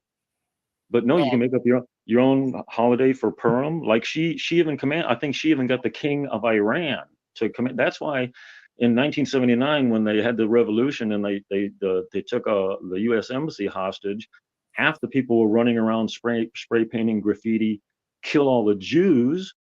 Half the people were running around spraying graffiti, don't touch the Israelites. They understand the difference between Judaism and Israelites. They don't hate the Jewish nation, the Israel nation. they hate the Jewish leaders. They don't want to wipe them off the face of the earth. They want to wipe their type of government off of the face of the planet. Not the people. It's the exact same morals that we believe. Well, all I know is this is a biblical book that's in our Bible. So it's like if you accept Esther, this is saying, all the Jews, kept Purim without fail for 2 days, according to what was written at the time, every year, that these days should be remembered and kept throughout every generation, very similar to the Aaronic command statute forever. It's different writing, but some of the other ones had every generation too. So it's very similar.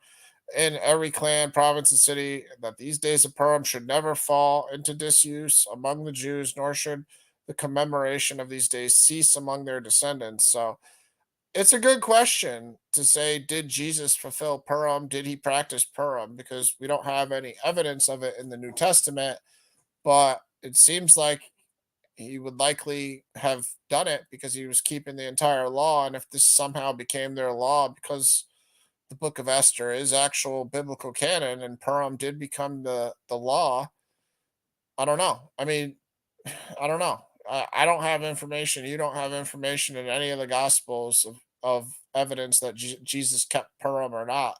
So it's a Huh? question that we both could ask ourselves, but I don't know. You're, Yeah, he very well could have. I don't even know if all of Jerusalem did or not. yeah, Nancy, I see you. What do you want me to do? You're typing away, saying stuff. What do you want me to say? I see you over. Hi, Nancy. How are you? You're saying a few things. I got you. You've been here for 8 minutes. I got you. Oh, so anyway, I like your apocryphal positions. On Maccabees, I would say that it was taken out by people with an agenda, because it is the story of an oppressed nation rebelling against their oppressor and overpowering them. And no king would want that in their Bible. You know what I mean? No queen, no Wait, country. say what book again? I was distracted by Ma- Nancy. Sorry. oh, that's right. Maccabees, the book of Maccabees speaks of the Jewish rebellion against the Greeks and overcoming them. Yeah. And so, no, I don't think any king or queen would want that book in their Bible on an oppressed people overpowering their oppressors, because they're the king and queen and don't want their oppressors Do you overpowering them by reading the book. Think Constantine took it out? No, no, no, it was never in there. The in the Maccabees? Yeah, yeah. No, well, I guess I'm thinking Old Testament. I was thinking up until Jesus' time. No, I have no idea when it was put in or taken out. I know the Catholics keep it in their Bible, but I think didn't Luther take out everything apocryphal when he rebelled That's against? Or what Oppium Prime was saying the other day. He was saying Luther took out a bunch of books or whatever. right, or maybe in the year 1000 when they had a schism. Jamie, Mediterranean Christian, would know about the schism. It's like 1000 or something, 1090, or and when you talk about the Reformation of like 14, 15, maybe 1600s, people always bring up that as a schism, but other people always bring up the year 1000 as a schism. And I just wondered if that's when it could have been as well. Well, he always tries to act like the book of Daniel or some other books were prophesizing about, or maybe Revelation were prophesizing about the Protestant movement and stuff. And personally, I don't see that in the Bible. So I don't know. That's his own. I don't know if that's what you're talking about, like him saying it's in the Bible prophesized, but he does. I forget where he says it is. I think he does say like Daniel and uh Revelation, I think, are the books he says that the Protestant Reformation and stuff is prophesized. I don't see that at all in the Bible. I don't know about you, but I don't I know. think, yeah, I think I have heard him mention it because I'm big on the schism of the time of Jesus, the Jews that split into those that believed him and those that didn't. So I think, and that brings up memories of that argument when James. Yeah, I think I have heard him bring that up before. Does Nancy trying to get in, or is she just saying hello? I'm in chat. Is she trying to get him No, StreamYard? she's not in the. You can see if she's in the back. She's not in the back. I don't think she. The link is pinned. If you want to come in, Nancy, the link is pinned. Um, but No, no nasty Paul talk. We can't take books out of the Bible. No, I'm just kidding, Nancy. We love you. she is a Paul supporter. That is for sure. She is a very good advocate of the apostle. She's a very good advocate of the apostle Paul. But You yeah, think he ought to be done away with? huh? Doesn't she want to do away with his writings? Yeah, I was joking. I was being Oh, told oh. she hates Paul. She thinks Sorry. he's a Roman spy or something. I don't know. So sorry. I don't know. Yeah, I don't know, man. I'm not there yet on Maccabees. Like I said, I don't have it sitting next to me anymore, so I can't like say this verse or that verse jumped out at me. I'll have to reread it again and actually read all four of them this time because I think you're right. I think you're right. Maybe 1 and 2, and then the rest is mostly historical. Oh my God, I could care less. You know, who was in power for 15 years? I'm not gonna look all this stuff up. Yeah, but in fact, maybe just Maccabees. Well, maybe just Maccabees 2, but I don't know. But yeah, it is funny. We would never we kind of half support these writings, but the other, like you had your book of the 54, I think it was, or 56 apocryphal books. Yeah, 54 of, but they're not all like considered apocrypha canon. I got that book on Amazon. It has 54 major stories and like it has like the 16 that are considered canon in Roman Catholic, the Orthodox and Deuterocanon canon, canons, the Daniel, the Esther, the five. What's interesting to me is like the 5 extra Psalms that they got, and I forget where. I think it may have been in the Dead Sea Scrolls. The But Catholic Psalms are one psalm off on each one. After, yeah, exactly.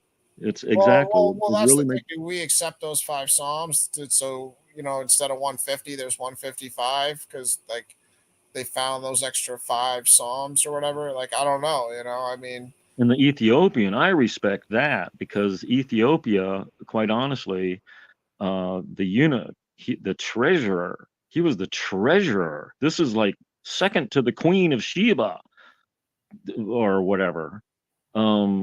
The treasurer, the eunuch treasurer of Ethiopia that Philip visited, reading the scroll of Isaiah. Those Ethiopians converted. They did. And they got their own apocryphal, right? Isn't there a Jewish population down there? A they, black they, Jew? they have their own they have their own canon for sure.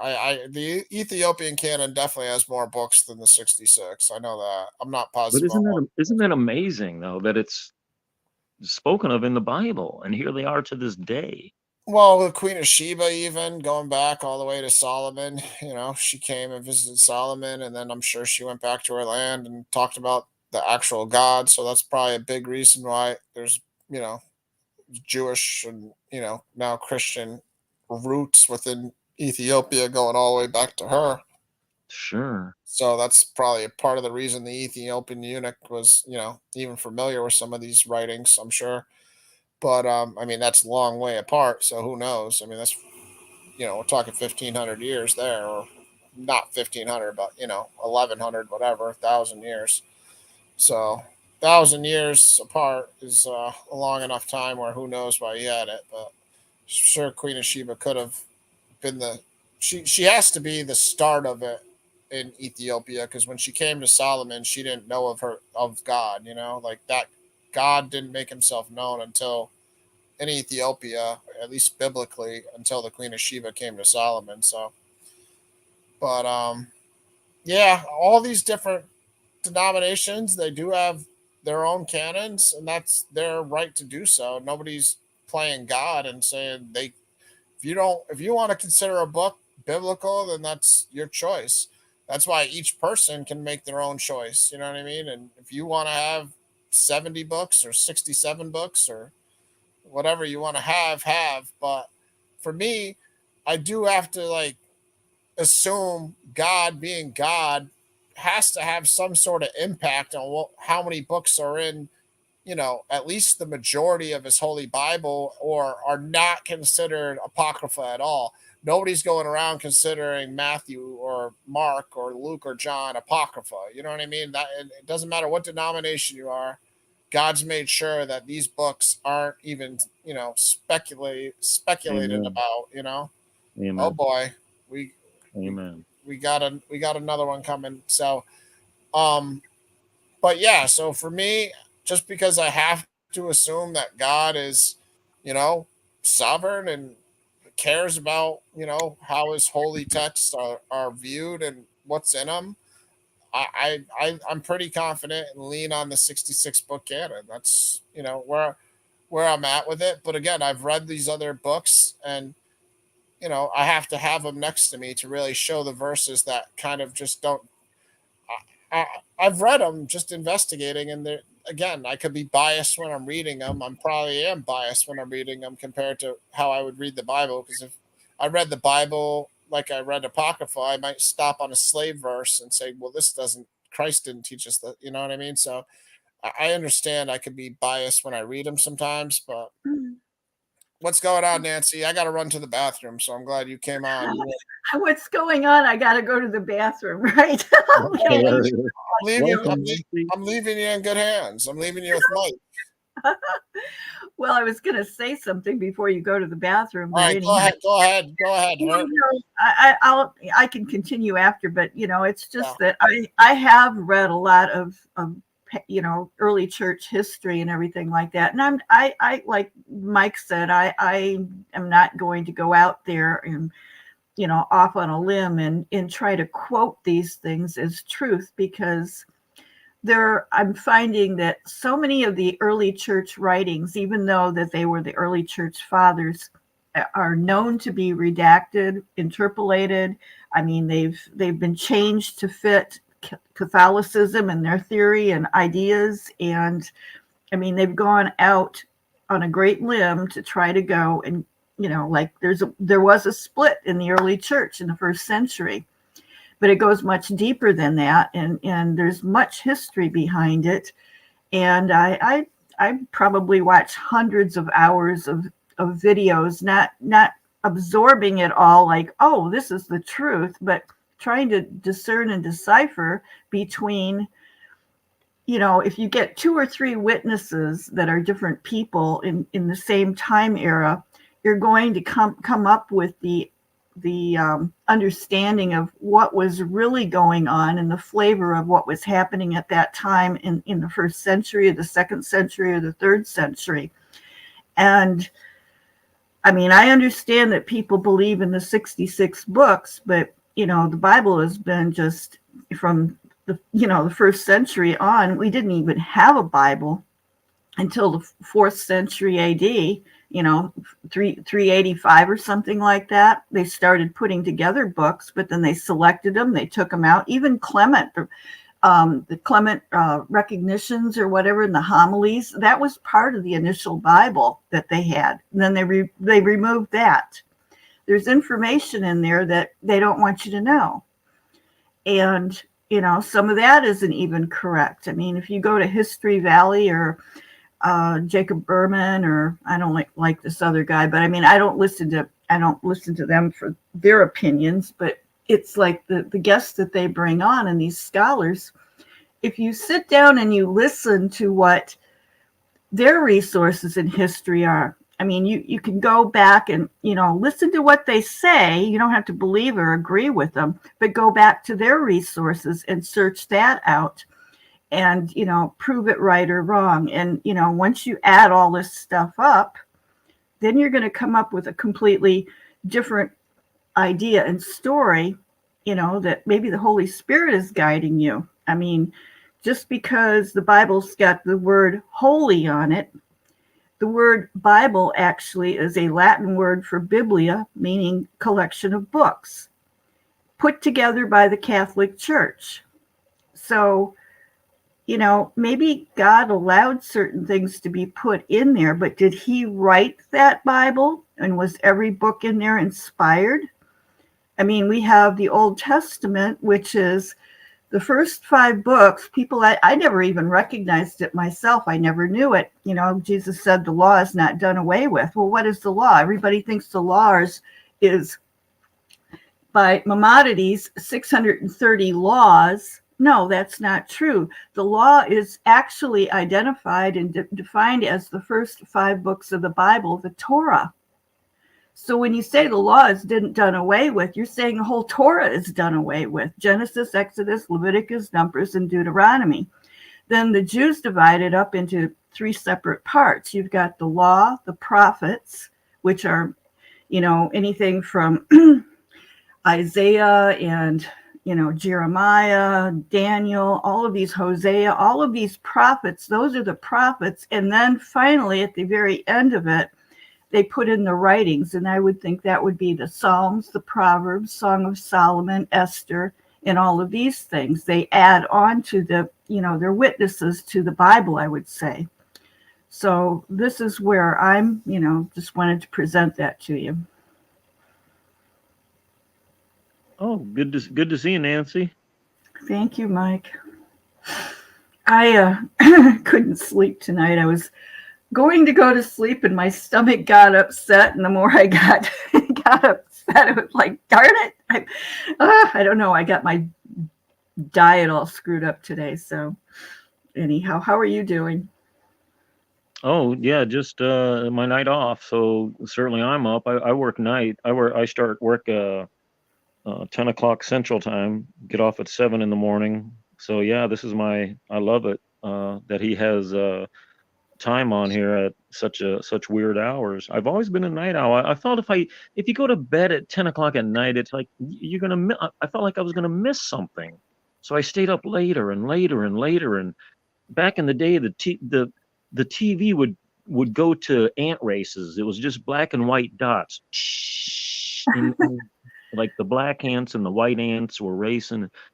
And so then you start to poke your head out the window, or maybe the front door, or maybe you jump in your car and drive around and see what the rest of the world is doing, because you feel like you're missing something. But then you do it all night and you end up like, hey, ain't nothing going on. And then you go to work at 7 in the morning and you miss your job. So yeah, I got me a job where I work nights instead of like vice versa. Well, I would prefer to be up at 5 o'clock in the morning and go to bed at 9 or 10 o'clock at night, but it never seems to work out that way. And now with my schedule in my life, I'm retired. So I'm like, okay, you know, I can I do work. I do mystery shopping. So I can either do what I feel like when I feel like it, and just, you know, get on with my life and enjoy it that way. Or I can stay home and do nothing, but I'm pretty much, I've got my life occupied. My son bought a mobile home for me to live in here, and it was sort of gutted out when I first moved in here last year. And not last year before last. Now we're into 2024. So, I mean, it was like bare floors, and it's got some flooring and, you know, drywall and everything in here. And they made modern windows, redid the electric and plumbing, but there's no counter, there's no cabinets, there's nothing. It's like just flat nothing. And I'm getting my dream. I can remodel something. So I put in flooring in 2 of the bedrooms, and I'm drywalling and putting in walls, and, you know, I'm going to do my kitchen cabinets and so forth in the kitchen with an island. I'm going to make it all myself. So my son is, well, I want to do that. It's sort of fun, you know. I've got things, I've been buying tools and table saws and miter saws and all kinds of routers and everything like that. And I go on YouTube and I look and I can see all the tutorials, and yeah, it's cool. You know, my son's coming over Sunday. He's going to go and finish the drywall, and I can't do it on the ceiling in the master bedroom, but he's going to do it. He's finishing that up, and, you know, so. Oh, no, that's awesome that you're that busy and doing all that. I don't know, like work, not just work. It's like work. Well, yeah, I had chickens this last summer, and they all 40 some of them eventually got killed by the damn neighbor's dogs. But I got about 20 eggs, dozen eggs in the refrigerator right now yet.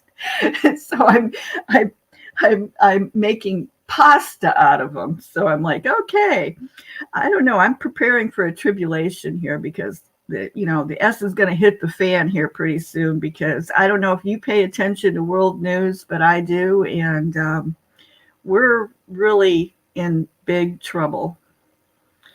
And the way our country is split right now between the Democrats and the Republicans. And now, do you pay attention to world news? No. Oh my goodness gracious. No. Oh my goodness gracious. Are you kidding me? You don't? Oh, I don't know. The big things like what? Black Sabbath on October 7th, and I think that's still going on. Oh, no. I'm talking about what's going on over in Palestine and Gaza. And I'm talking about, okay, this next couple days or whatever. I mean, it's really getting bad with Texas right now. We've got hundreds of thousands and millions of people coming up through the, Texas border, and the southern border from all countries. Yeah, it's funny. They're all Spanish speakers, and they're No, Spanish, Mexico, coming to America. You're safe in Mexico. Why do you got to come here? That's where I'm telling you, you don't know, because they're not just coming up from Mexico. They're coming up from all over across the world. They've got reporters down there. They're coming up through Colombia. They're coming up through Venezuela, all through South America. Right, through Mexico. No, it's gotten worse than that. Now we've got tons, thousands. Yeah, Nancy, he's saying travel through Mexico. You don't get from Colombia to America by going to France first. You got to go through Mexico. I just got back, so. Oh, welcome back. You just got back from Mexico? Yeah, I just got back. I came from Colombia to France to Mexico to America. Well, if you're paying attention, it's like, all right. I watch numerous news shows, and even Tucker Carlson was on tonight talking about it. There is this place down in Colombia, between Colombia and Panama, called the Darien Gap. And it's a very treacherous, like 60-mile long area where it's just solid jungle, mud and just rivers and flooding and hills and mountains. And it's like people are literally coming up there, risking their lives to get through this 60-mile trek through this jungle, fierce jungle down in Colombia. And a lot of them are just dying right on the spot. But when they get out of the Darien Gap, they're now in Panama, and there's staging units down there. They have a whole setup in numerous areas where the young Chinese, military men are coming into hotels. They're given money. They're getting tour guides and everything like that. The Chinese pay thousands of dollars to have a tour guide bring them up and then put them on a tour bus, send them up to the U.S. border, and they're coming right through. This last week, this one terrorist from Azerbaijan just got out of prison after being in prison for 12 years for being a terrorist. He was spotted in the United States now, and he boldly said, "You don't know who I am." You can read this on the internet. And it's on Google and everything. He got out of prison. 2 days later, he's in the United States, and he's like, "You don't know who I am." He says, "But you're going to find out very shortly who I am." And he's gone. He's disappeared. But this was an interview done by some independent reporter. He's not the only one. There are thousands of these people. There's Chinese military men. There's Muslims. They're coming from. So what do you think is going to happen? An event will trigger a tribulation. Is that what you're getting at? Well, it is. We are going into the tribulation, I think the great tribulation of the end of time before Christ, because it's gotten to the point where, and if you're not paying attention to the news, do you know what the CBDC system is? You're not going to be able to buy, sell, or trade without having a, not just a chip, but you're going to be implanted to where your bank account is going to be cut off, just like China right now. China is on a social credit score system to where if you don't jump through hoops and you don't do what you're supposed to do, if you don't get the COVID shot, if you don't get this, if you don't get that, I mean, it's not going to be COVID anymore. COVID is, but they've already test run that, they made the whole world go into lockdown. Now it's like Klaus Schwab over there in, in Switzerland or wherever the hell he is, the World Economic Forum. They've got plans to go and control the whole world and put us into lockdown cities where you've got 15-minute cities where you're not supposed to go anywhere without being able to be given permission. You can only go so far within the perimeter of your city. And it's in China right now, they have got pretty much like total social credit score. I mean, they can't do anything. They can't fly. They can't do this and they can't do that unless they comply 100% with all of the requirements to get the privileges. It's coming here to a theater near you. We're right here. This next week, there is a massive issue thing going on with this border down in Texas. They call it Eagle Gap or something like that at the very bottom of Texas, where the governor of Texas is saying, well, we're not going to comply with the United States government, which is Biden is telling him today, if you don't go and get that wire fencing down and take that wire razor blade fencing down on the Texas border, we're going to come in there and take over the entire National Guard of the military in Texas, and we're going to overthrow you. And the governor Abbott down there is going, no, you won't.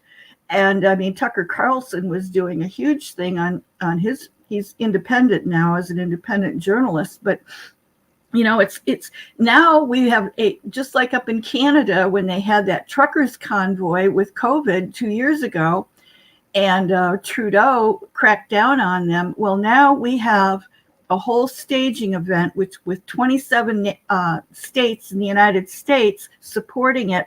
There's a whole truckers convoy that is heading as of Monday.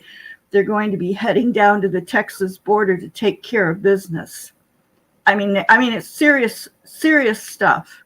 27. You gotta stop watching the news, Nancy. I mean, I think you're getting too involved in all this stuff, honestly.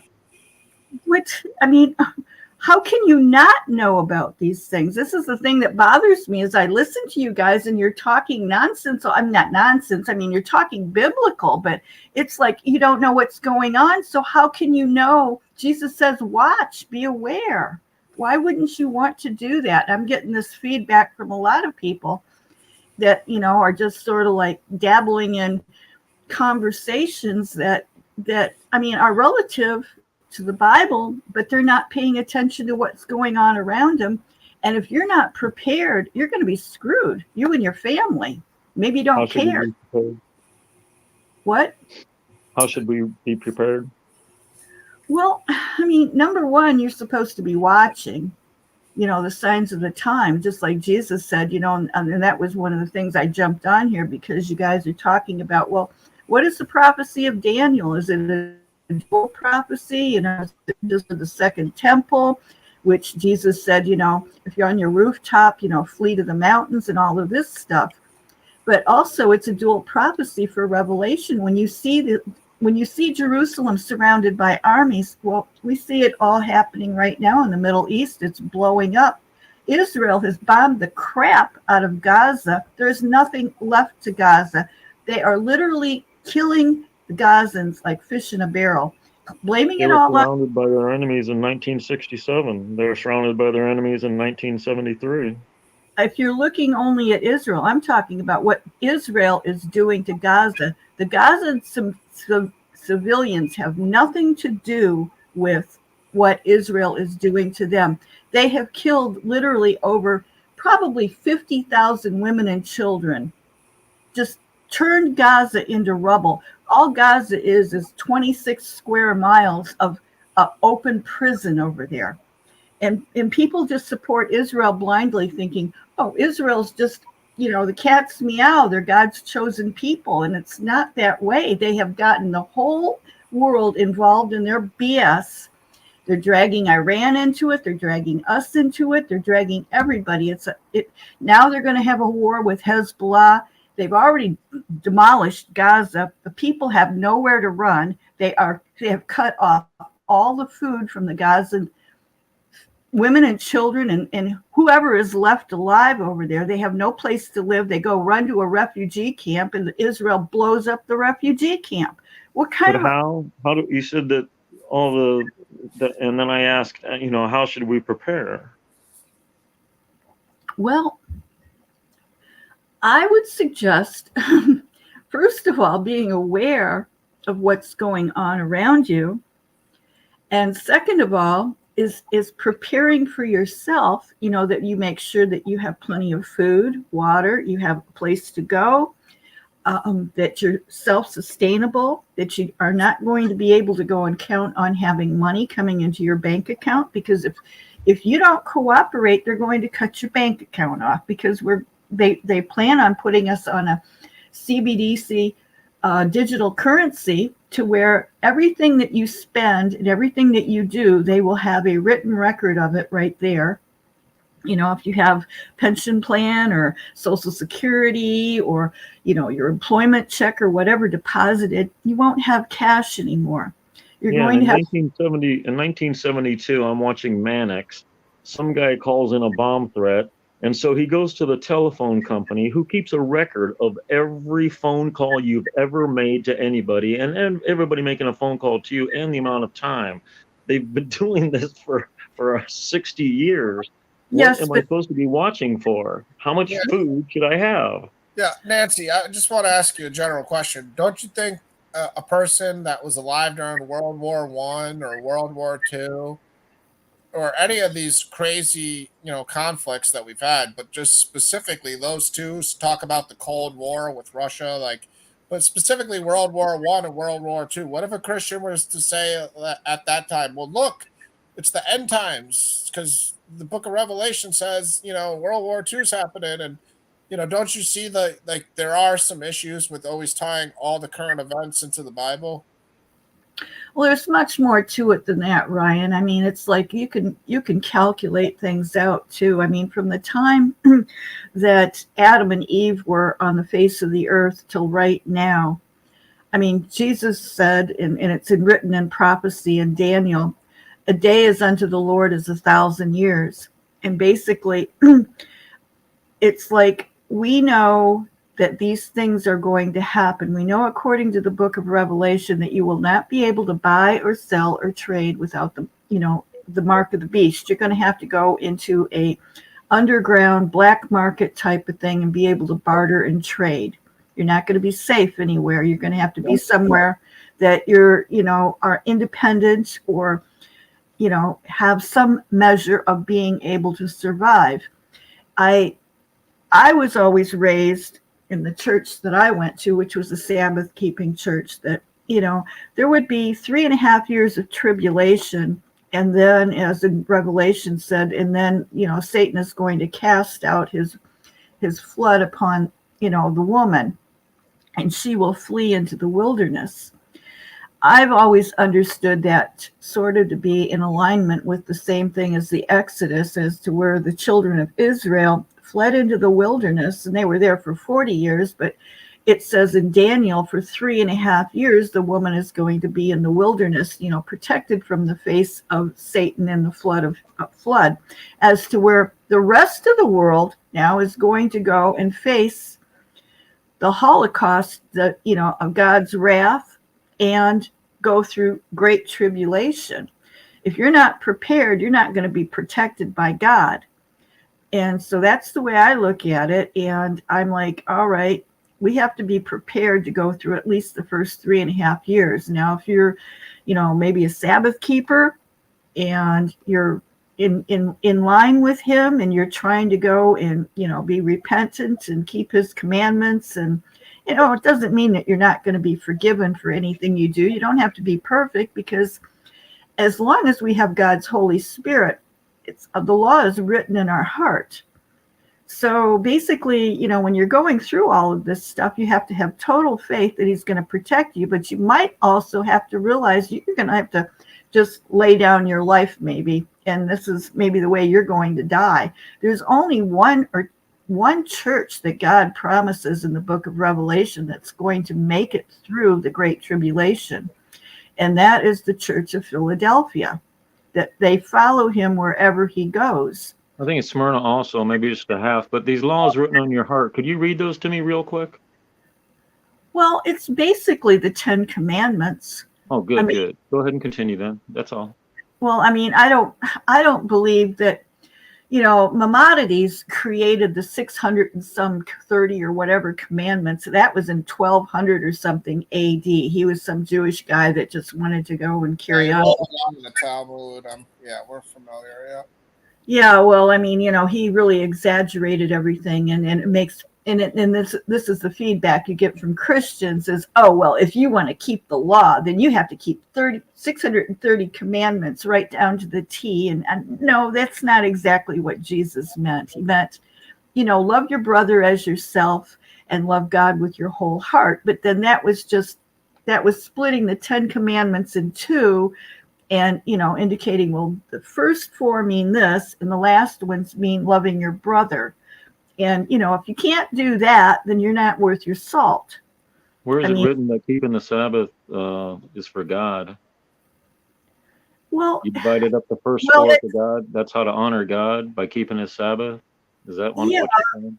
Yeah, basically it. I mean, I'm just summing it up because basically keeping the Sabbath, he says basically in Deuteronomy, or I don't know, one of the first 3 or 4 books in the Bible, Deuteronomy or Leviticus, he says I think it's Deuteronomy, that, you know, to keep the Sabbath is a sign forever throughout the generations of Israel. Now, this is my hypothesis and belief and understanding, is when Jesus came, he basically said, he told his disciples, go not unto the lost sheep go not unto the Gentiles, but only to the lost. Okay, let me start all over again. Go not to the Samaritans or to the Gentiles, but go only to the lost sheep of the house of Israel. And then he says, my sheep hear my voice. So basically, I mean, everybody seems to think somewhere in their brain, because this is the way they've been conditioned from the, you know, time of Paul and Christianity, is that you're a Gentile now. Well, what happened to all of the Israelites that were there that were lost sheep? He told the disciples, go out to my lost sheep, go find them. And the way that they would find them is they would go from city to city to city. And if they would open their doors and let them come into their house and hear the word in the gospel of the good news and invited them in and were baptized, that meant that they were hearing the voice of Jesus, because it's a genetic thing. It's something that we have built inside of us. And now we might be descendants or remnants of, you know, one of our great ancestors back there were one of the lost sheep of Israel. You know, and he says that if they don't hear your voice, wipe your feet and go away. You know, it would be worse for those in the days of Sodom and Gomorrah than for this generation here or there. So, you know, people have taken this attitude and idea that they're Gentiles. We don't have to do any of this stuff anymore.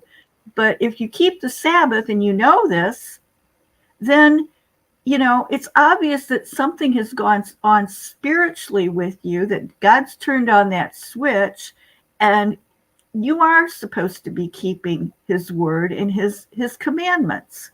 I don't know if that sounds so difficult, but you know, this is the revelation that I've had over the last 10 years or so now, and I'm becoming more and more understanding of it. And it's like I'm building in this knowledge that, you know, if you just think you're a Gentile because you were converted, yeah, you can be converted and be a Gentile, but it was always intended that the Gentiles would be converted over to the teachings of the law. It didn't mean that forever that you wouldn't, you know, want to keep it, because you're going to want to keep the law. I mean, in the Old Testament, I mean, yeah, they had Gentiles in the congregation. They had Gentiles among them in the promised land. But the whole thing about it is they were forbidden to keep the Passover unless they were circumcised. So if you think right now that you are going to be partaking of Jesus' blood and his flesh, and bread and wine, and you think that you're going to be completely immersed in him, I think you're a little bit off center here, because if you're not wanting to keep his commandments and follow him wherever he goes, then don't expect to get the full blessing. Because even in the Old Testament, he says, yeah, if you're a Gentile and you live within the congregation, you can inherit, part of the land and everything like that for you and your family. But if you don't keep, if you're not circumcised, then don't expect to go and keep Passover with us. And the Passover part of it was when the death angel came over, those people that had the blood on the doorstep, which represents Jesus and his blood, they were protected from all the plague, that last and final plague of Egypt. Anyhow, I'm on my soapbox here, so sorry.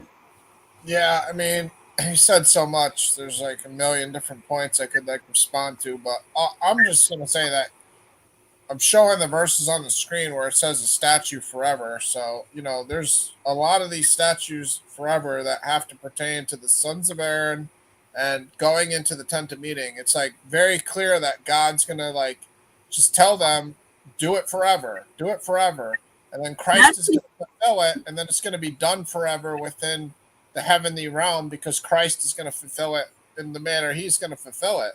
So it wasn't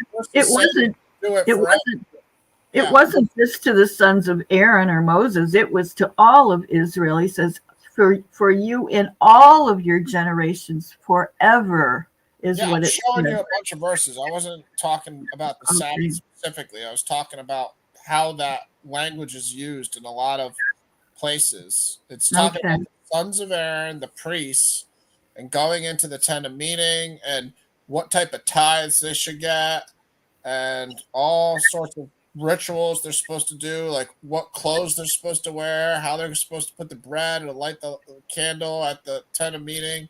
Like a lot of this stuff has to do because God was actually dwelling amongst these people. Like it's kind of crazy that people don't understand. Like there were some certain laws time because God was really dwelling in their presence. It's like if God came to your house today and he gave you a few different rules, it would kind of make sense, right? Like, oh, okay, I shouldn't leave the light on in the bathroom because God's here.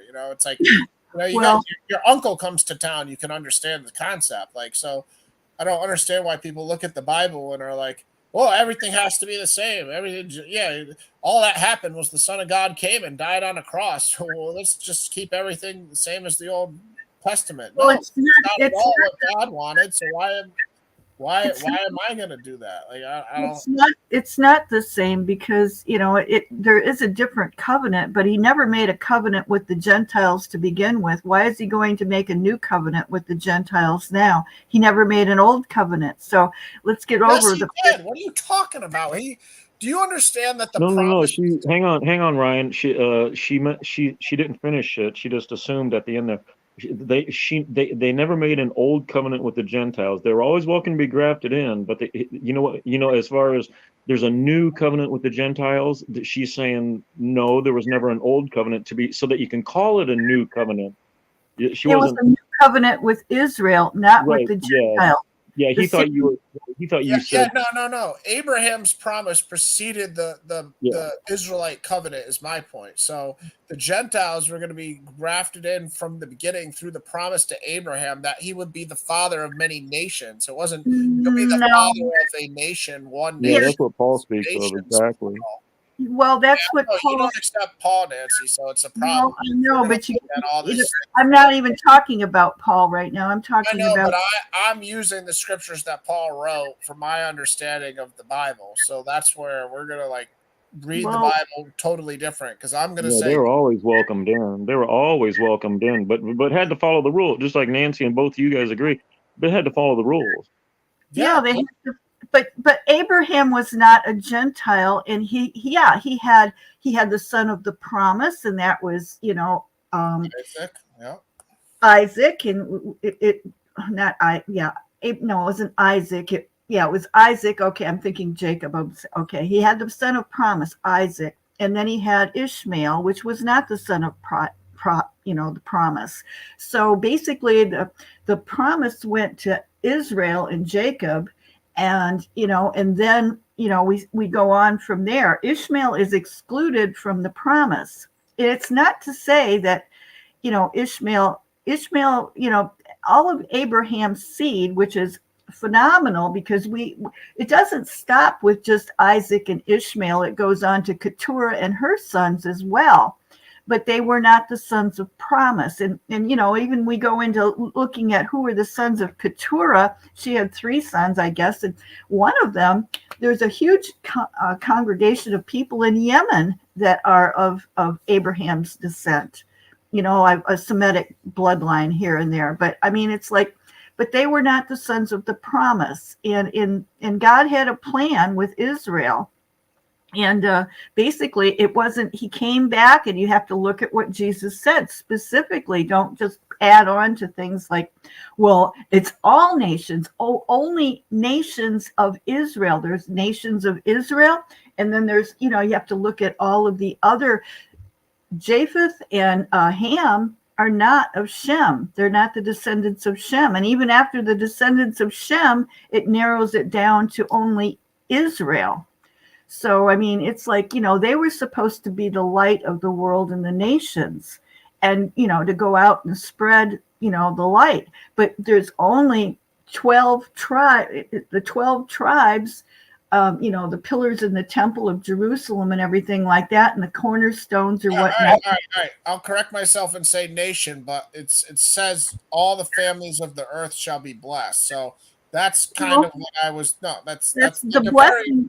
Hold on. That was a very important detail to like the point of what I was trying to make. All the families of the earth shall be blessed is kind of important to say in this one nation. It's not like this nation is excluding people. It's all the families of the earth. So yes, it's not plural nations, but all the families of the earth is plural. Here it is. Okay. And in you, all the families of the earth shall be blessed. So does that include Gentiles? Well, I would be, yes or no? Yes, they can be blessed, but I wouldn't say that, if you're going to go to OSAS or something like that, or, once saved, always saved or whatever, but, that has nothing to do with what I'm talking about. Well, okay. I mean, everybody can be blessed if they're, literally everyone on earth, according to this verse right here from God. Yes. But then we have in situations too, which happen, it's like World War I and World War II, there were like 55 million people exterminated in Russia, between these times. I mean, we have all of these Holocausts. What about 240 or 200,000 people in Indonesia that were wiped out in one day by a tsunami? I mean, what about all of these things? Were those people blessed? Nancy, that has nothing to do. What I'm talking about is this is a prophecy about Jesus that God made a promise to Abraham, and he's literally saying all the families of the earth will be blessed through him because he is a man of great faith. And yes, you're right. I shouldn't have said plural nations. It's one nation under God, indivisible, with liberty and justice for all.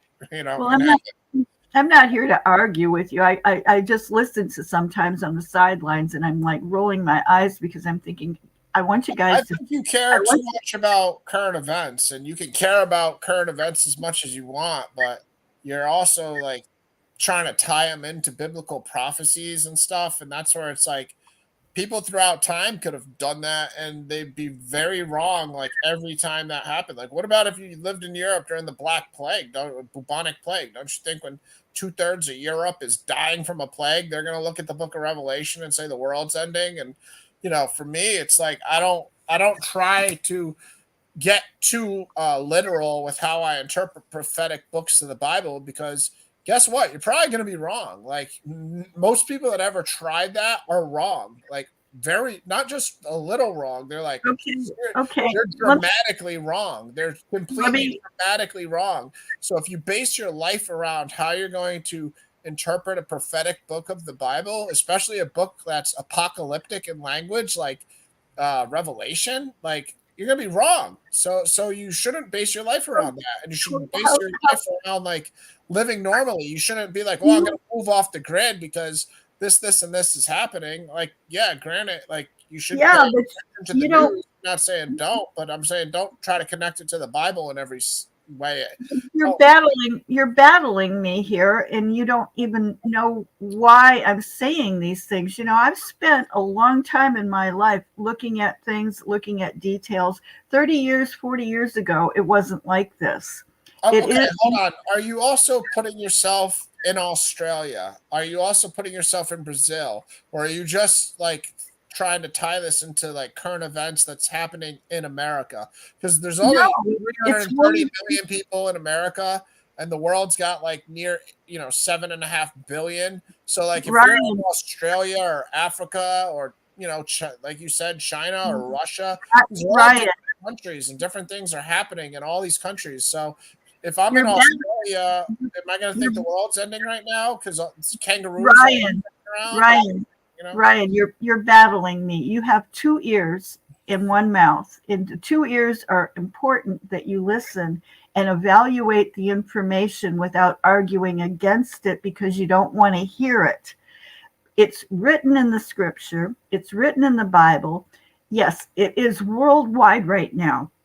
Everything is happening right now. Australia was wiped out with COVID. New Zealand was wiped out. Every single nation on the face of this earth were in lockstep with lockdowns, COVID shots. And do you have any idea how many millions of people have died from the reaction of the COVID shot? All right, hold on. You want to talk about random propaganda nonsense about COVID? Do it on your YouTube channel because I'm not going to get a strike because you're going to Yeah, get all me in right. trouble with YouTube. And All right. I don't Shut- agree with your opinion, so I don't want it to be something that gets my channel in trouble. So if you don't agree with the COVID shot, start a YouTube channel and warn everybody you want. But I got all my COVID shots. I got my boosters. I'm still alive. I don't care. I don't know if they're going to kill me tomorrow, but that's the risk I took. And COVID Well, could have killed me. I'm So sorry. I calculated risk and I got my vaccine. I don't know your situation or your status, so I'm not accusing you of anything. I just, I'm very vocal about certain things, and Yeah, but YouTube doesn't allow. It's well, not. I wasn't thinking about. Right. YouTube. It's not right that YouTube censors certain topics. Don't get me wrong. I'm not condoning the fact that we can't talk about certain topics because Well, why do you if think you were that's at my house right now and just talking to me, I wouldn't tell you to stop talking about it because I could care less if you talked about it. It's just you get 3 strikes on a YouTube channel and then you lose your channel and. Yeah, but you should just shut me up on what I was Well, that's talking why I just shut you up on it. That's why wait a minute. I said you just shut me up on a previous subject you didn't want to hear anything about either. So it's just going to be like, frivolous conversation. You can't talk about end time events. You can't talk about this. You can't talk about, all of these things. I didn't shut you up about it. I disagreed with you on it. There's a difference. Well, I don't have to agree with everything but you but you shut me up before you were allowing me to explain Nancy, myself. if we rewind this tape for the last half hour, the last thing you can accuse me of is shutting you up for the last half hour. Where you're over talking me. You've overtalked me. Every time I started talking to respond to you, you've overtalked me. Well, it's because in the middle of what I'm trying to explain, you get all bent out of shape about it and say, no. And you will never hear what the information is. That it's just like I get on other people's shows and they want to just shoot me down right away. I mean, I didn't even bring up Paul tonight. But, it's like they want to shoot me down and say, you're wrong. I don't believe that. So therefore, you're wrong. And they have no knowledge in their head at all about my knowledge and studies and resources and references that I have to prove my point. And they're not interested in hearing it. They don't give a damn. They could care less. And so I'm thrown out in the bushes, like she's a heretic. She's nuts. She's evil. And, I'm pointing out to people that maybe there's something really important that is going to be a matter of salvation if you're following some doctrines that are not quite right.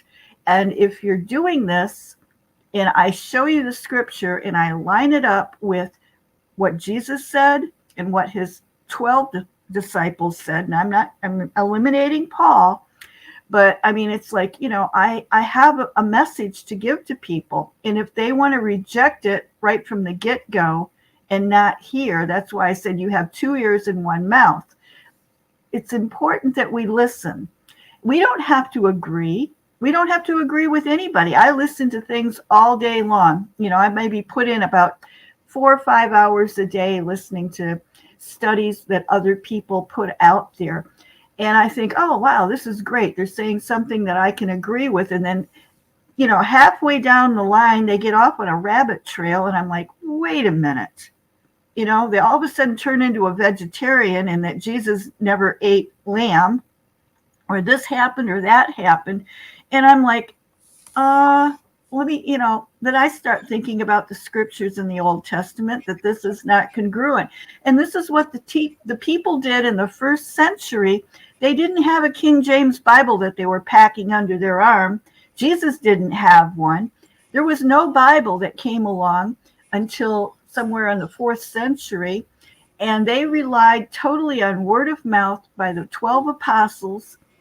And Paul. Nancy, I got to interrupt you there. You're making things completely up, saying there was no Bibles before the 4th century. Of course, there was the Old Testament.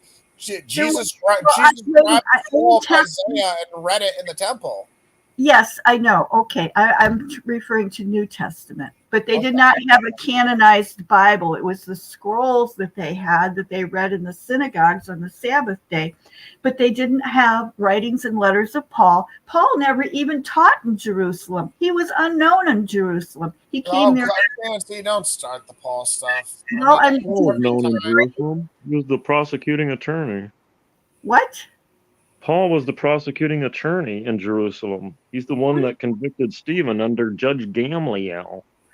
He was only in Jerusalem for a few days on two events that I know of. Once for 2 weeks in Jerusalem that he met James and Peter.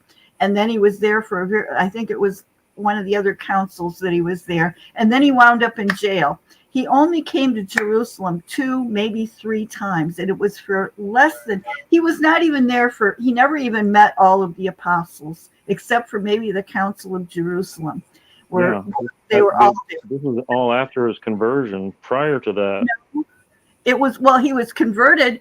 Well, he said he was converted, but he ran off and he left to Europe, and he went up to the Mediterranean and Syria, and he traveled all over the place. He only was with the apostles for a very, very short period of time. No more than 2 weeks at one time was he ever with the apostles, and that was only with Peter and James. No, I'm just saying, prior to that, he was the prosecuting attorney that got Stephen stoned. Well, he was now I don't want to say a prosecuting attorney, and there's a question there too with antiquities, with Josephus and what was written in the book of Acts. It's like he was there, according to Josephus, he threw James down the stairs and the pillars of the temple and killed him. Yeah, he was the prosecuting attorney. He probably had that right. In fact, he had paperwork saying go to the outskirts of Jerusalem or whatever that's towns and grab these new Christians and bring them bound back here. So yeah, he had literally a license to kill. Well, okay, that is what he says. But then when we go back into history and you listen and you look at all of the details, just talk about Armageddon instead of Paul, please. Oh, so anyway, to get off Nancy real quick, I did follow your line of thought before Ryan said something about the something or other. And you were saying how this time, like you've been around for a while, and that for the last 30 or 40 years, you've been watching mainstream media or the news, or however you put it. I don't watch mainstream media. I listen. I mean, I know what goes on mainstream. Where do you get your news from? I'm very interested in this. Give us the sources that are credible. Who do you watch? Do you watch Fox? Do you watch NBC? Do you watch Alex Jones? Who do you watch?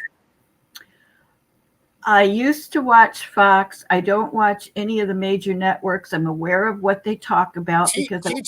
Tell us, where do we get credible news in 2024? Tell us where website. You're asking for immediate information. I have about 10 or 15 places that I go. Give us one or two of them then. That's all. There is a independent news source that's worldwide right now that they used to be on major networks. It's a private couple. It's called Redacted, REDACTED, Redacted. And the news anchors are husband and wife. They're Clayton and Natalie Morris. They've got several million people that they have worldwide. And they're not religious, but they post daily news that goes on. I listen to, oh my gosh, I can't even think of all of the ones that I listen to right now. Israeli News Live with Stephen Ben-Nun. He's an independent journalist, but he used to be ex-CIA, and he's an Israeli, but he's like a converted Christian. I don't 100% know that I trust him 100% because he was CIA, but I've met him personally. He's worldwide independent. Oh gosh.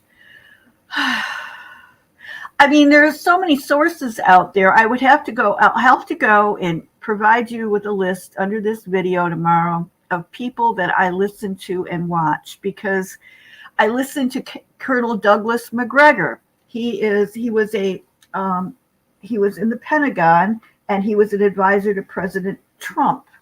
And then there's another guy, Scott Ritter. He was he's not an independent journalist, but he gets on interviews with people all the time, and he talks about Ukraine, and he was stationed over in Russia as one of the nuclear what do you want to say? I don't know what the term is. I can't think of the term right now, but when they reduced the nuclear proliferation thing with Russia and the United States and the world or whatever, he was over there monitoring them, and he has a lot of information and news. I mean, there's so many sources that I listen to. It's not just like, oh, I go here and I believe everything that they have to say. I mean, it's like numerous people that I listen to off and on, and I get a flavor for everything, and I know who I can trust and I know who I can't trust for reasonable information. If you want to say, am I political? I do not believe in voting.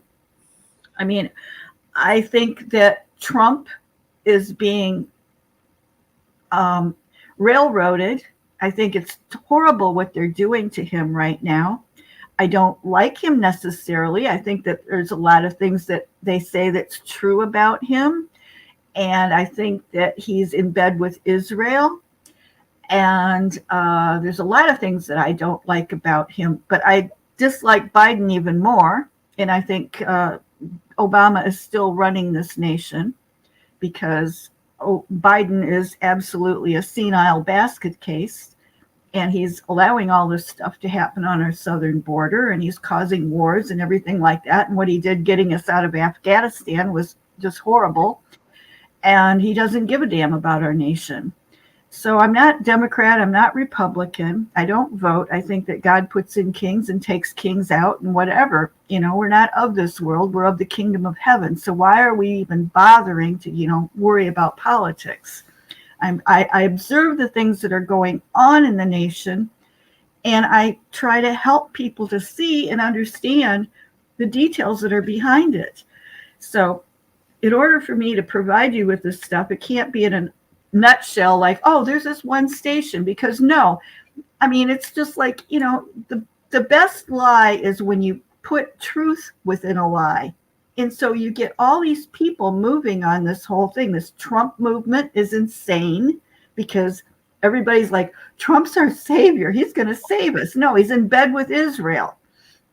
I mean, Israel has taken over our nation. And I mean, it's like we don't even understand how in bed Israel is with our nation, because they run every lobby group. They do this, they do that. They've got money. They it's like they have, when Jesus said he overthrew the tables of the money changers, that's what Israel is right now. They're the money changers. They're the money changers of the world. They run the international. All right. If you want to do this on your own YouTube channel, Okay, I know you're getting you nervous. know all the topics that YouTube hates, and you got to try to like bring them all into the. All right. I mean, it's like you're not. I mean, who's next? Do you hate any I specific don't people I you want don't. to bring up next, or what? I mean, come on, man. Like, Okay, let's talk about Ryan. geez, Nancy. I mean, what is you I trying don't to get me just people. thrown off the YouTube, or what? Is this are you No, like, it's not. I mean, I don't hate you. I don't hate something? Jews. I don't. I mean, why would I?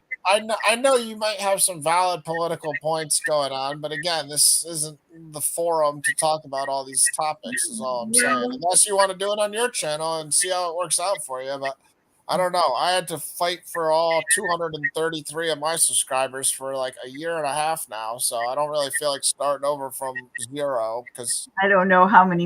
I'm not that popular to begin with, so it would probably take me another year and a half to get back up to 200. But Well, I think I've got about 170 or 80, and I never tried to get any. You guys would ever find me again unless I start. Well, you would, because I would have to share it on Jamie's channel and other people's channel that you guys know. But it wouldn't be a fun time, put it that way. But so yeah, we don't need to talk about. Oh yeah, that's what you should do. Go to somebody's channel that you don't like and start. Yeah.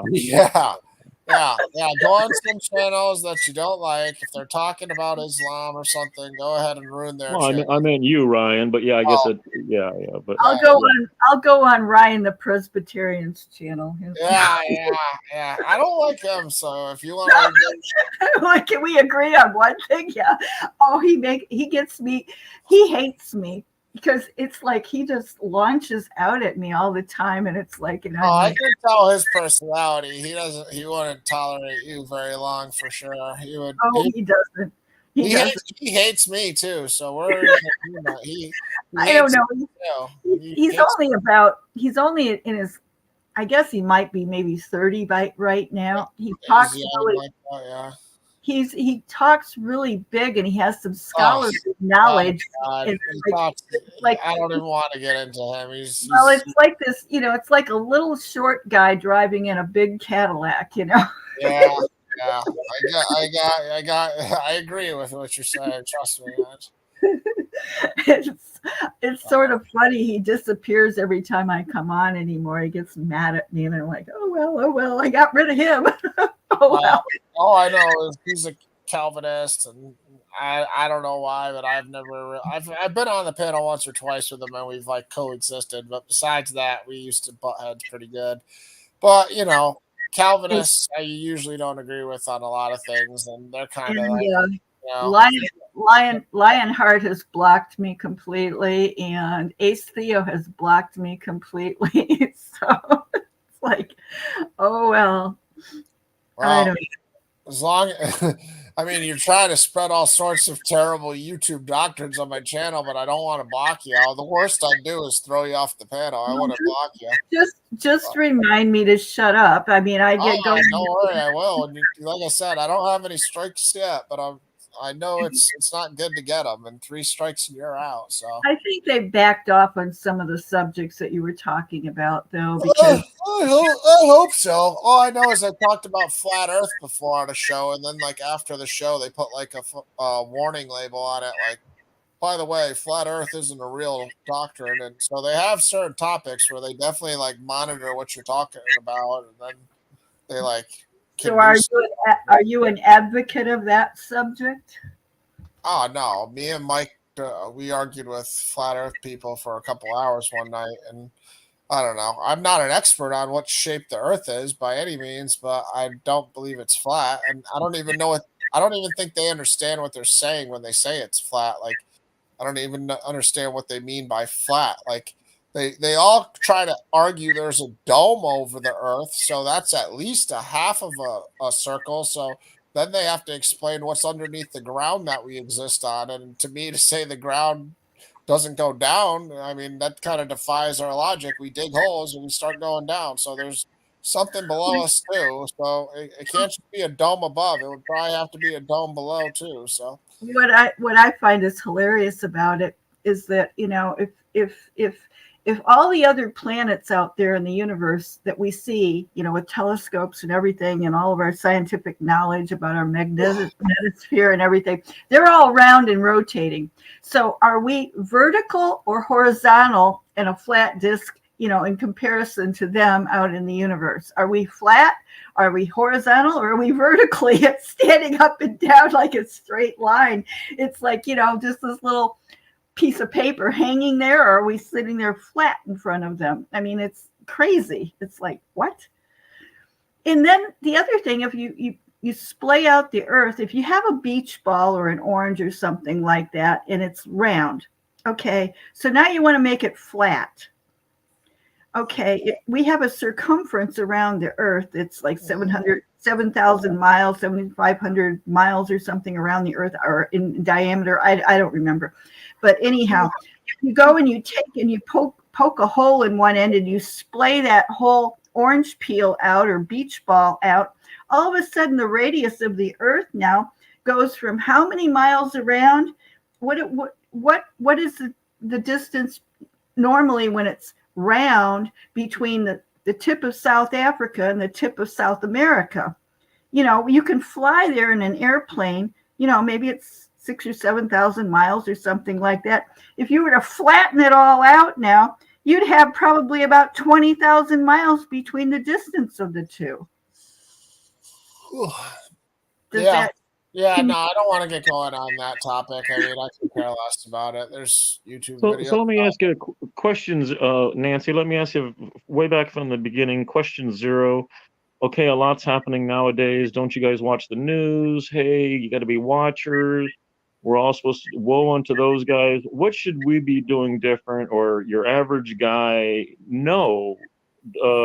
Not the specifics, but what should we that now that we, let's just say that you gave us this and we agree, and it's like, now what are we doing now different?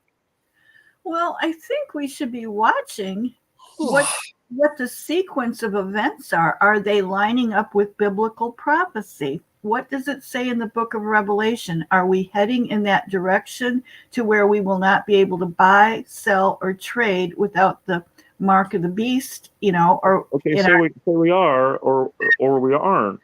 What then? We're right there on the cusp. I mean, we've never had this technology. Okay, so what if we are? Then, like, tomorrow it's instituted. Now what? What should I do? Well, you should be diversified. You should be able to go and say, all right, I recognize these things. What do I personally need to do? What can I do with my financial well-being right now that I can be somewhat self-sufficient and be able to be in a working situation? You pray about it too, that God gives you understanding, that he leads you in a direction to where you're not just limited to a bank account. If you're living day to day, hand check to check, or paycheck to paycheck, what can I either sell to put into something, either into some excess food, water, maybe I need a tent to camp in. Be aware of what, your circumstances are. Are you living in the urban situation where you're in the city? Get the hell out of the city, because that's going to be the worst place you can be in. Can you grow any of your own food? Can you grow any of your own chickens or things like that? I mean, it's like, you don't want to be caught up when we know that the shit's is going to hit the fan, and you're not going to, you're going to be caught with your pants down, and you're not going to have anywhere to go. If you have family or anything like that, you need to be aware of trying to protect them. I've got a son and a daughter and 2 grandchildren. And it's like, my son is. What mayhem are you imagining? Like, I'm picturing, the Home Alone kid running around with his arms up. You went from like you just need to be aware to watch out for these things, maybe. And then you mentioned something about self-sufficient, and I was thinking to myself, like, how long? Because nobody's going to be, And then you started saying some other things. So. One station. To answer my question, I think you said I should be more aware? Was your answer to my question? What should I be doing different? I should be more aware? Well, yeah, you should be. I mean, when I'm listening to both of you guys, you're just saying, hell, I don't know. I wanted to talk about this stuff. I don't watch the news. I don't pay any attention. You're just going and blowing and doing your things that you need to do on a daily basis and not realizing that, you're running right off a cliff. I mean, you don't realize that tomorrow, I mean, we are on the cusp. I mean, we are going, not on the cusp. We are in World War III scenario right now. It's just a matter of time where everything's going to explode between NATO and Europe. I'm ex-military, and I was a military historian with a top secret security clearance. I know all this stuff that goes on. And it's like, it's like we are in the worst situation in the world that the world has never gotten into before. With nuclear and all the kind of stuff, everybody's on an explosion. They're sitting there with their finger on the button right now. North Korea, Russia, China, we're being infiltrated from every nation around the world right now to bring the United States down. I don't know. I don't have the answers, but at least if you know that there's a problem going on and you're not oblivious to the whole thing, then you're going to pay attention and say, wait a minute.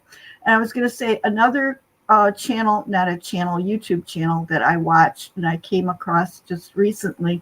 You can write it down, both of you, or whatever. It's called Canadian Prepper.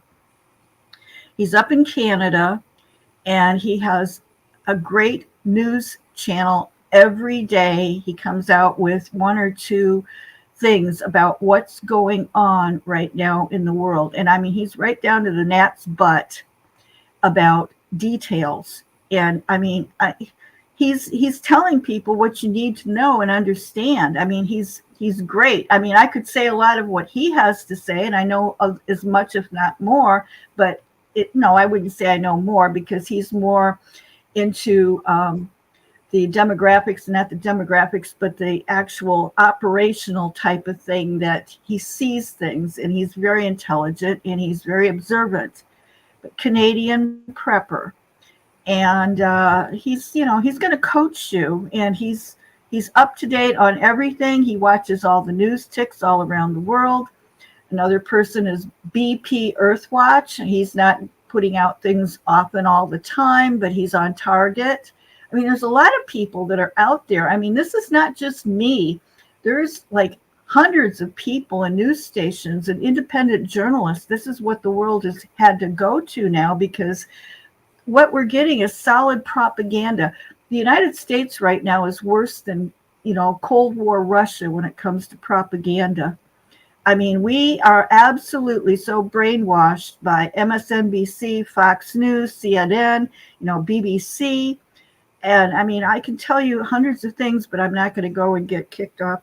Get Ryan mad at me. But I mean, there are just, I mean, I have this knowledge. It's like, and I'm screaming at the rooftop, I can't even tell my own children. My son has an idea. He says, I can't listen to it anymore. He's only 23 and he's trying to make his life for himself. And my daughter, she's wealthy and, has everything that she ever wanted and doesn't want to give up her life and doesn't realize that her whole life is in jeopardy, and you can hang on to your wealth. And, maybe you can buy your way into certain things, but you're going to sell your soul to do it.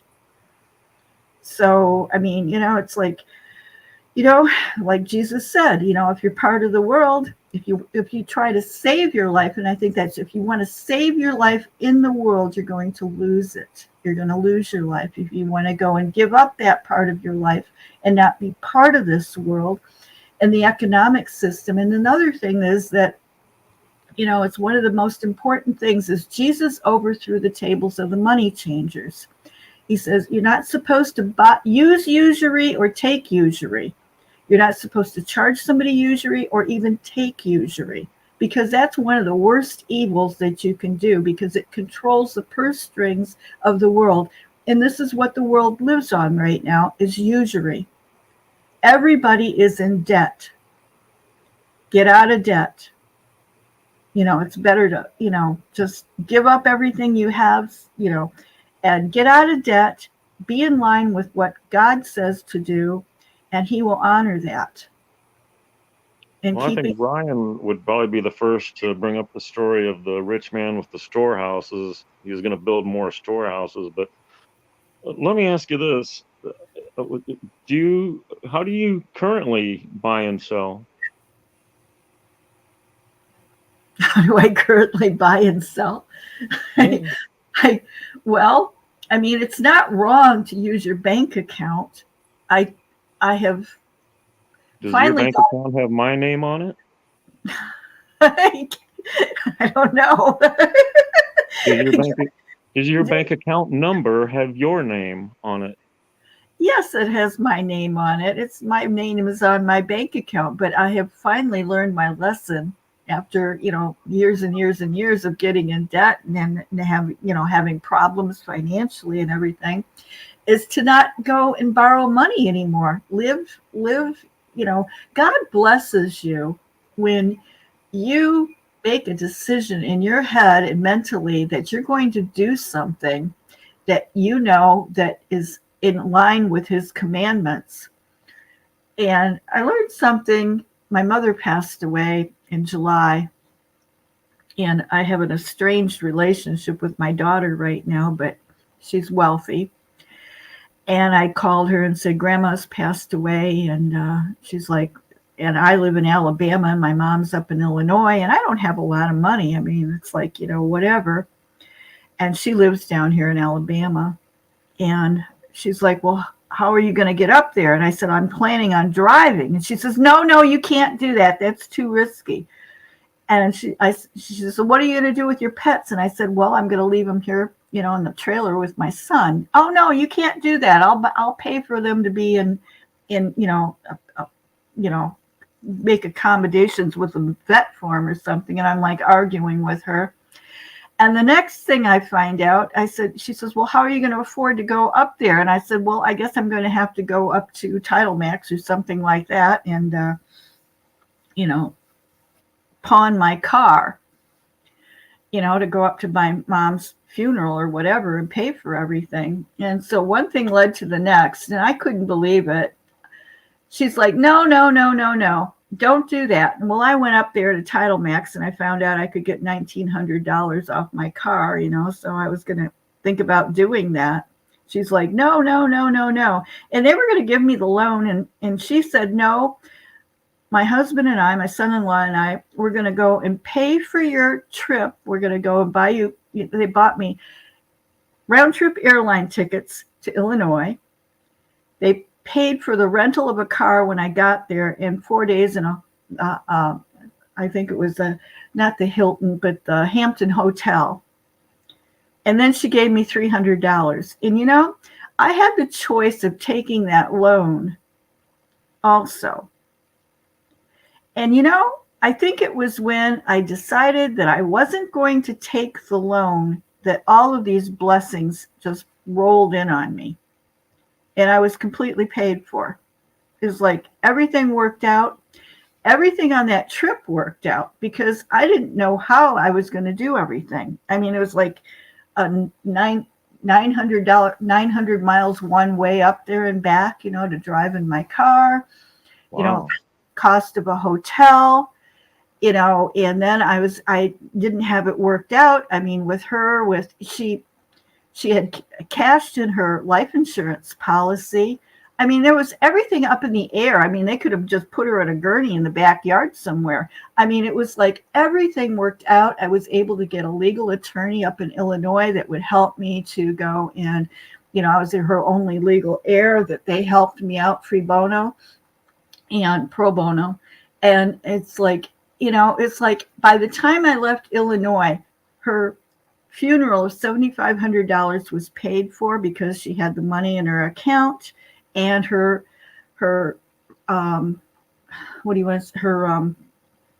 not retirement home, but the nursing home that she lived in, she owed about $4,500 there. Between everything that she had in her account and everything, I came home and it was all taken care of immediately. So, I mean, it's like you know, when God is working with you and you put your total faith in him and you're living in his footsteps and his commandments and you're keeping his Sabbath. I mean, I don't keep the Sabbath perfectly. I can tell you that right now, but I don't. What'd you do? Flick a light switch? What? What'd you do by break? How did you break it? Flick a light switch? Break what? The Sabbath. Oh no. I mean, it's like, I mean, it's been, since I was. It's okay. I'm sorry to interrupt. I'm sorry to hear about your mother. But no. So your daughter paid for a bunch of stuff and even bonus, like, and she had to account money for her funeral on top of all that. Well, yeah, you know, it was like my mom had given me power of attorney. You know, she was 97 years old and she was just being ornery and she had dementia and I was having problems and, you know, I'm her only child and it's like, oh my gosh, you know, what am I going to do when she passes away? You know, how am I going to take care of this? And it all just worked out. It was like when God is in your life and you have a problem and you're working with him and you're following him, he does everything for you.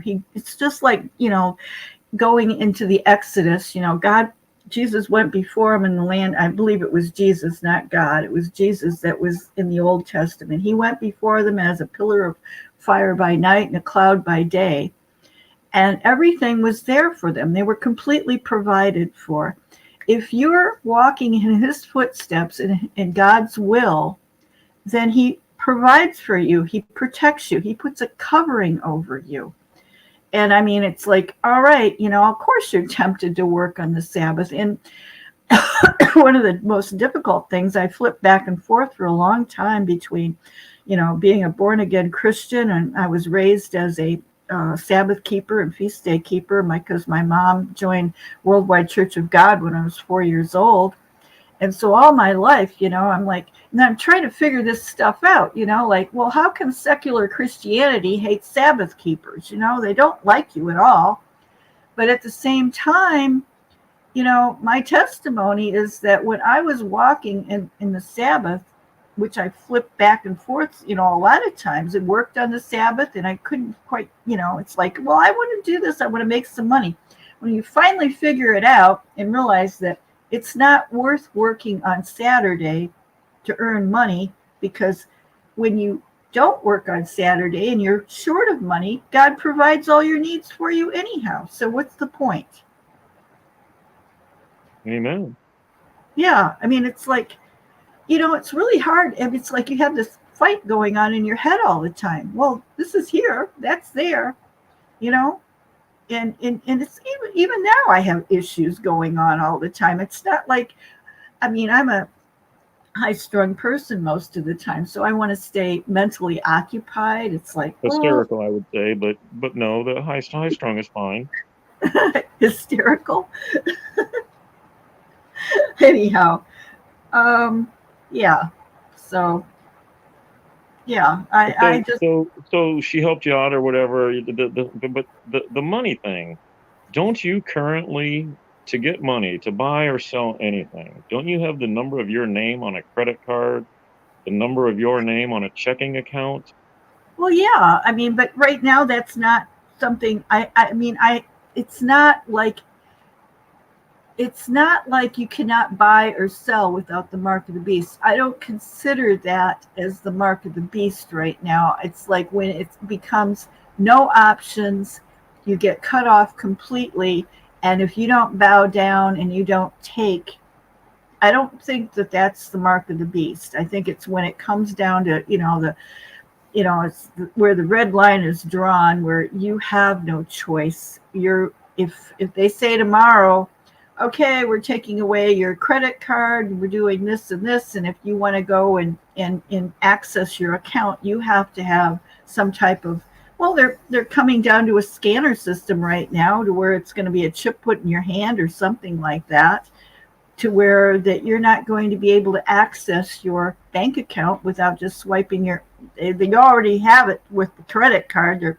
They're conditioning you like a frog in the hot pot. It's like, all right, no, it's okay. All you have to do is tap your credit card on the scanner here, and you don't even have to worry about it. You just, pay for your gas here, you pay for this here. You've got Apple Pay, Google Pay, you've got this, you've got that.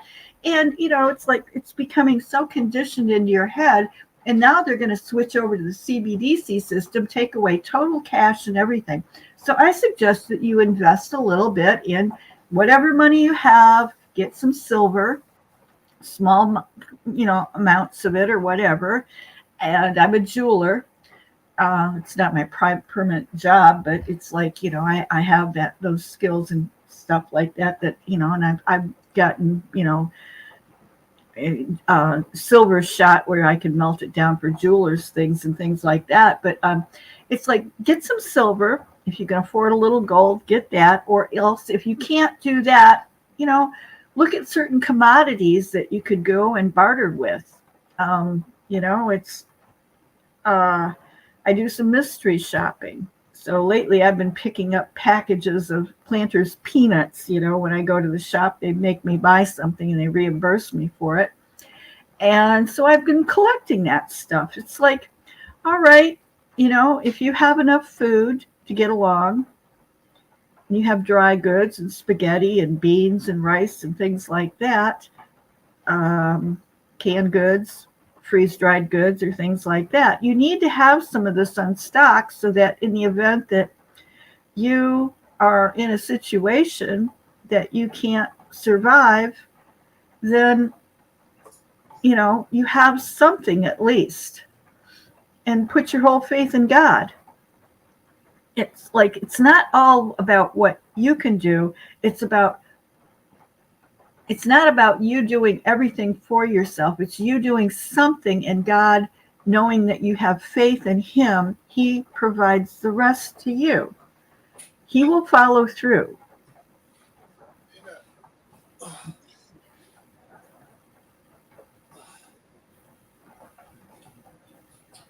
Well, I was listening, Nancy. I was lying down, but I heard it all. Okay, I hear you I'm groaning. getting tired because it's, almost 6 a.m. here, and I've been gone for 5.5 hours. So I think I'm gonna have to wrap it up because I'll leave you and Mike on, but honestly, I'd wake up with 20 strikes on my channel because you would talk about every alien species that the government doesn't want us to know about, and I didn't mention the Nephilim yet. I know. I was gonna say. The Zamzummans. I am sorry, like Mike said about your mom, and that's terrible. Dementia's like one of the worst diseases. So I am. Well, no, she was. Actually, if I had to go, I would say she was like happy-go-lucky. She broke 2 hips in both hips in over a period of 4 years, and she didn't even know she broke a hip. She's running around there in her nursing home in a wheelchair, and I call her up and I said, Mom, you broke your hip. No, I didn't break my hip. I said, you're in a wheelchair. No, I'm not in a wheelchair. I walk all over the place all the time. I said, what are you sitting in right now? I'm sitting in my chair. Wow. Well, I guess, if you can be positive in anything, that side of it's all right. But it is tough when you can't say you love your family and you guys can't communicate. So, but no, she recognized, she knew who she was talking to every time she talked to me. But 96, God bless her too. God bless 96. That's a heck of a run, to say the least. So, but you know what? I have one more thing to say to you. And my mom, I consider her a saint. When I was 4 years old, she was baptized by Worldwide Church of God, that they were Sabbath keepers, Gardner Ted Armstrong, Herbert W. Armstrong. And she kept the Sabbath all of her life. And she's the only person that I know that has never been sick, fatally ill, or whatever, or required surgery other than for her falls for her hip. And she never had any diseases. She never had high blood pressure. She never had any fatal illness that would have killed her. And she kept all of the Sabbath days and the feast days. And when I was about 6 years old, or 5 or 6 years old, I had German measles. and my temp was about 105 or something like that, and I was really sick. And she prayed to God and she said, if you spare her life, I will fast 1 day a month for the rest of my life. Do you know that she did that? I remember you said that to me before. That was awesome. pretty amazing. Yeah. It's awesome. But unfortunately, I'm done. I gotta. I'm going to go to sleep too. But All hey, right. it was good having you on, and Mike, always nice to have you on. Me and you have our disagreements, but we agree on enough where it's a good conversation. And Lou and everybody else that was on. I don't think anybody else was on besides Lou, but Oh everybody yeah, in I the loved seeing comments. you and Nancy. Oh yeah, loved it. Yes. Okay. Okay, you guys. We'll see you later. I'm going to sleep now. All right. Blessings, God Nancy. bless. Good to see you again. Always love seeing you on here. Oh, thank you. Bye. I'm gonna check your channel out for all these conspiracies too. So, all right, all right. We'll see you All right. next time, Ryan. Thanks. Later, Good night. Mike. God bless everybody. Take it easy.